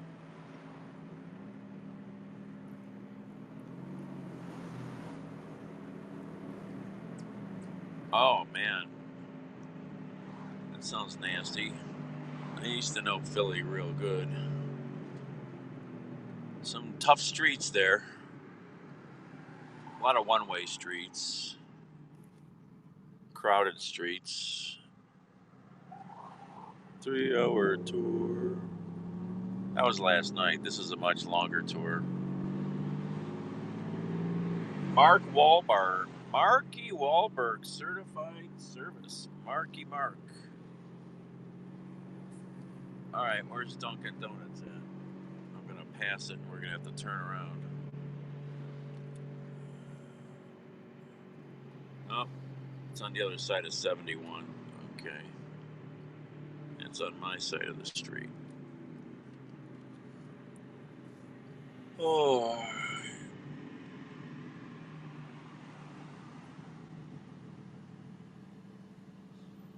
What a mess. Yeah, it happens. You know, that's why you should give emergency vehicles plenty of room. It happens.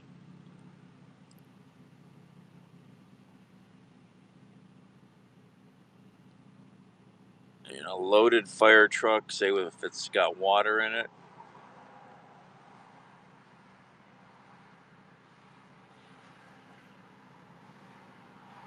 then it's a very heavy vehicle that's tricky to turn sometimes, or maybe the brakes failed, or the guy just drove too fast. Tim Hortons. Should I try Tim Hortons coffee? I should give them a try, right? Is their coffee any good? I don't know. I guess I should give them a try.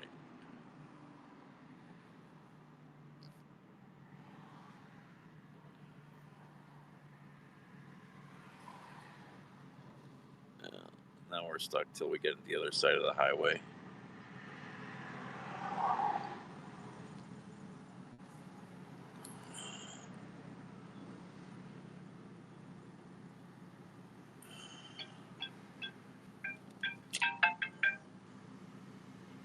Hello.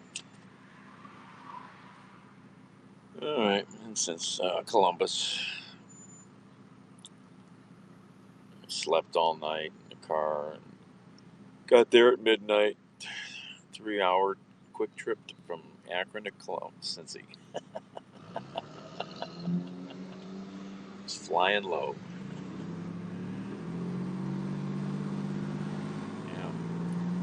Yeah, I got up and started to sort of look for food, but then I says, maybe I should go for a walk, get some exercise. So I found a really gorgeous park and did 4-mile walk on all their trails. Then found a fantastic lunch place like Grumpy's, breakfast place I mean, and drove a little bit around some neighborhoods in Cincy, and then finally headed back. Now I'm in Columbus, driving around looking for Dunkin' Donuts. No deliveries, nobody's got any work.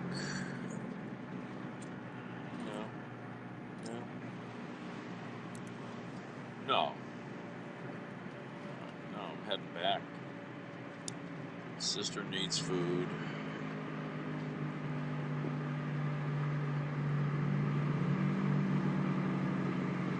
Let's see, it's 6 o'clock, so yeah, it'd be 8 if I was lucky. Where's Dunkin' Donuts? It's gotta be around here, sorry. I'm gonna turn.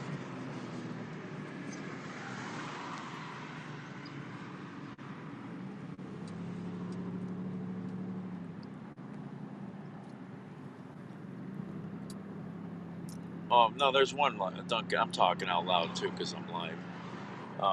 No, I just looked on the map. There was a Dunkin' somewhere right near where I'm at, but I'm now I'm not looking at the map because I'm on the phone. So yeah, I drove all over.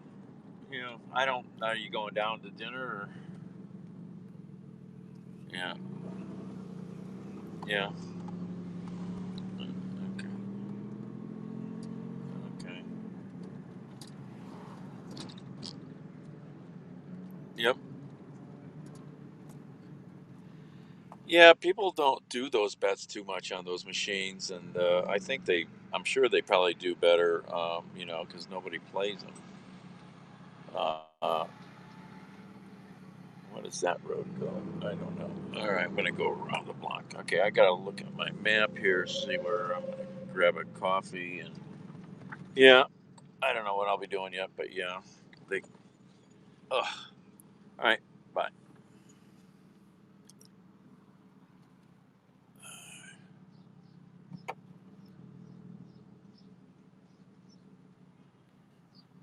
Um, what am I doing here? Where's that Dunkin'? Oh, it's at the next intersection. It's not here. That's why. Okay. I wasn't looking. It's farther up. All right. Well, let's keep driving. We're on 161. Oh, I can't get there from here. That's a divided highway. Ugh. Ugh. Ugh. It's a divided highway. Ugh. Ugh. Ooh, that's an old Long John Silver's. Didn't we see where did we see a Long John Silver's? Somebody saw one in my drive the other day. Where was that? Norwalk or? I wouldn't mind trying that. California Fitness. Never heard of them. CalFit 10.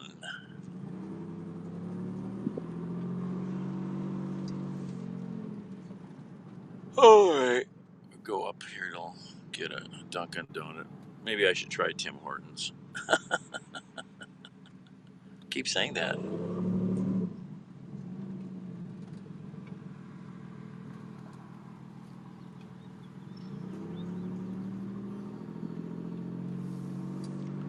Yeah, it's up here to the east on the right. I just turned here because I was on the phone and I thought it was closer to the highway, but it's farther up.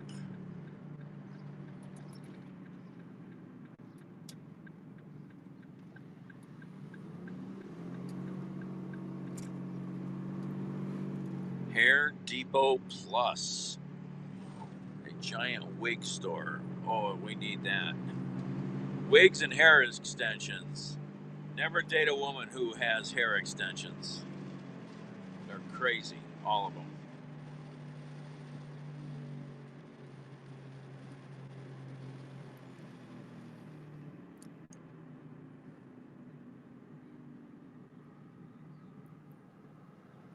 Yeah, it's up here on the right. Oh, ugh, seatbelt.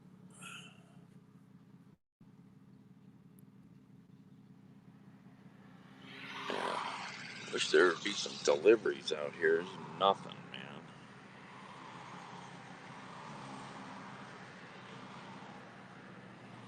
What was I looking at?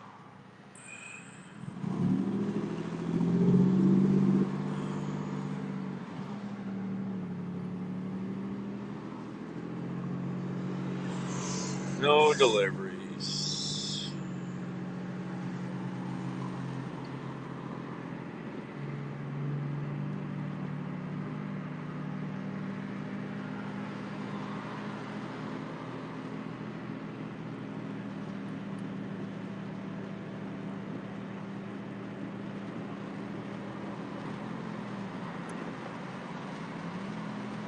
Dinner, I don't know. My friend wanted me to go to dinner tonight at the casino, but I ain't gonna be back in time. It's still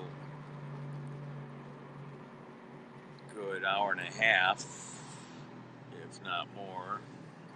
Why did I get in this lane? I don't know.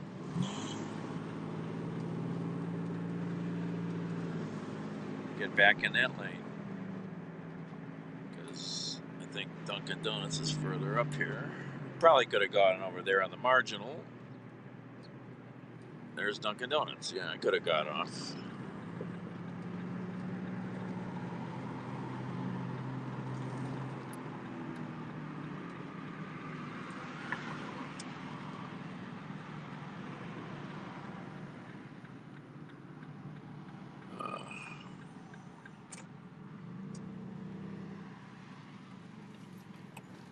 We're going to go inside because I need to get out of the car for a stupid minute.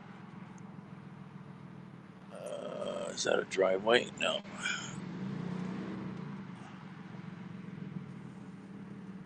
I should have gone around back and parked. Ugh. All right. Boy, I want to get out of here for a second. Ow. Oh, dinging, dinging, it's dinging. Oh, they sell Baskin Robbins ice cream here. Woo! Oh, my butt hurts. The seat in this car is horrible. It's worn out. And my fat butt is not helping it. Not helping it. All right.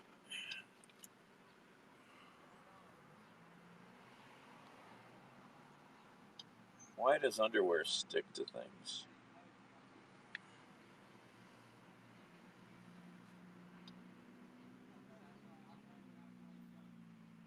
What is that?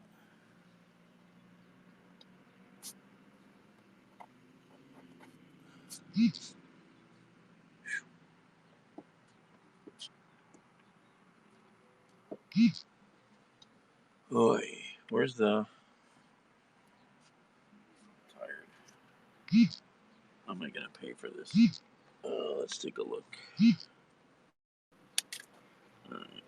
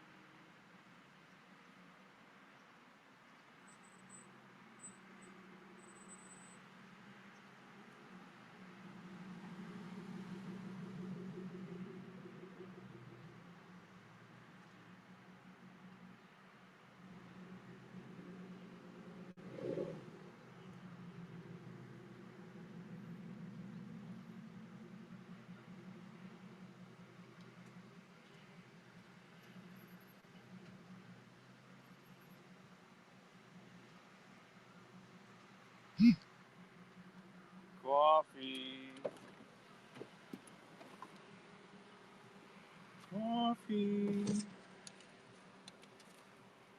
I spilled it.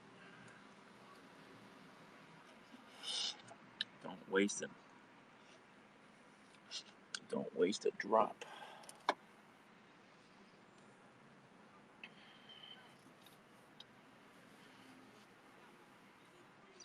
Oh.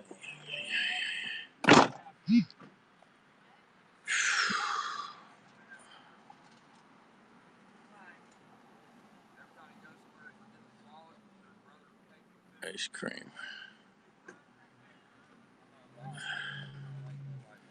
Oh, I was going to show you guys something.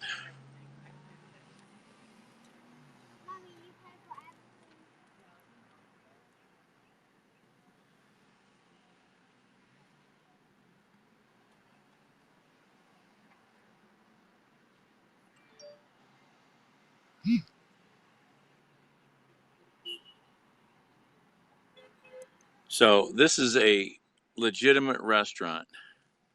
I don't know if you guys are going to be able to see this. This is a legitimate restaurant. This is their thing now.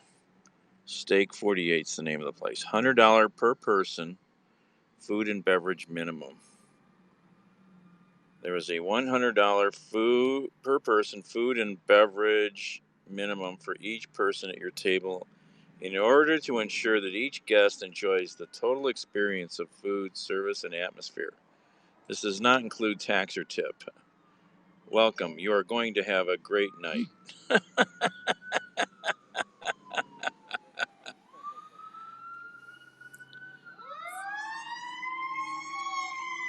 Oh, fire truck.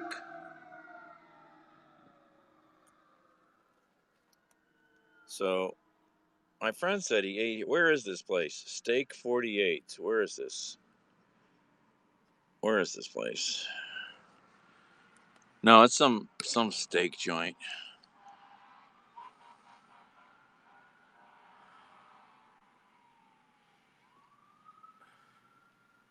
Somebody else goes, "Oh man, I only spent $80. That's why my experience sucked. I wish I would have spent the extra 20 to get the experience."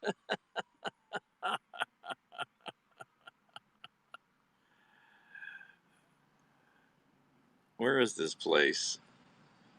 I don't know if I've ever heard of it. I find most steak joints are overrated.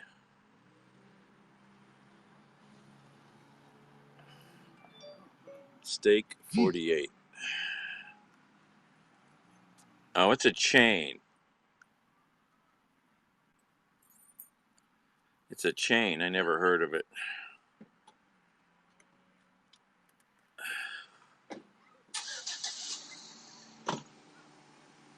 Uh,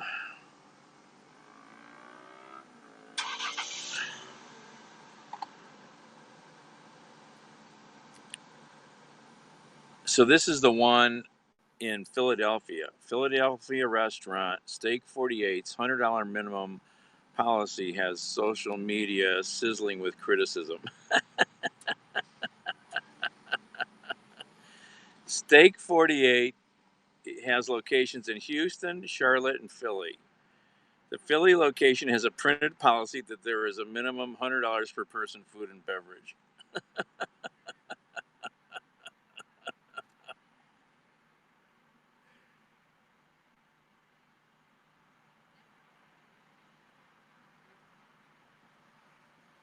It's a high-end steak joint.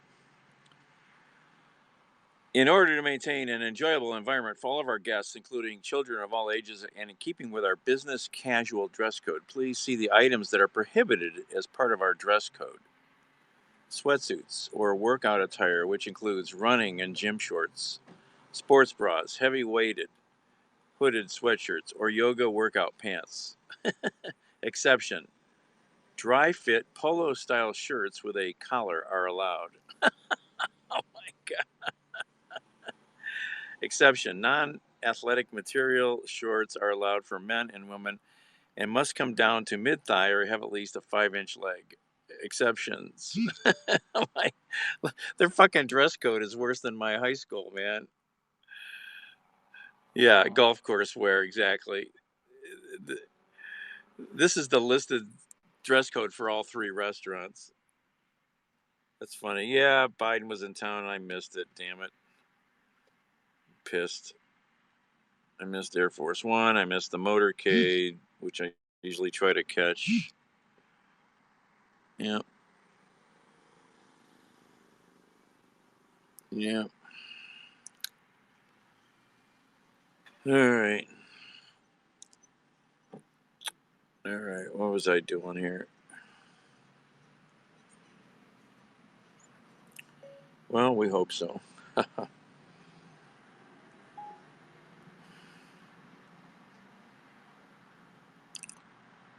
I'll look. Probably my fat fingers touched something.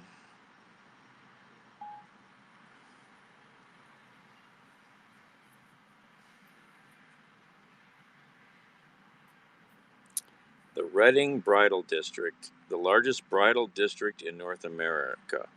Like there's more bridal districts? Do we really need these things?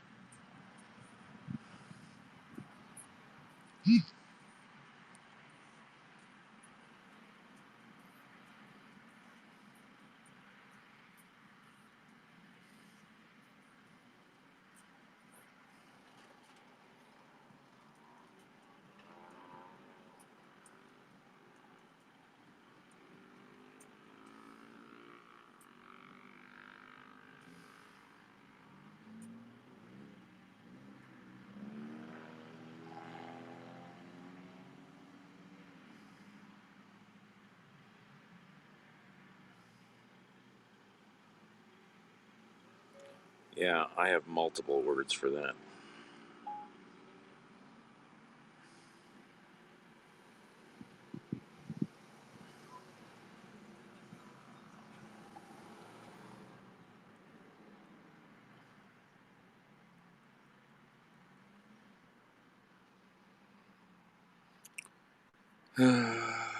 They can't say it like that, Linda.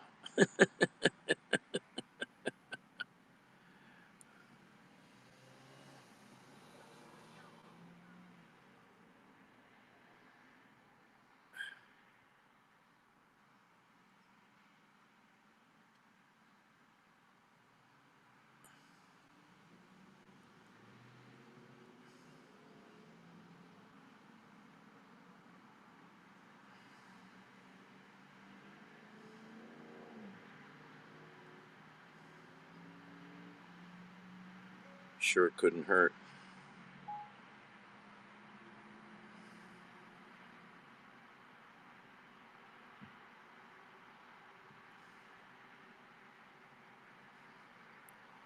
Saw some great biker movies there. You know the ones. The ones us kids weren't allowed to see.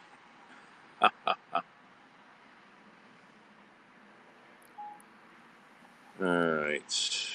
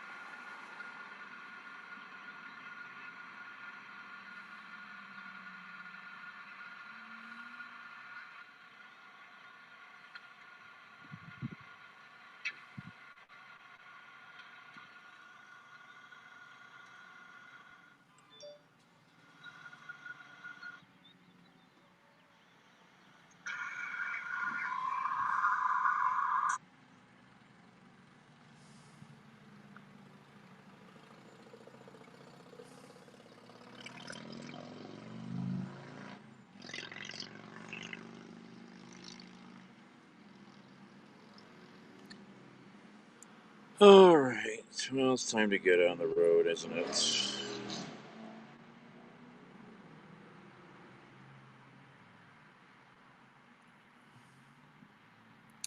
Deliveries, are they worth anything though? Probably not.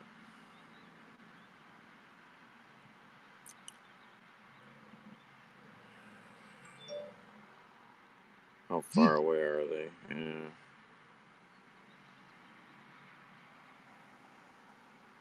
How far they go? Yeah. Not paying enough.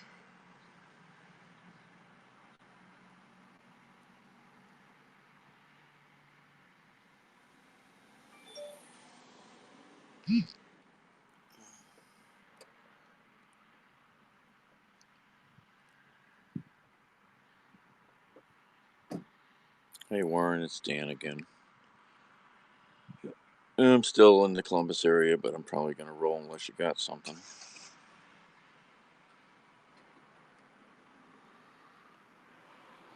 Nothing. All right. It's sad. No work. Okay. All right. Thank you. Don't forget, you guys can always call me and see if it's worth for me to come down, head somewhere. Okay. Thank you. Night.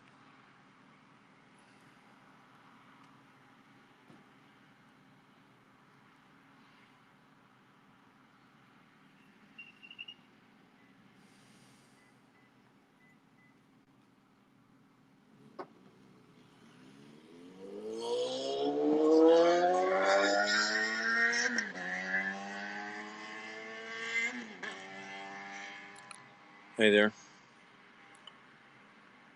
I'm just coming back from Columbus now. Yeah. I'll be home though tonight, so. Okay. Well, not tonight, but I can get there tomorrow morning. So, what?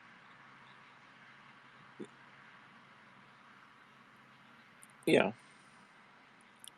I know. Yep, yep. Yeah. Um, no, I could get over there in the morning. So, okay, okay, okay. Well, you tell me what. You call him and tell him, what time I should show up. Oh, okay. Well, how about like? Okay, right, right. Well, you want me to call you in the morning then?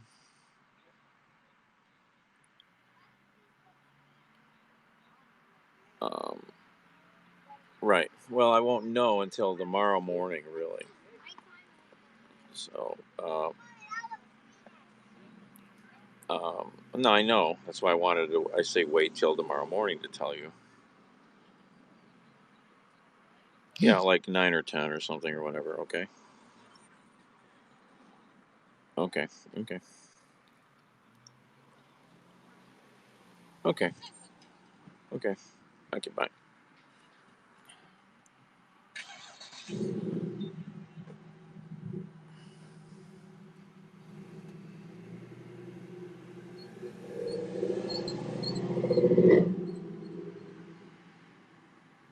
All right.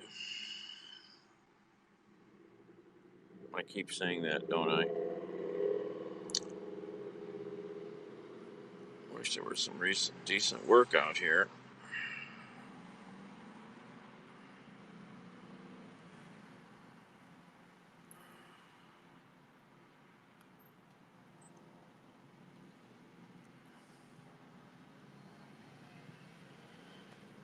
Oh, stop that. I mean, it's gonna take. How far is that? It's a lot of driving around.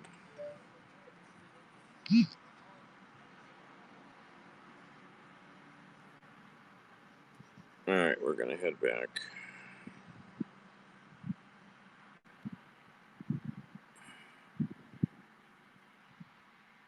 All right.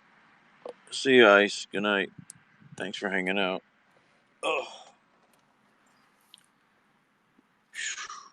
this seat needs a new cushion. It's completely gone. It's biting into my butt.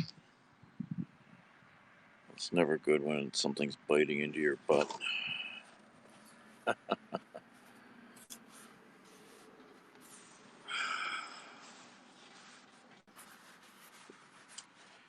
should have taken the seat out of my old minivan, and I didn't do that. It's a good power seat with a good cushion. Oh well.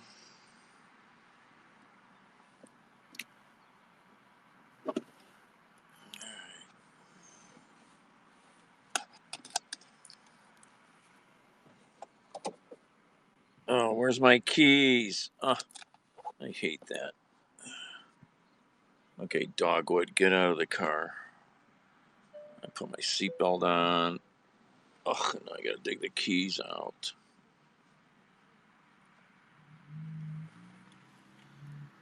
There we go.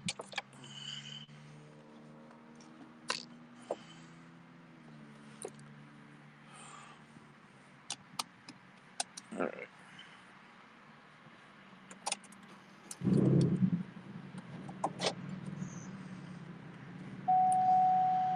Oh, that's what I was looking for too. An auto parts store. Auto parts store. Or a Walmart. Is there a Walmart around here?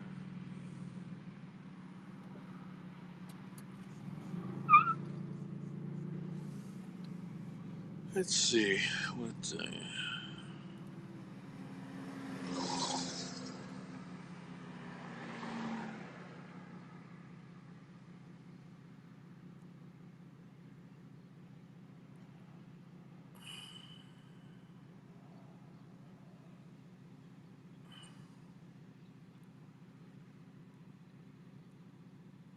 Oh, that's north of here. There's no Walmart close.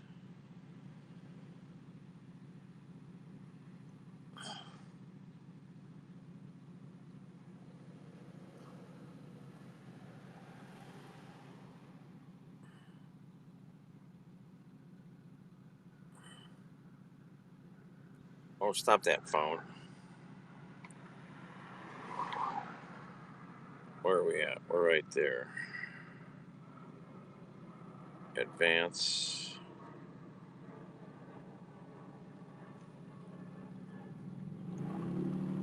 Alright.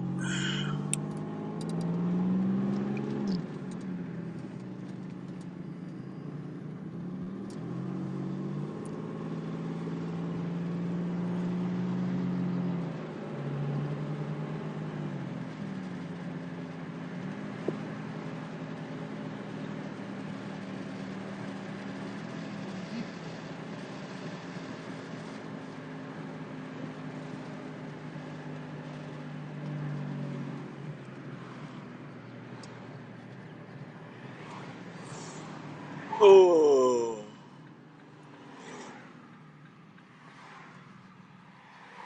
Ah. Temperature is getting a little cooler. Not much.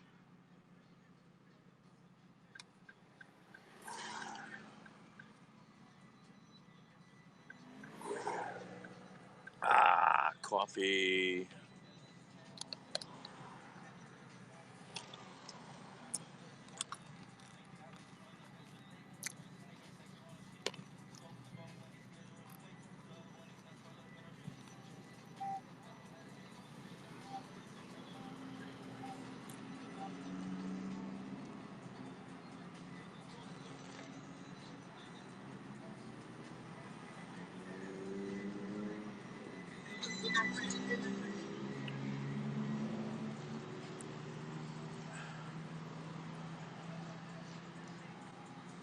Oh. Cash America pawn store.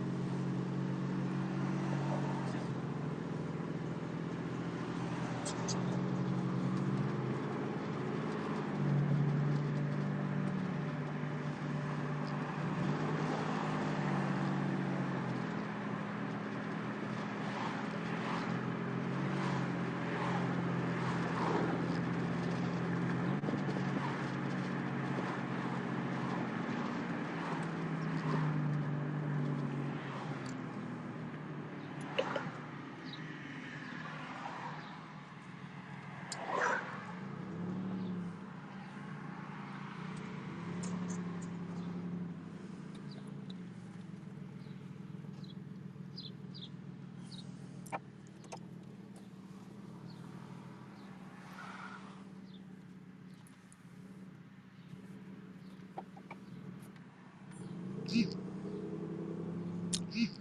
an interesting church.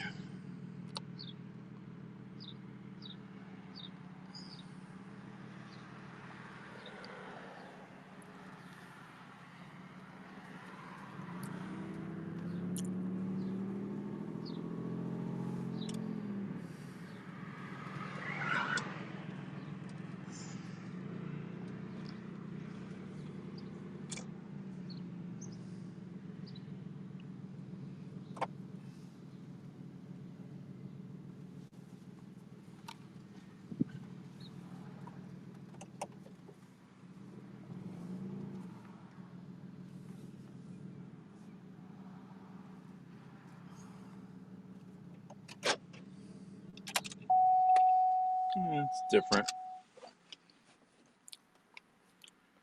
It's probably, I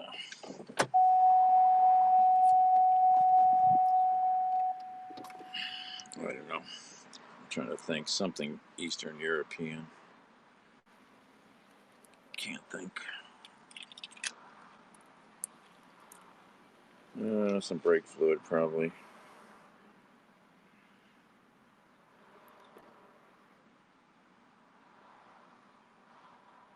St. John Chrysostom Church. Chrysostom,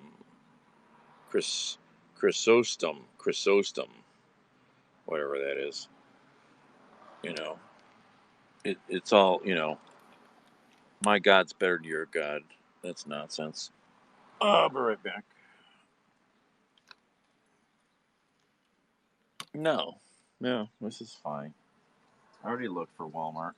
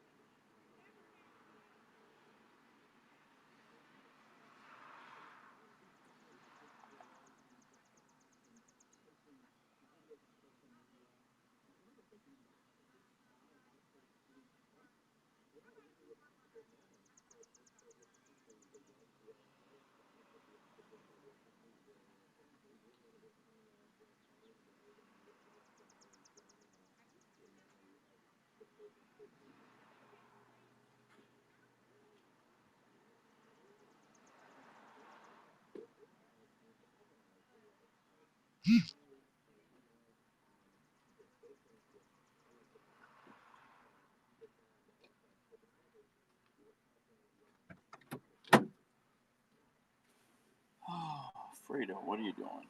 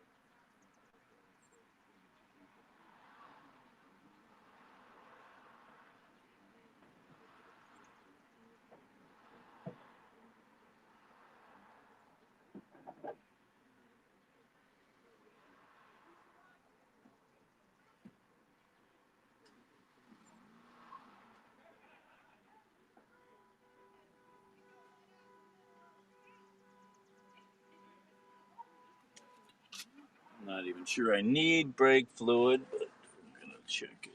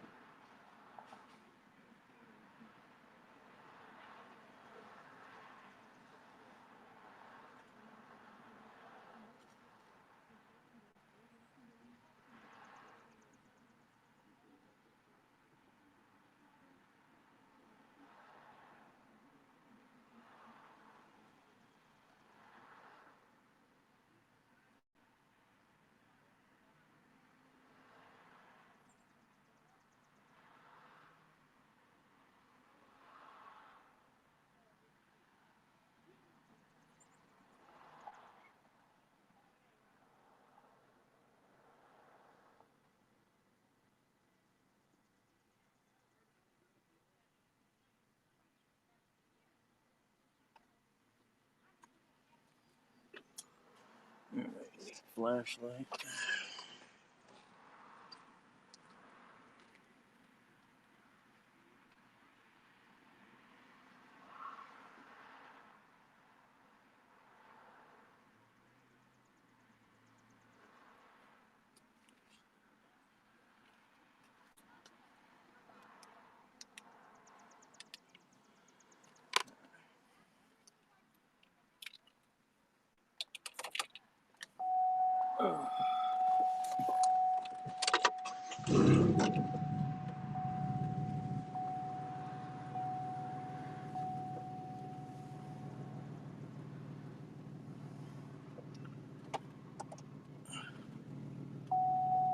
That's better.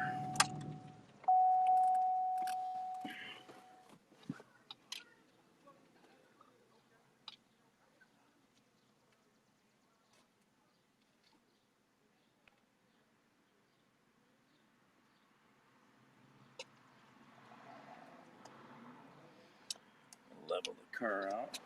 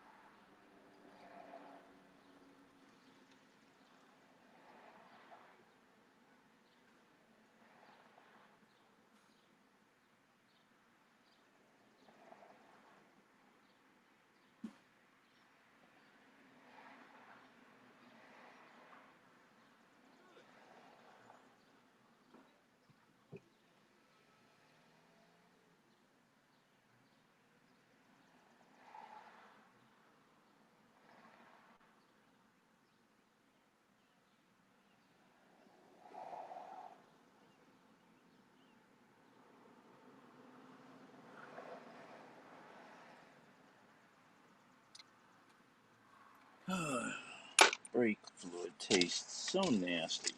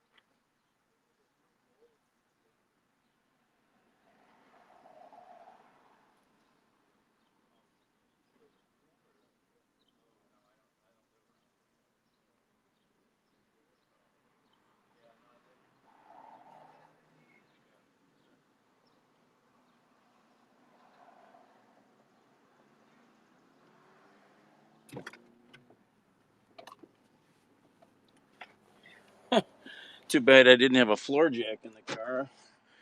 I could have just given the guy a tune up here. I don't know.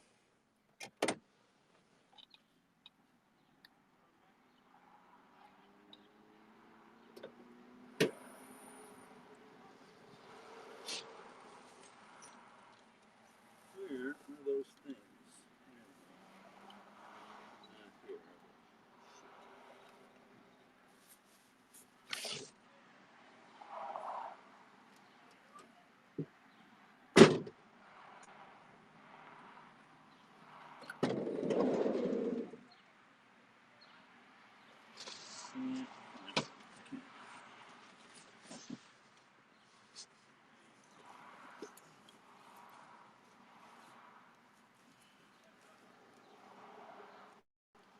Oh, this car's a disaster.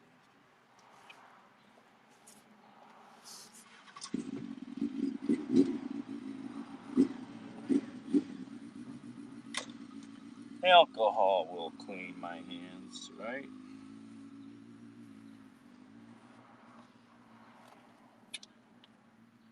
A little 91% liquor. Take your skin off even, right? Sterilized, sanitized, vaporized, tenderized, cauterized.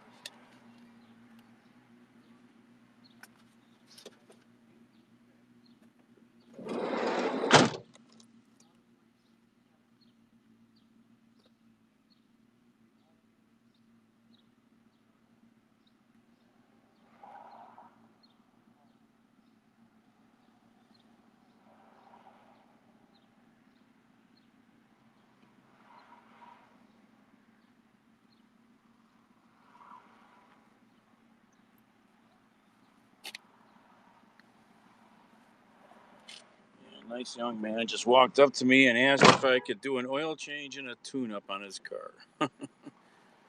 Yeah. All right.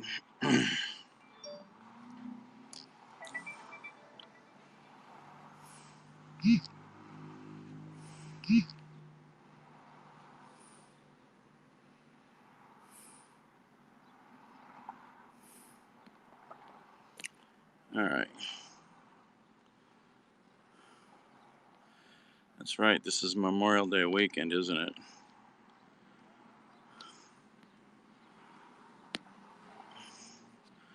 What's with all these comments? What the heck did I just do here? Jeez. All right.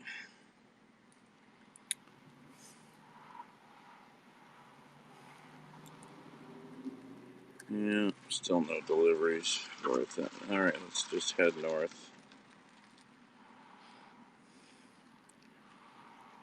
All right. I think these guys in the back corner of the lot over here are doing some drugs. I keep hearing a blowtorch, if you know what that means.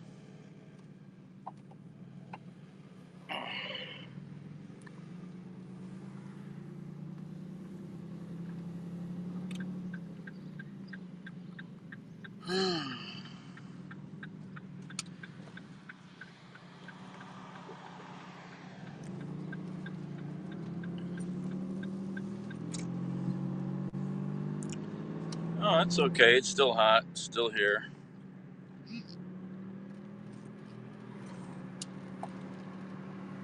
As sweet as usual.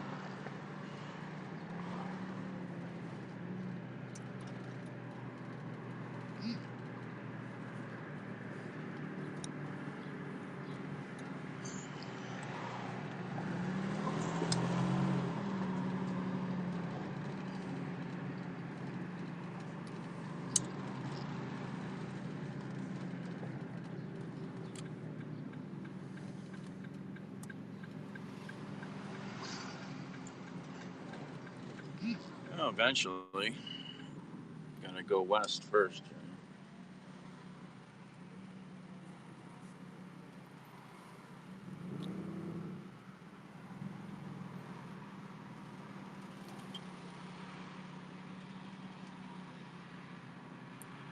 This is a busy city, folks. Busy city.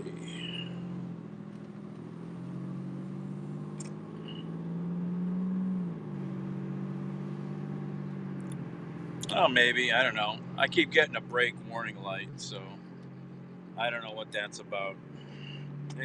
Ever since they put the pads on, I started getting this brake warning light now and then. I don't know what it is. You know, there could be a number of things. Could be related to the ABS. Who knows? Brake fluid was a little low because those guys were too cheap to check the brake fluid, and that's why I hate taking anything to that shop because they're jerks.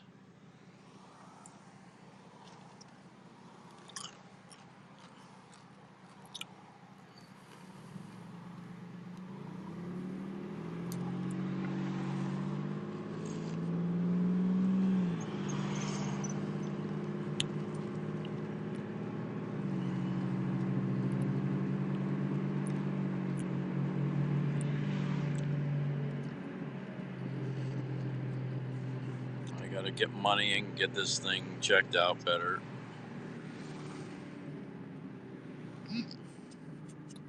Somebody got a bad air filter on their lawnmower.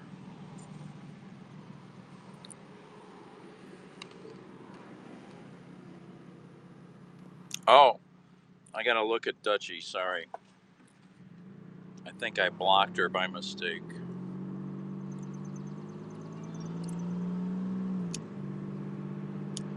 I forgot.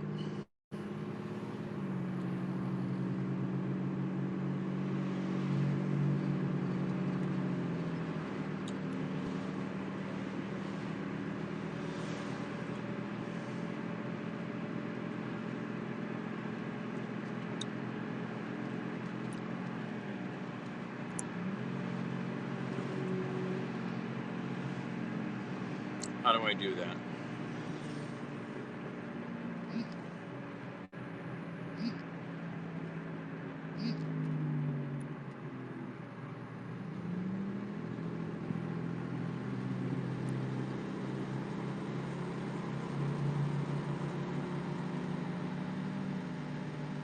No, it doesn't look like she's blocked.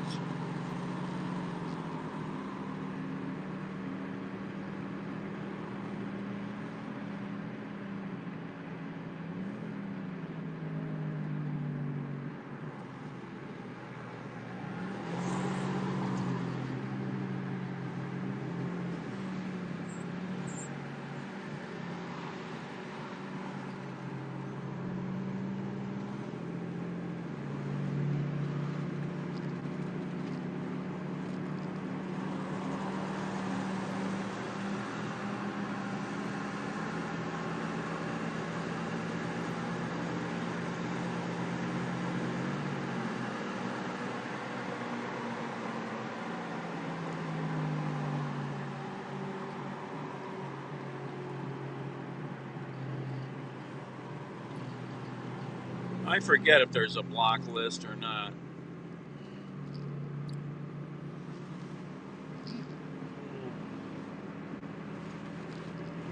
You weren't blocked, but I just blocked and unblocked you and resubscribed to you just to see if that fixes it. If not, let me know.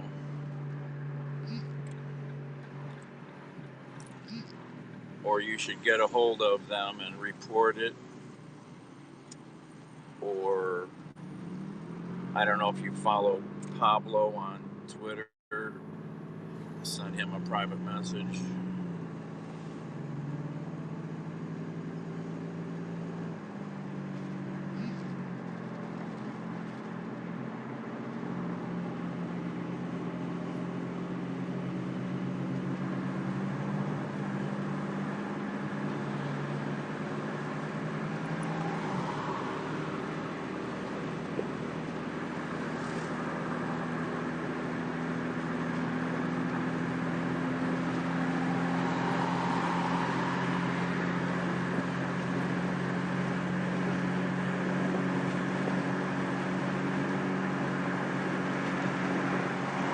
Well, they won't bleed them. They won't put the high temperature grease on. They won't clean parts. They're just, just lazy and getting the quick money and, tough,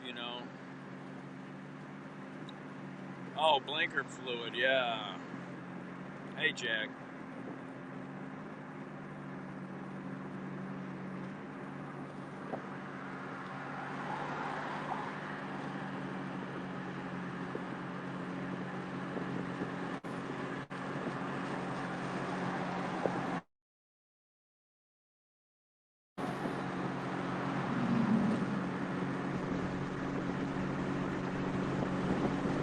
Got a nice 4-mile hike in this morning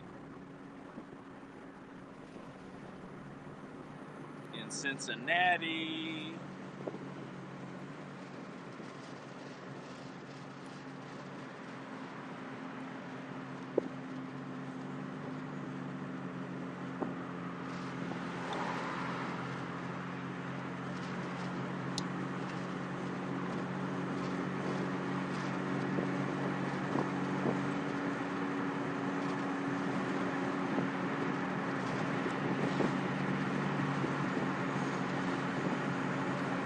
Oh, he's sleeping. He's tired. 4-mile hike? He's got no legs.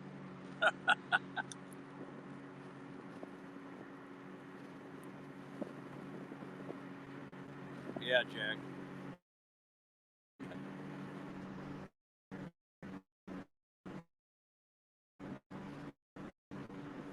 Really gorgeous. I put some pictures on Twitter. And I did a couple short broadcasts.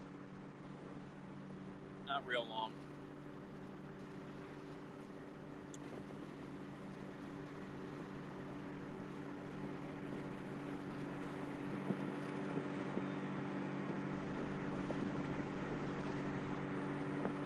$1,800. Holy crap. Oh, another one, Jack. Ooh. Jack is the guy. Gotta tell me your secrets, Jack.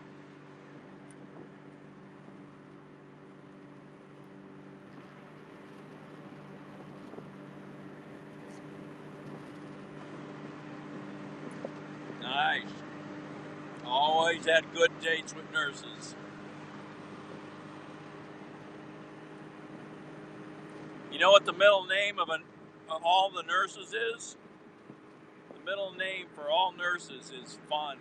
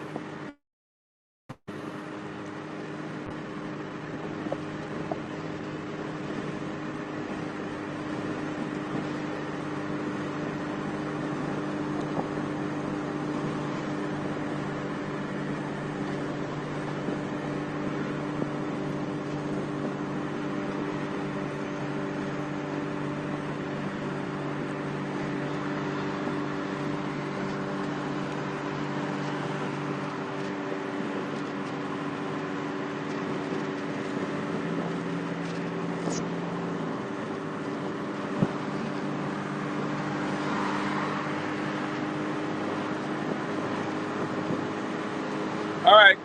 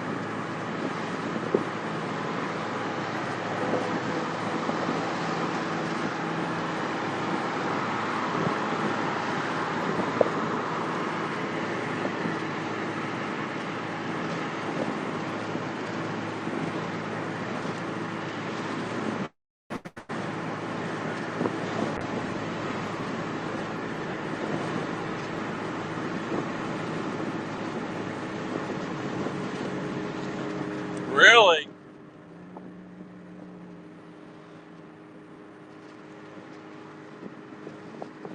Really? What's that about?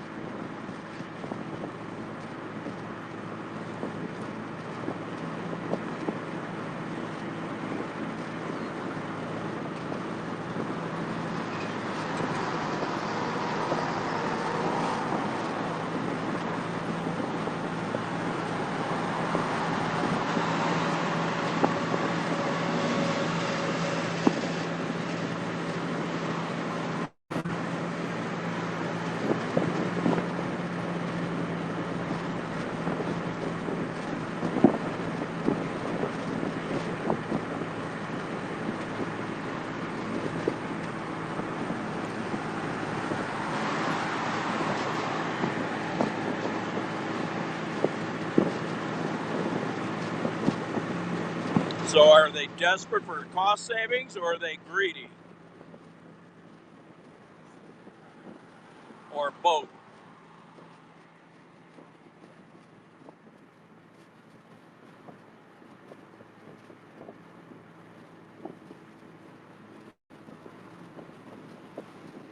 How many people does that put out of work?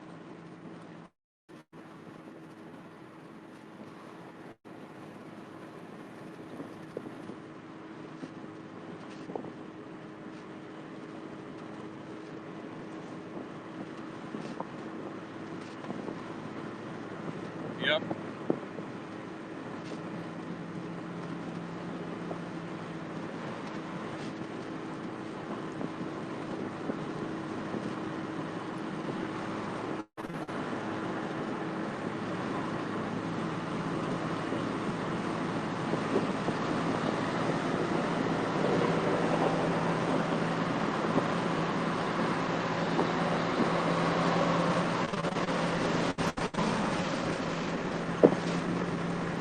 I'm not sure I don't want to ever deal with a bank where you can't walk in, because if you can't walk into the bank, how can you get, if you wanted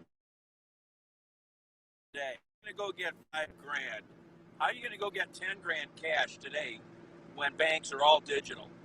These guys are robbers, man. Just friggin' robbers. That should have.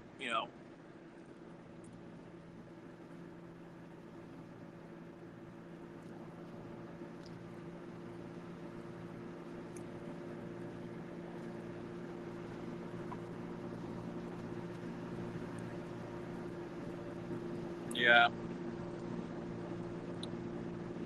Well, I don't have any money in the bank, so.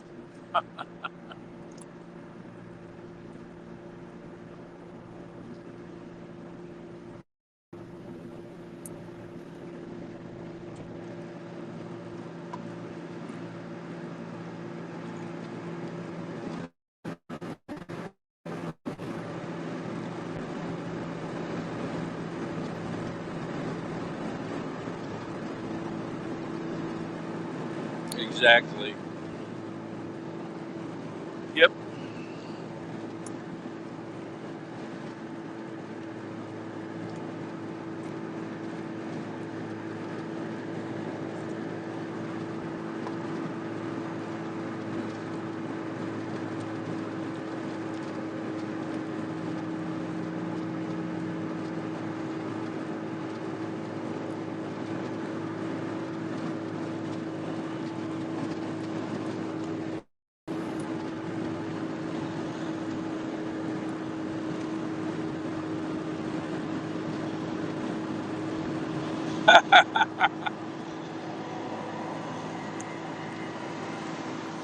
On Facebook. Does that make any sense, Linda? Really?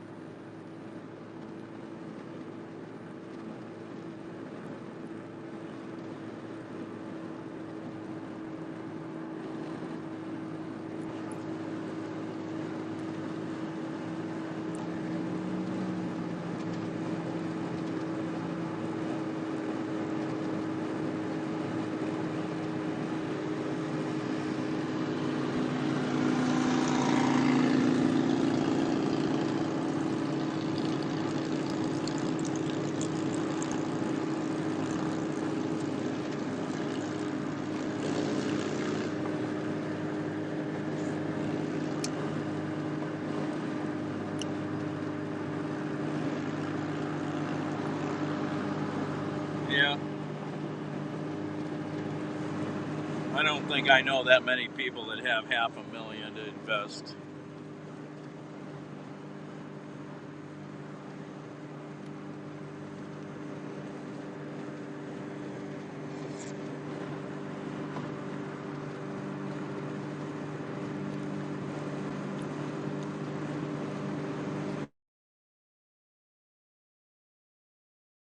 Thing, Carrie, or what?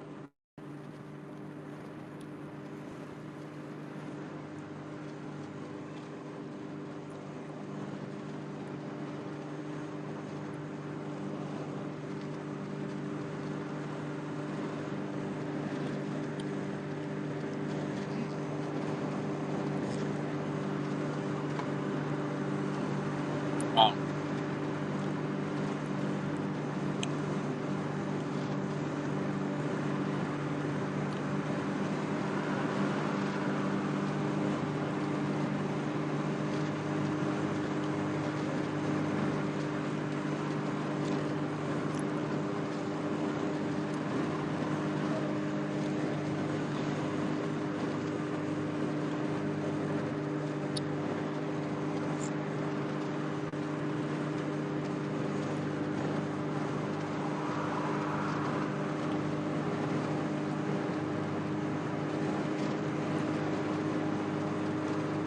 I never know what you're talking about. You ever see, Carrie, you ever see on YouTube these couple guys from your neighborhood, from BC and Alberta, who get pulled over all the time in their exotic cars?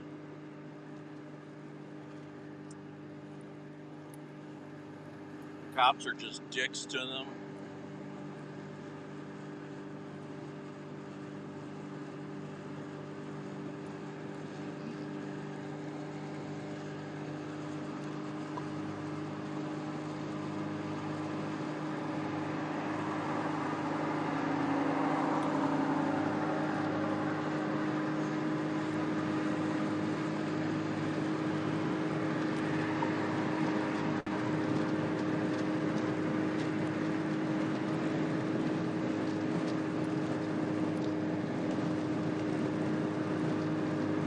Yep.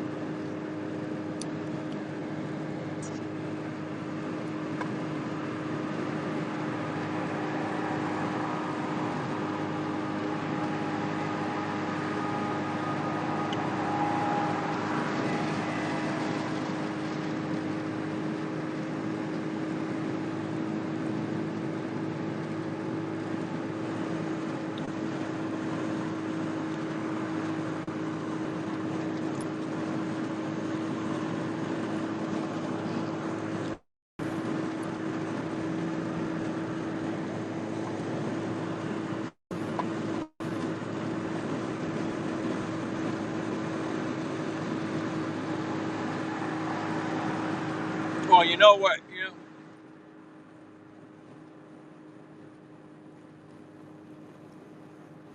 You know who really owns Amazon, don't you?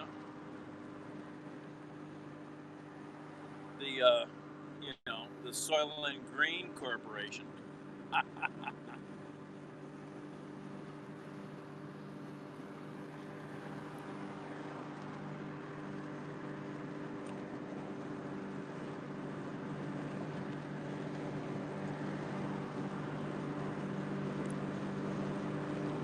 Well, little old Cleveland, we got pretty much all the dealerships. I mean, what the heck is that?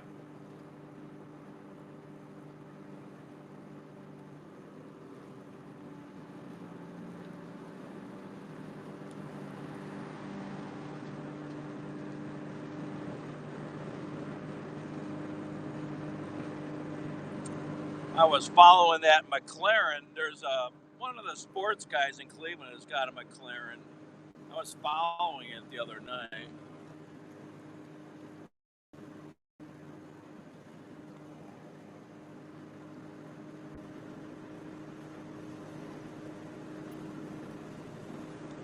Yep.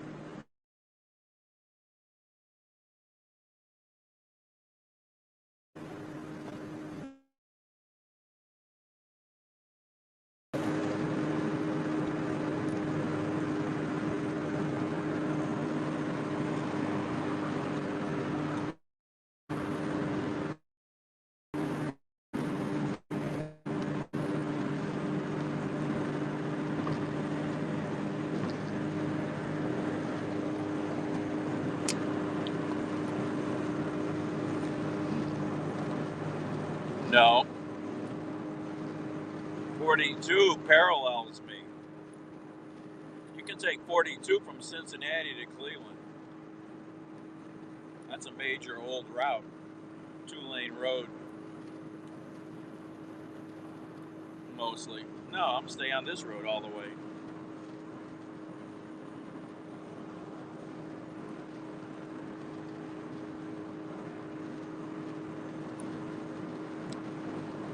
.42 would be the milk run.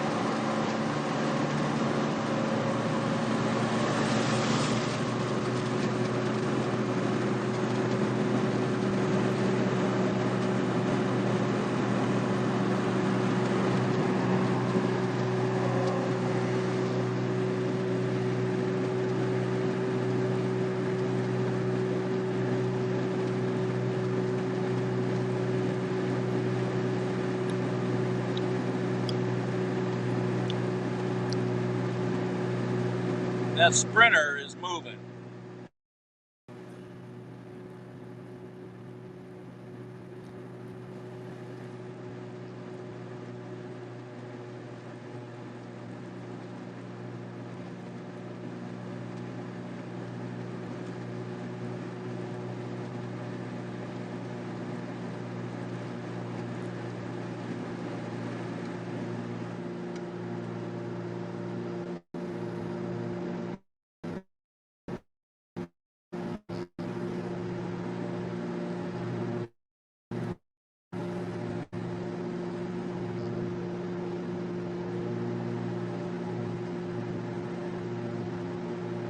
Oh shoot, that's right. There was something going on in Cleveland.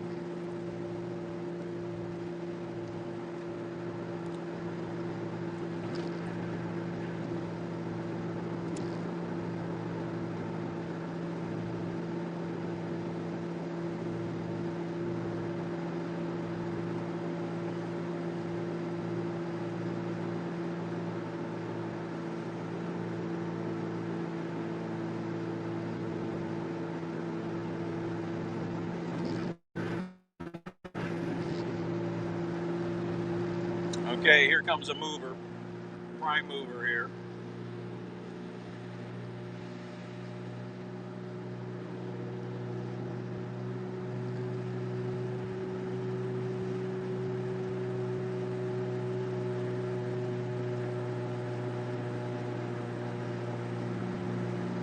That damn Sprinter van is pulling away from me. That's crazy.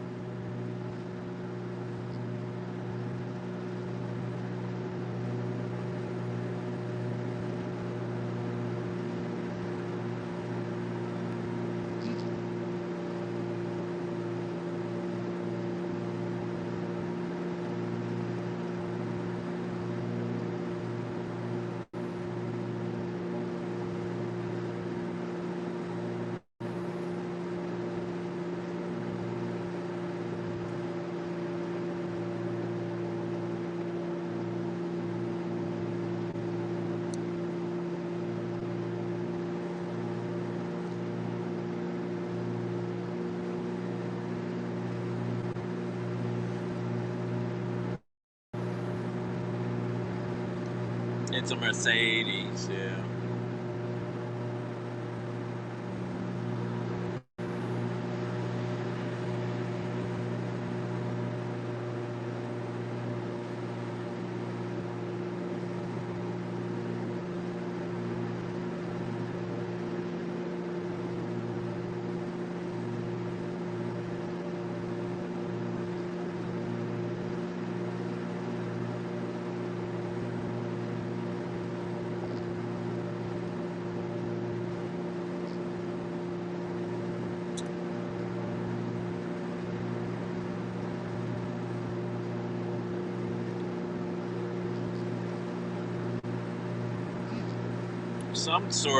Something blew up in Willoughby.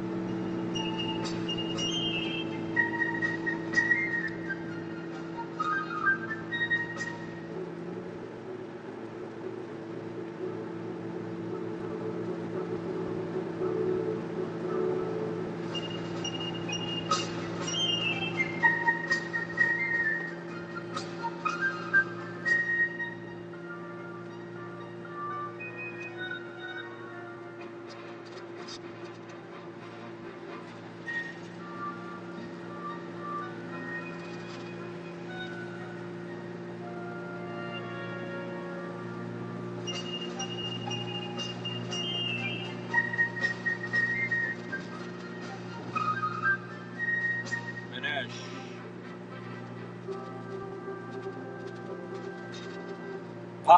Pellegrino. Pellegrino, man. Pellegrino. I love that stuff. Thank you.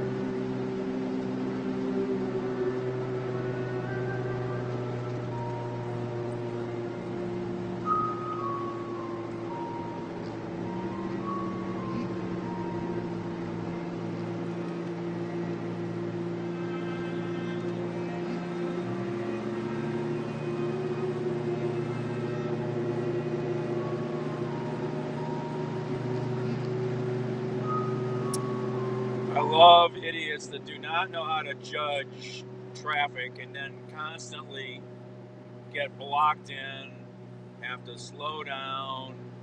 They try to change lanes. They still never figure out how to judge the timing to go around somebody.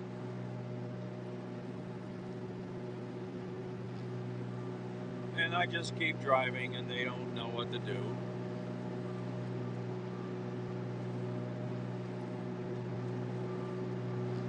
There's that Sprinter.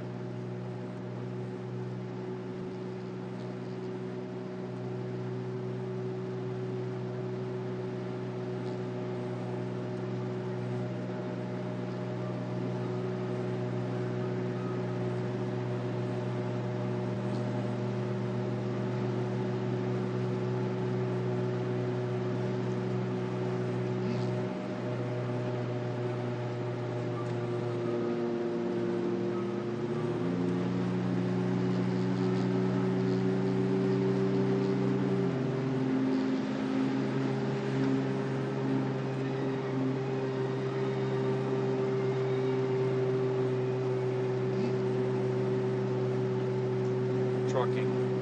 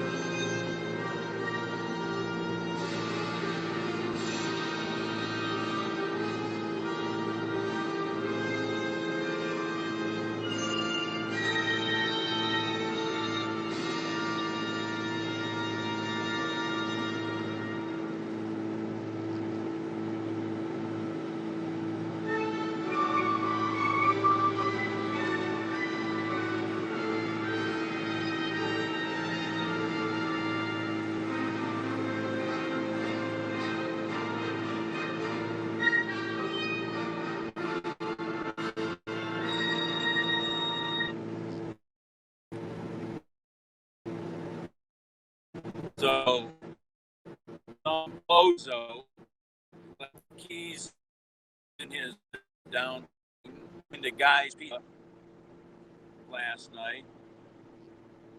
The van had 960 rounds of ammunition, all 223 ammo.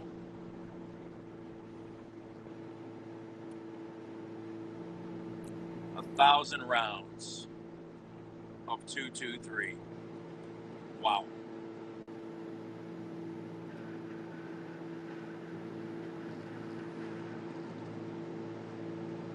Five 60-round drums fully loaded, 10 30-round fully loaded magazines, and approximately 360 rounds in boxes in 2 suitcases. Wow.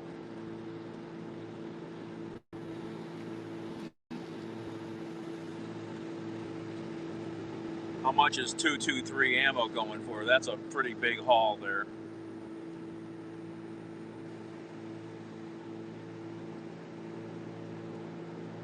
No, in Cleveland, downtown Cleveland. A van got stolen last night when the guy stopped to get his pizza. I mean, I know people with way more ammo than that in their house, but that's a lot of ammo. That's a lot of ammo, and that's expensive ammo.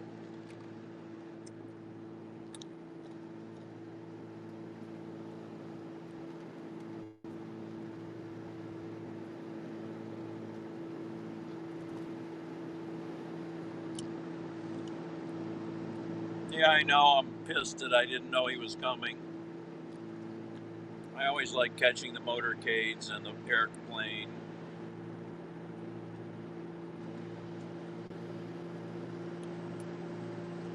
I would have tried to come back earlier, maybe.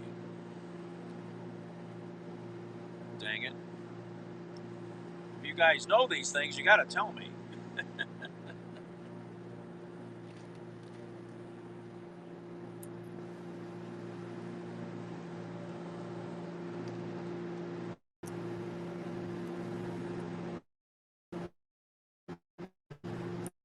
Also just shows how important Cleveland is because he hasn't traveled to that many cities yet.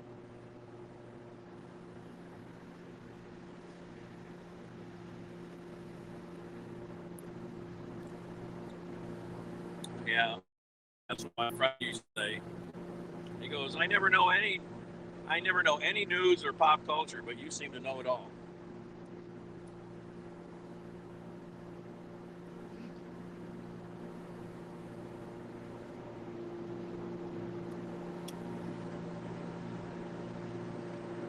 T-Mobile store just got robbed.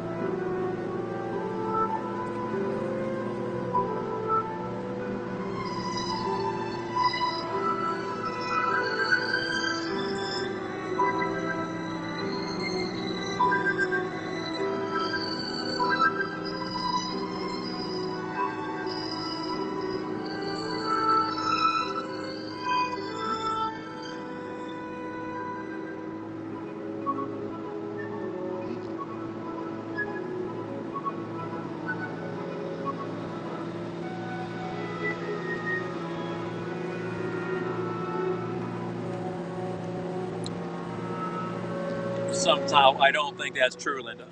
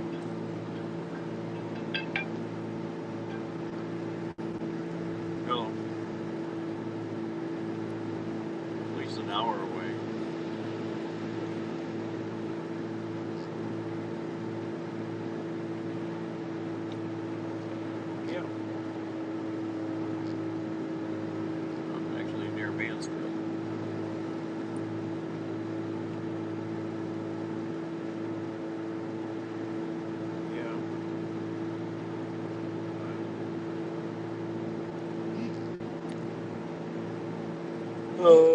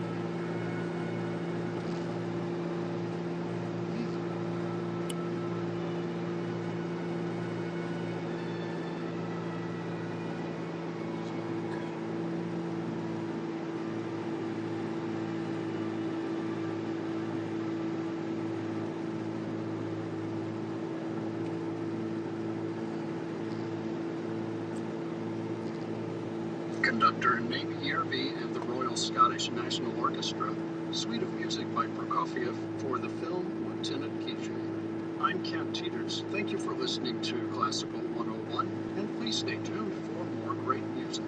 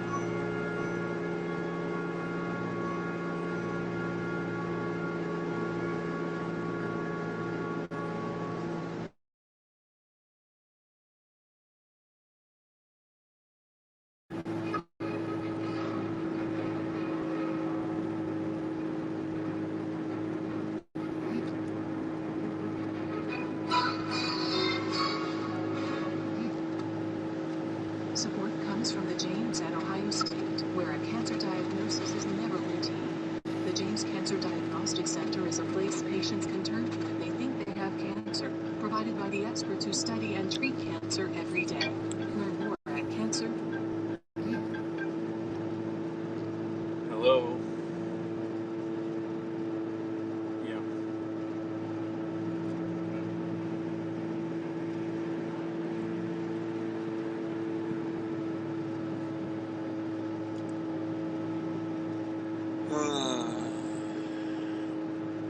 HD2 Columbus, WOSB Marion, Delaware, WOSB Mansfield, WOSC Coshocton, WOSB Portsmouth, and WOSX Brandon. Christopher Purdy. Front Row Center is a celebration of opera and art song. Heard Friday nights at 7 on 101.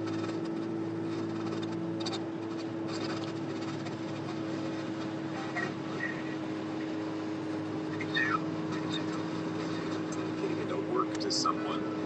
They were kind of taking a flyer. They weren't really sure how the work would be received. And in the case of Ralph Vaughan Williams, he dedicated his Fifth Symphony, which was performed in 1943, right in the middle of the Second World War. Just amazing. They were still even performing symphonies in London during that time. That's another matter. Anyway, he dedicated it to Jean Sibelius, and he was a little nervous about it. Sibelius was older, had already been more established, was very popular in Britain at the time, even though Sibelius was from Finland. And Sibelius loved it.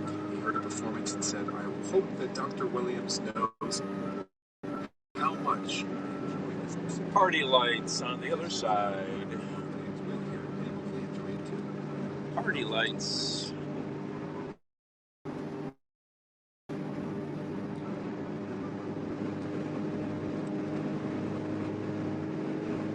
Also coming up this hour, some sacred music by Anton Bruckner, also known for writing big symphonies, just like Ralph Vaughan Williams was.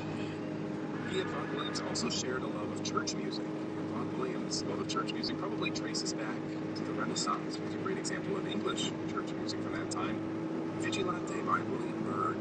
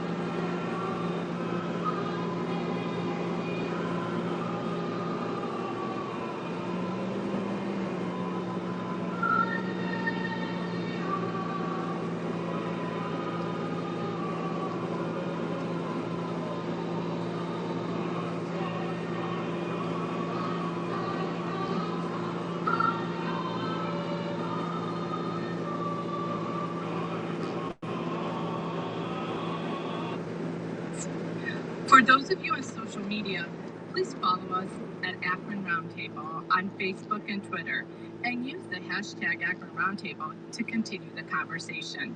And now, it is my pleasure to introduce to you Christine Curry. Thank you. Thanks, Angelina. Gary L. Miller was appointed by the University of Akron Board of Trustees on August 14th, 2019, to serve as the 18th president of the university. His tenure began October 1st, 2019. Dr. Miller has served as an institutional leader and consensus builder at public universities in several regions of the country. In addition to more than 2 decades of senior higher education leadership, Dr. Miller also has firsthand experience as a researcher and teacher. President Miller will explore with us today the vast changes in how urban research universities, like the University of Akron, are confronting past assumptions, reevaluating strategy and mission, and thinking about what campus and city mean for the future. His remarks will include a preview of new approaches and and new expectations at UA. Dr. Miller? Thank you, Christine, and thank you for that kind introduction and the invitation to be here today. It's indeed a great honor and a great opportunity for me to have time to provide you some of my thoughts about the future of American higher education in general and the University of Akron in particular. On March 4th, 2020, I attended the Ohio birthday celebration in Washington, D.C., where a couple hundred of us crowded into a room in the Library of Congress. A few days later, Senator Sherrod Brown was the guest speaker at this event, the Akron Roundtable. Early the following week, I suspended classes for 2 weeks and announced that we would come back after spring break in a full online mode with a vastly reduced campus footprint. And we've been in that format since then, 2.5 semesters and a summer term.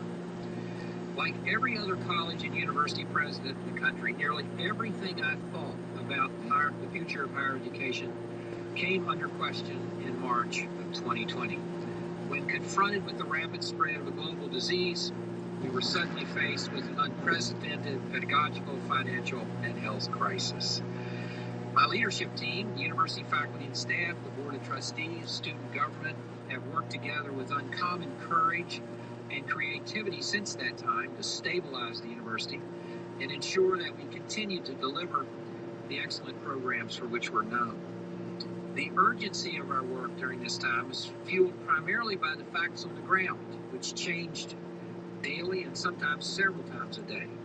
And much of our work focused on health and safety issues and providing support for students who were caught in the throes of the pandemic. Nevertheless, we accomplished quite a bit. Without cutting any degree programs, we reorganized the university from 11 colleges to 5. We reduced the size of our faculty, our administration, and our athletics program. We reshaped our strategic vision, changed our enrollment approach, and recently made a number of moves to make the University of Akron experience more affordable for those in the region. We negotiated new labor agreements with our faculty and staff unions that recognize the financial realities of our time. And we continue to revise our approach to nearly everything we do, and are doing so sometimes at a dizzying tempo. Many of you listening today joined us on periodic briefings during that time, and we deeply appreciate your support. However, despite the urgency and intensity of our efforts, there has never been a time since March 2020 when we have not also thought about what comes next. What does the post-pandemic future of American higher education look like? And what is the University of Akron's place in that future? And it's that future that I want to spend my time with you today talking about. As the title of my talk suggests, I believe the future of the University of Akron and perhaps all of public higher education will depend in large measure on how we reimagine what it means to be a campus in a time of great change, particularly technological change. It's important to understand, however, that the crisis of campus, if you will, is not solely the result of the COVID pandemic. Indeed, the enterprise of public higher education in America has struggled under strong forces of change for decades. We arrived at this pandemic already dealing with, and in some cases weakened, by changes in demography, continuing declines in state support, increasing demands for specific talent needs, and of course, the breathtaking pace of technological change, which I'll come back to shortly. The pandemic did not so much introduce a vast new set of difficulties to higher education as it added to a suite of already existing existential threats. To understand what we face today and tomorrow, we need to appreciate what we faced the day before I closed this university down. The set of transitional forces against higher education is complex, but I think there are two that are very important for my comments today that I want to mention. The first of these is the change in the perception of the value of higher education. The University of Akron is an excellent example of some of the features of this transition. During the time that the University of Akron was a municipal university, and after that when it became a public university in Ohio, there was a very long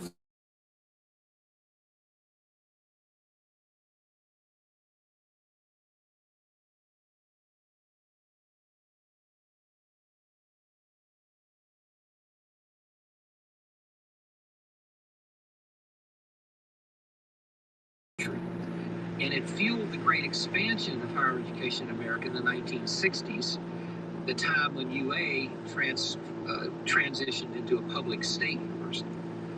During this great expansion, towns all across the country fought one another to get a university in their town. You can see the results of this if you look at some states like Pennsylvania, New York, and Wisconsin, where there are lots of universities, some of them in very small towns. There were two drivers Not even of close. this enthusiasm of higher education. People were beginning to understand the value of the college degree to a person's lifetime success. Today, the college degree is worth about $1.5 million in lifetime income premium. But there was something else. People all over the country believed there was a strong commonwealth value to having a college in your town. There was an appreciation that institutions like the University of Akron contributed significantly to a more vibrant and prosperous community. Universities attracted smart people who often demanded better schools and responsive government. During this time, there was a general feeling that there was a significant social, cultural, and economic advantage to having a university in your town, even if you did not have a college degree. One of the biggest and most insidious transitions in higher education landscape since the 1960s is the loss of this commonwealth value.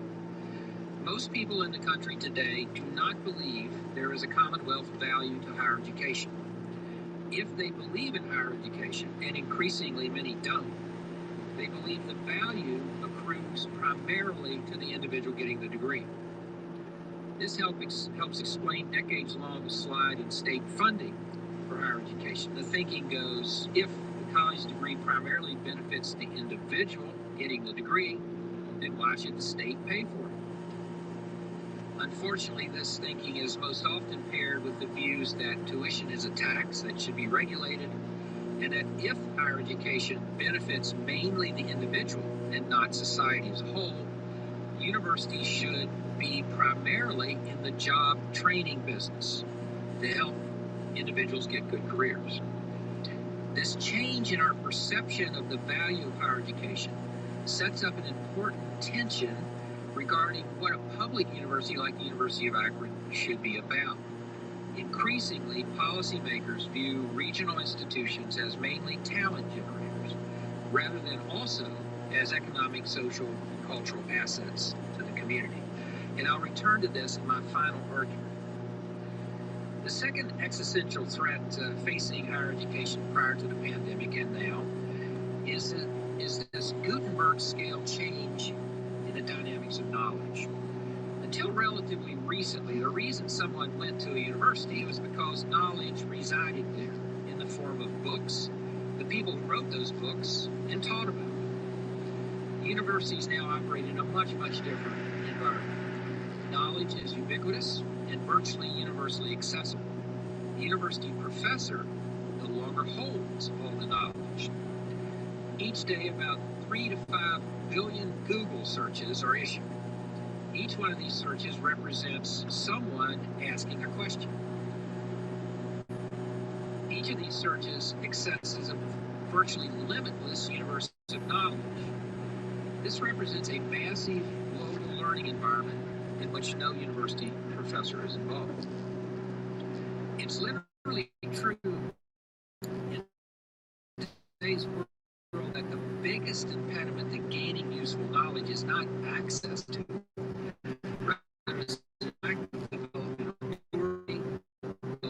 Finding that knowledge, lack of an understanding of how to value various sources of knowledge. What this means is that universities have to operate more as navigators and guides rather than as teachers. Learning happens all the time. Our job is to shape that learning. This new role raises two important questions. First, how does the university shape that knowledge for its students? And secondly, how do we place a monetary value on this new university role of guiding people through the digital knowledge world? The first question is the root of the tension between policymakers and universities about whether higher education has a progressive bias.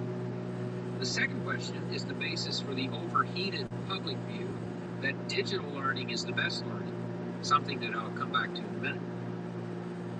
So prior to the pandemic, universities were struggling to operate in a global knowledge economy characterized increasingly by an increasingly individualistic view of higher education.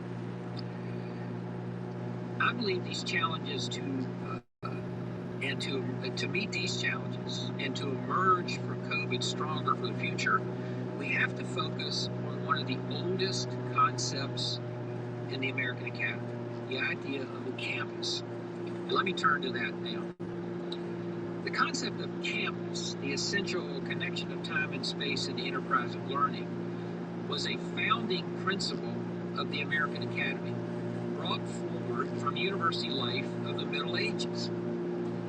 Indeed, accounts of the medieval university's challenges with student behavior bear a striking familiarity with the difficulties of the contemporary university. Even during the Middle Ages, much of the enterprise was about managing unruly adolescent men. The rambunctious medieval undergraduate was perhaps only slightly more restrained than the intemperate young men of the early English universities, which were often referred to as penal institutions. But what arose in colonial America and has continued in the American mind is this concept of the collegiate way of living. This is a term that was coined in 1702 by the Massachusetts scholar and Puritan divine Cotton Mather. The historian Samuel Eliot Morison probably described this concept the best in a speech in 1936 commemorating the 100-year anniversary of Harvard College. And he said, and I'm quoting, "To the English mind, university learning apart from college life was not worth having. It was only by studying and disputing, eating, drinking, playing, and praying as members of the same collegiate community, in close and constant association with each other and with their tutors, the priceless gift of character could be imparted to young men," end quote. Thus, in establishing Harvard College, in the English traditions, the New England government planted the seeds of the complex ecosystem of interacting community academics, learning, teaching, student life, and architectural design that we know as campus today. And while throughout the history of American higher education, we have accommodated emerging narratives of what campus is, think of things like learning communities, residence hall architecture, recreation centers, and athletics and the like, we generally do not question the underlying assumption of the need for physical connection and close personal interaction in the process of higher learning. We have always assumed that American universities are places. The pandemic revealed how important this idea is, as it became clear that the pandemic would disrupt regular campus activities. Students were advised to take a gap year until things got back to normal. Many parents and advisors were so concerned that their students would lose out part of the life. They did by the campus asked them to still wait to see if their university of choice will continue in the digital format. Striking evidence of the desire to be connected was demonstrated at a number of our highly residential sister institutions in Ohio. Like UA, these institutions moved to a digital format. Nevertheless, students descended onto these campuses anyway, arriving well before the beginning of classes, which were going to be digital, in order to get together with their friends. And you may remember there were many virus super spreader parties at that time. This thirst for campus was not restricted to traditionally residential colleges and universities. The most common complaint we heard from our students at UA about the digital format was the lack of personal interaction with faculty and staff. And most of our students are commuter students. So in the spring of 2020, the whole of American higher education moved from a digital format, suddenly and nearly completely decoupling learning from campus. Suddenly, the collegiate way of living, so ingrained in the American mind, was disrupted.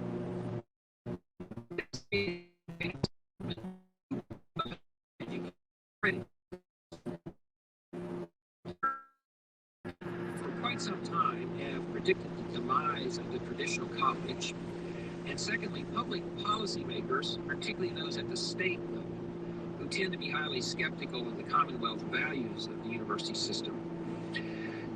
The futurist, Scott Galloway,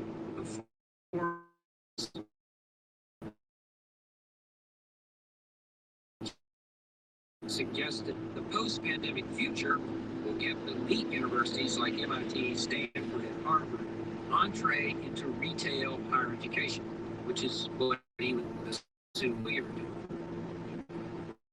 These universities will develop thousands of online and hybrid degrees at a very affordable price, eliminating most brick-and-mortar colleges. Galloway has long predicted the collapse of such so-called second-tier universities. He would include UA in that group, to be replaced by mega business education conglomerates around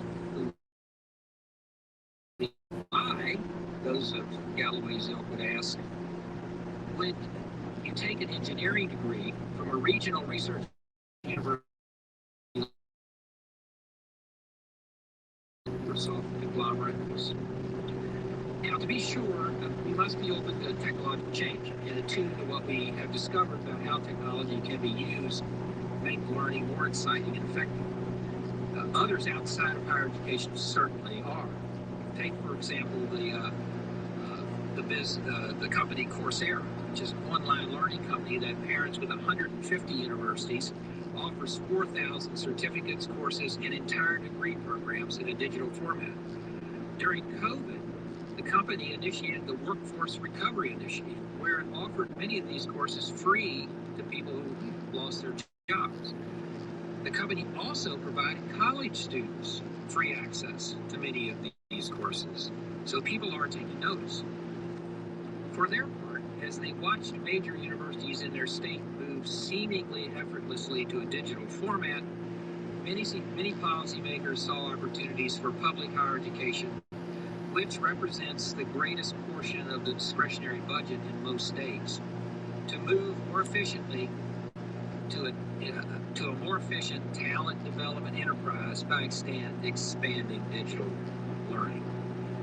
The futurists dream of a do-it-yourself university, and the policymakers' drive toward efficiency and talent production seem to work very strongly against the idea of a university as a place or a campus. But it's very important to note here that despite the resurgence of enthusiasm for a new dawn of digital higher education, the force of campus, of place, as an essential element of the enterprise is perhaps stronger than we think. Indeed, critics of the idea that a digital takeover of higher education is inevitable often ask, why hasn't that happened?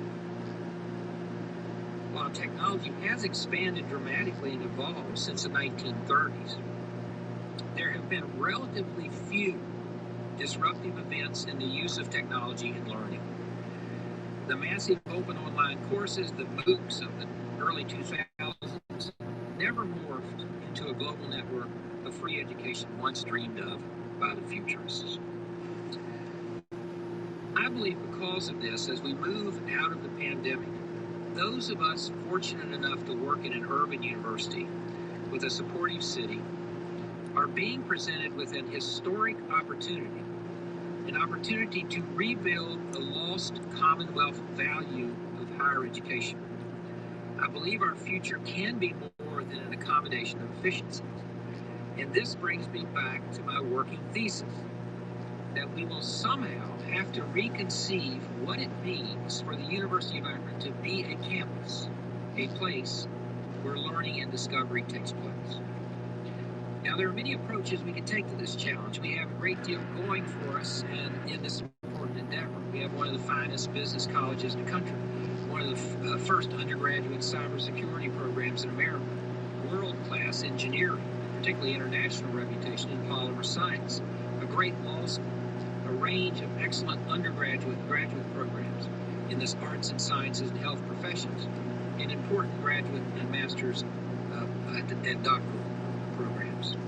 As we have in the past, we will continue to leverage these programs for opportunity, community engagement, and economic development. But there's another set of assets we have at the university that I believe we can better organize and deploy in partnership with the City of Akron and other partners to develop a national model for how a public research university and its legacy city work together to create a special place for education, work, and entrepreneurship. This is a set of assets that, if deployed with imagination and in an organized way, offers us, in my view, the very best way to directly elevate those community-university interactions that form the commonwealth value of an urban university.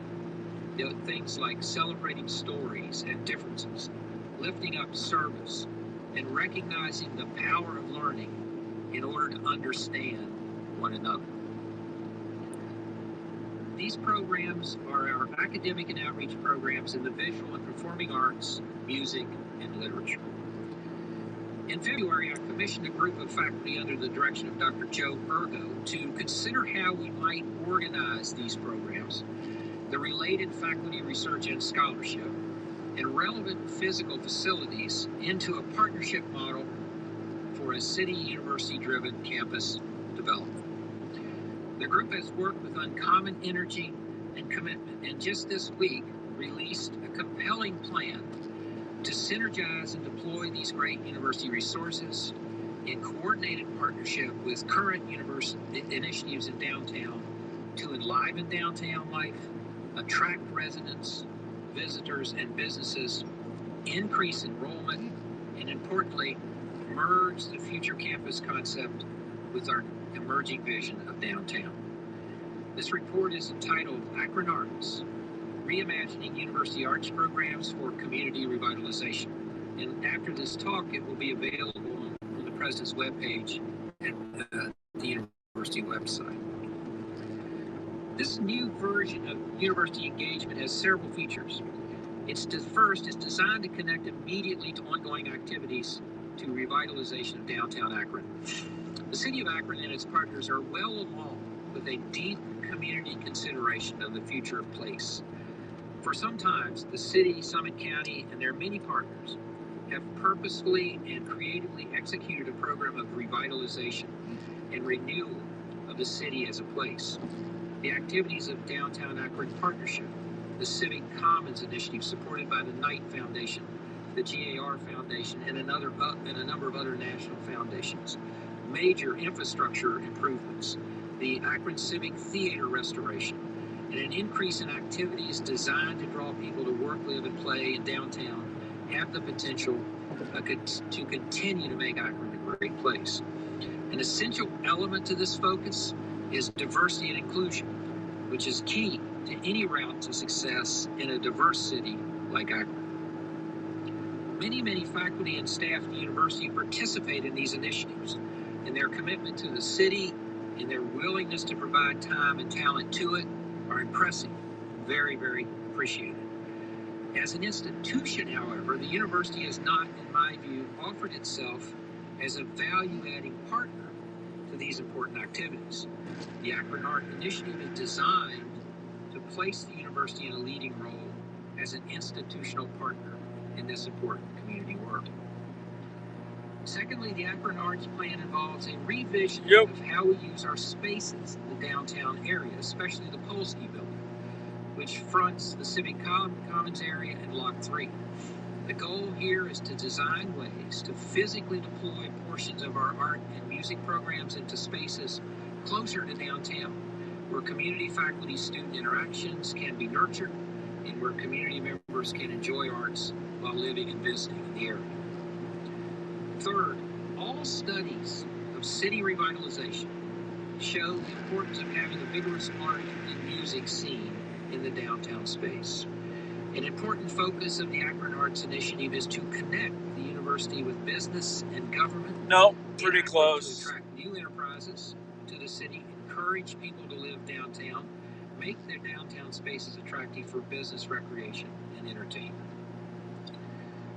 Fourth, the Akron Arts program envisions a new role for E.J. Thomas Performing Arts Hall as a sustaining partner with the Akron Civic Theater to provide a greater volume and variety of programs for the Akron community and provide more opportunities for UA faculty and students. Now, finally, of course, our reimagination of place must integrate with what's going on downtown Akron, but it also must integrate with what we're doing on campus. We will accomplish this by focusing on our faculty and our students and the key partnerships we have in place. The Myers School of Art and Visual Artists and Design Residency and Lecture Series, made possible by a generous gift from Mary Schiller Myers, will bring nationally and internationally recognized artists and scholars to campus and downtown. Our Northeast Ohio Master of Fine Arts in Creative Writing is a regional consortium with Kent State, Cleveland State, and Youngstown State. And this will connect our campus with the city of Akron and other great legacy cities in our region. Integrating that program will be the University of Akron. Party lights on the other side. Party lights. The National Center for Choreography at the University of Akron will be expanded to The heck is that? even more exposure. Motorcycle cop. That's unusual.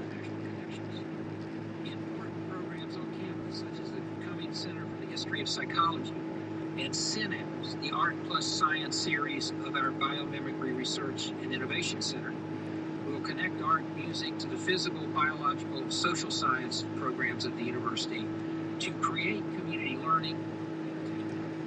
Yeah, unfortunately, the Periscope view, community has got very fractured when they shut that down. If that's a true number, that's not going to survive. It's not going to survive.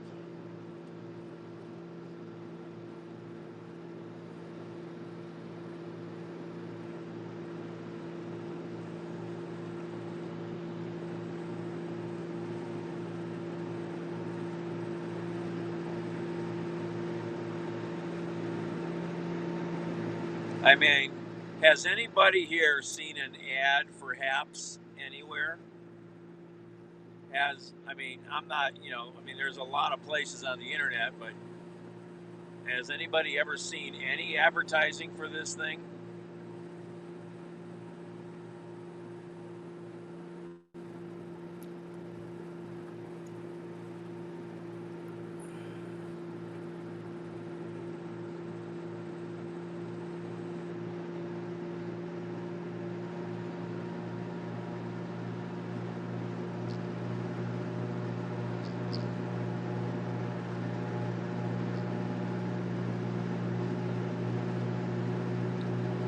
Secondly, do you guys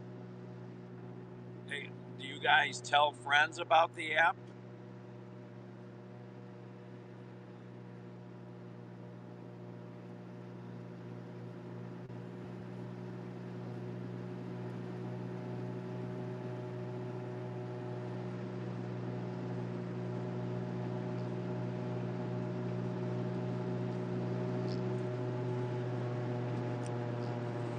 All right, let's slow down here a little bit.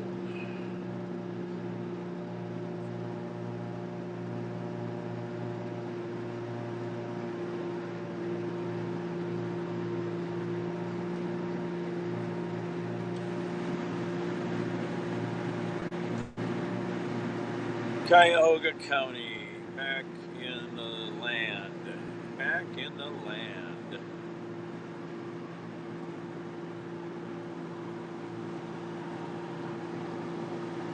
Oh yeah, all kinds of radar. We just entered Strongsville. They like to come out here and run radar. The sheriff comes out here and runs radar.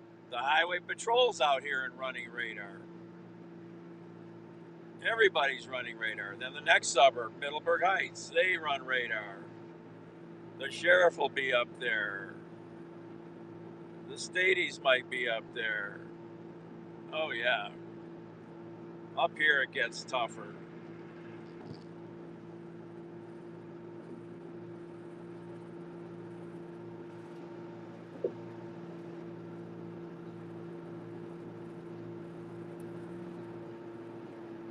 You know, in the city of Cleveland now,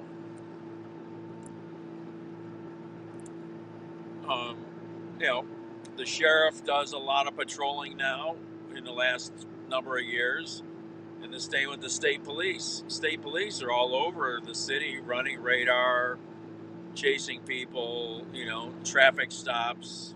You know, they've gotten hungry.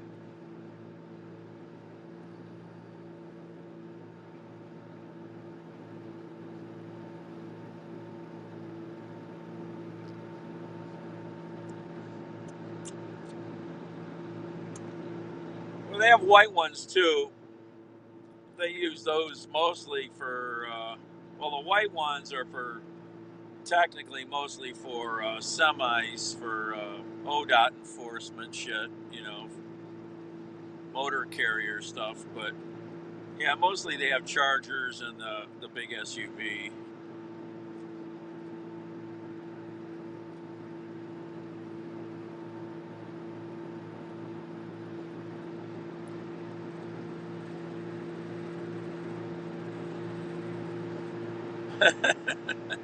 Ohio is pretty famous for pulling people over. It really is. So, like right there is a crossing. Now, up ahead here, you'll start finding cops parking even on the side of the road, getting a little more sneaky. Middleburg will sit up here in the middle sometimes.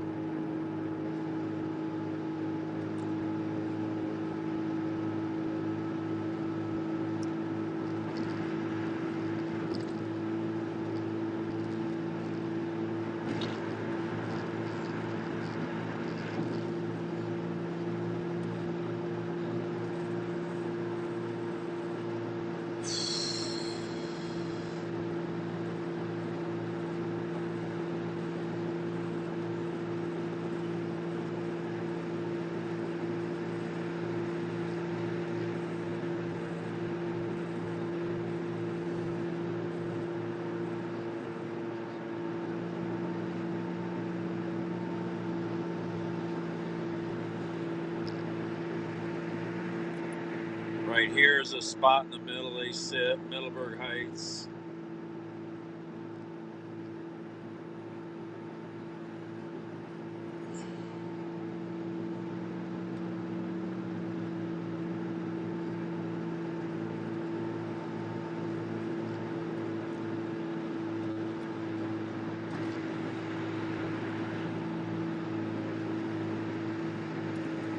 Middleburg will sit right up here in the middle a little bit, right there.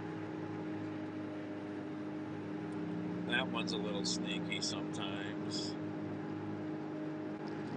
Yeah, all the suburbs up here like to run the highways.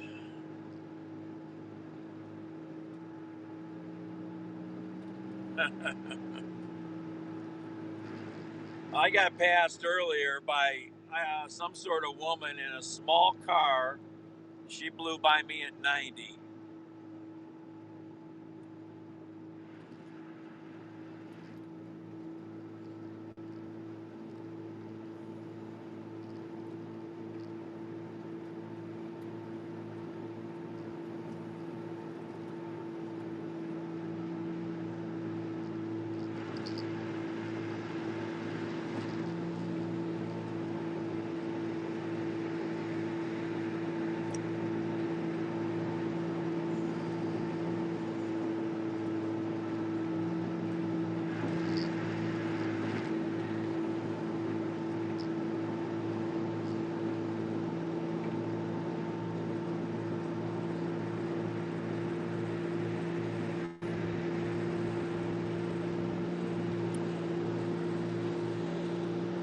Look at this guy. Look at this guy. He's in such a hurry. Look at this guy.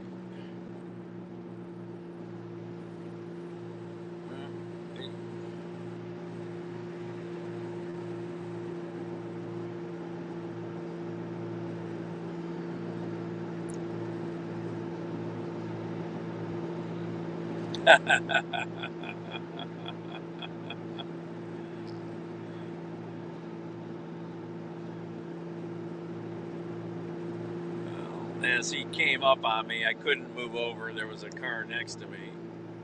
So, but too many lane changes. If a copper sees you doing a lot of lane changes, that's a red flag for him to start looking at you.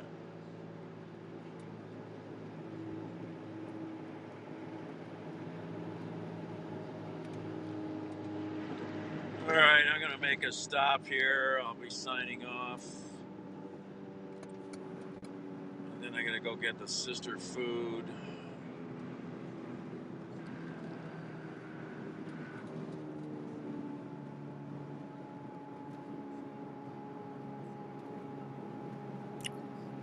Yeah, it makes it tough.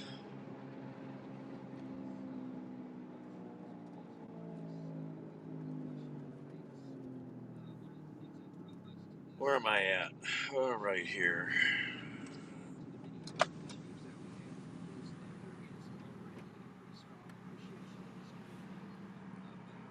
All right, everybody. It's been... What's going on with that phone? What's going on here? What the hell's going on?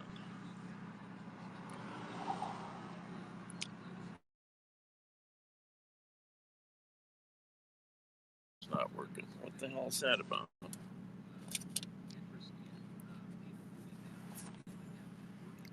All right, I don't know what's going on with this camera. All right, see you guys later. Thanks for hanging out.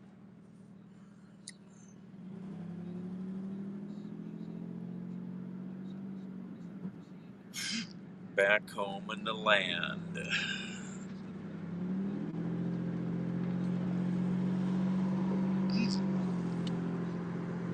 All right. See you later. Probably be back.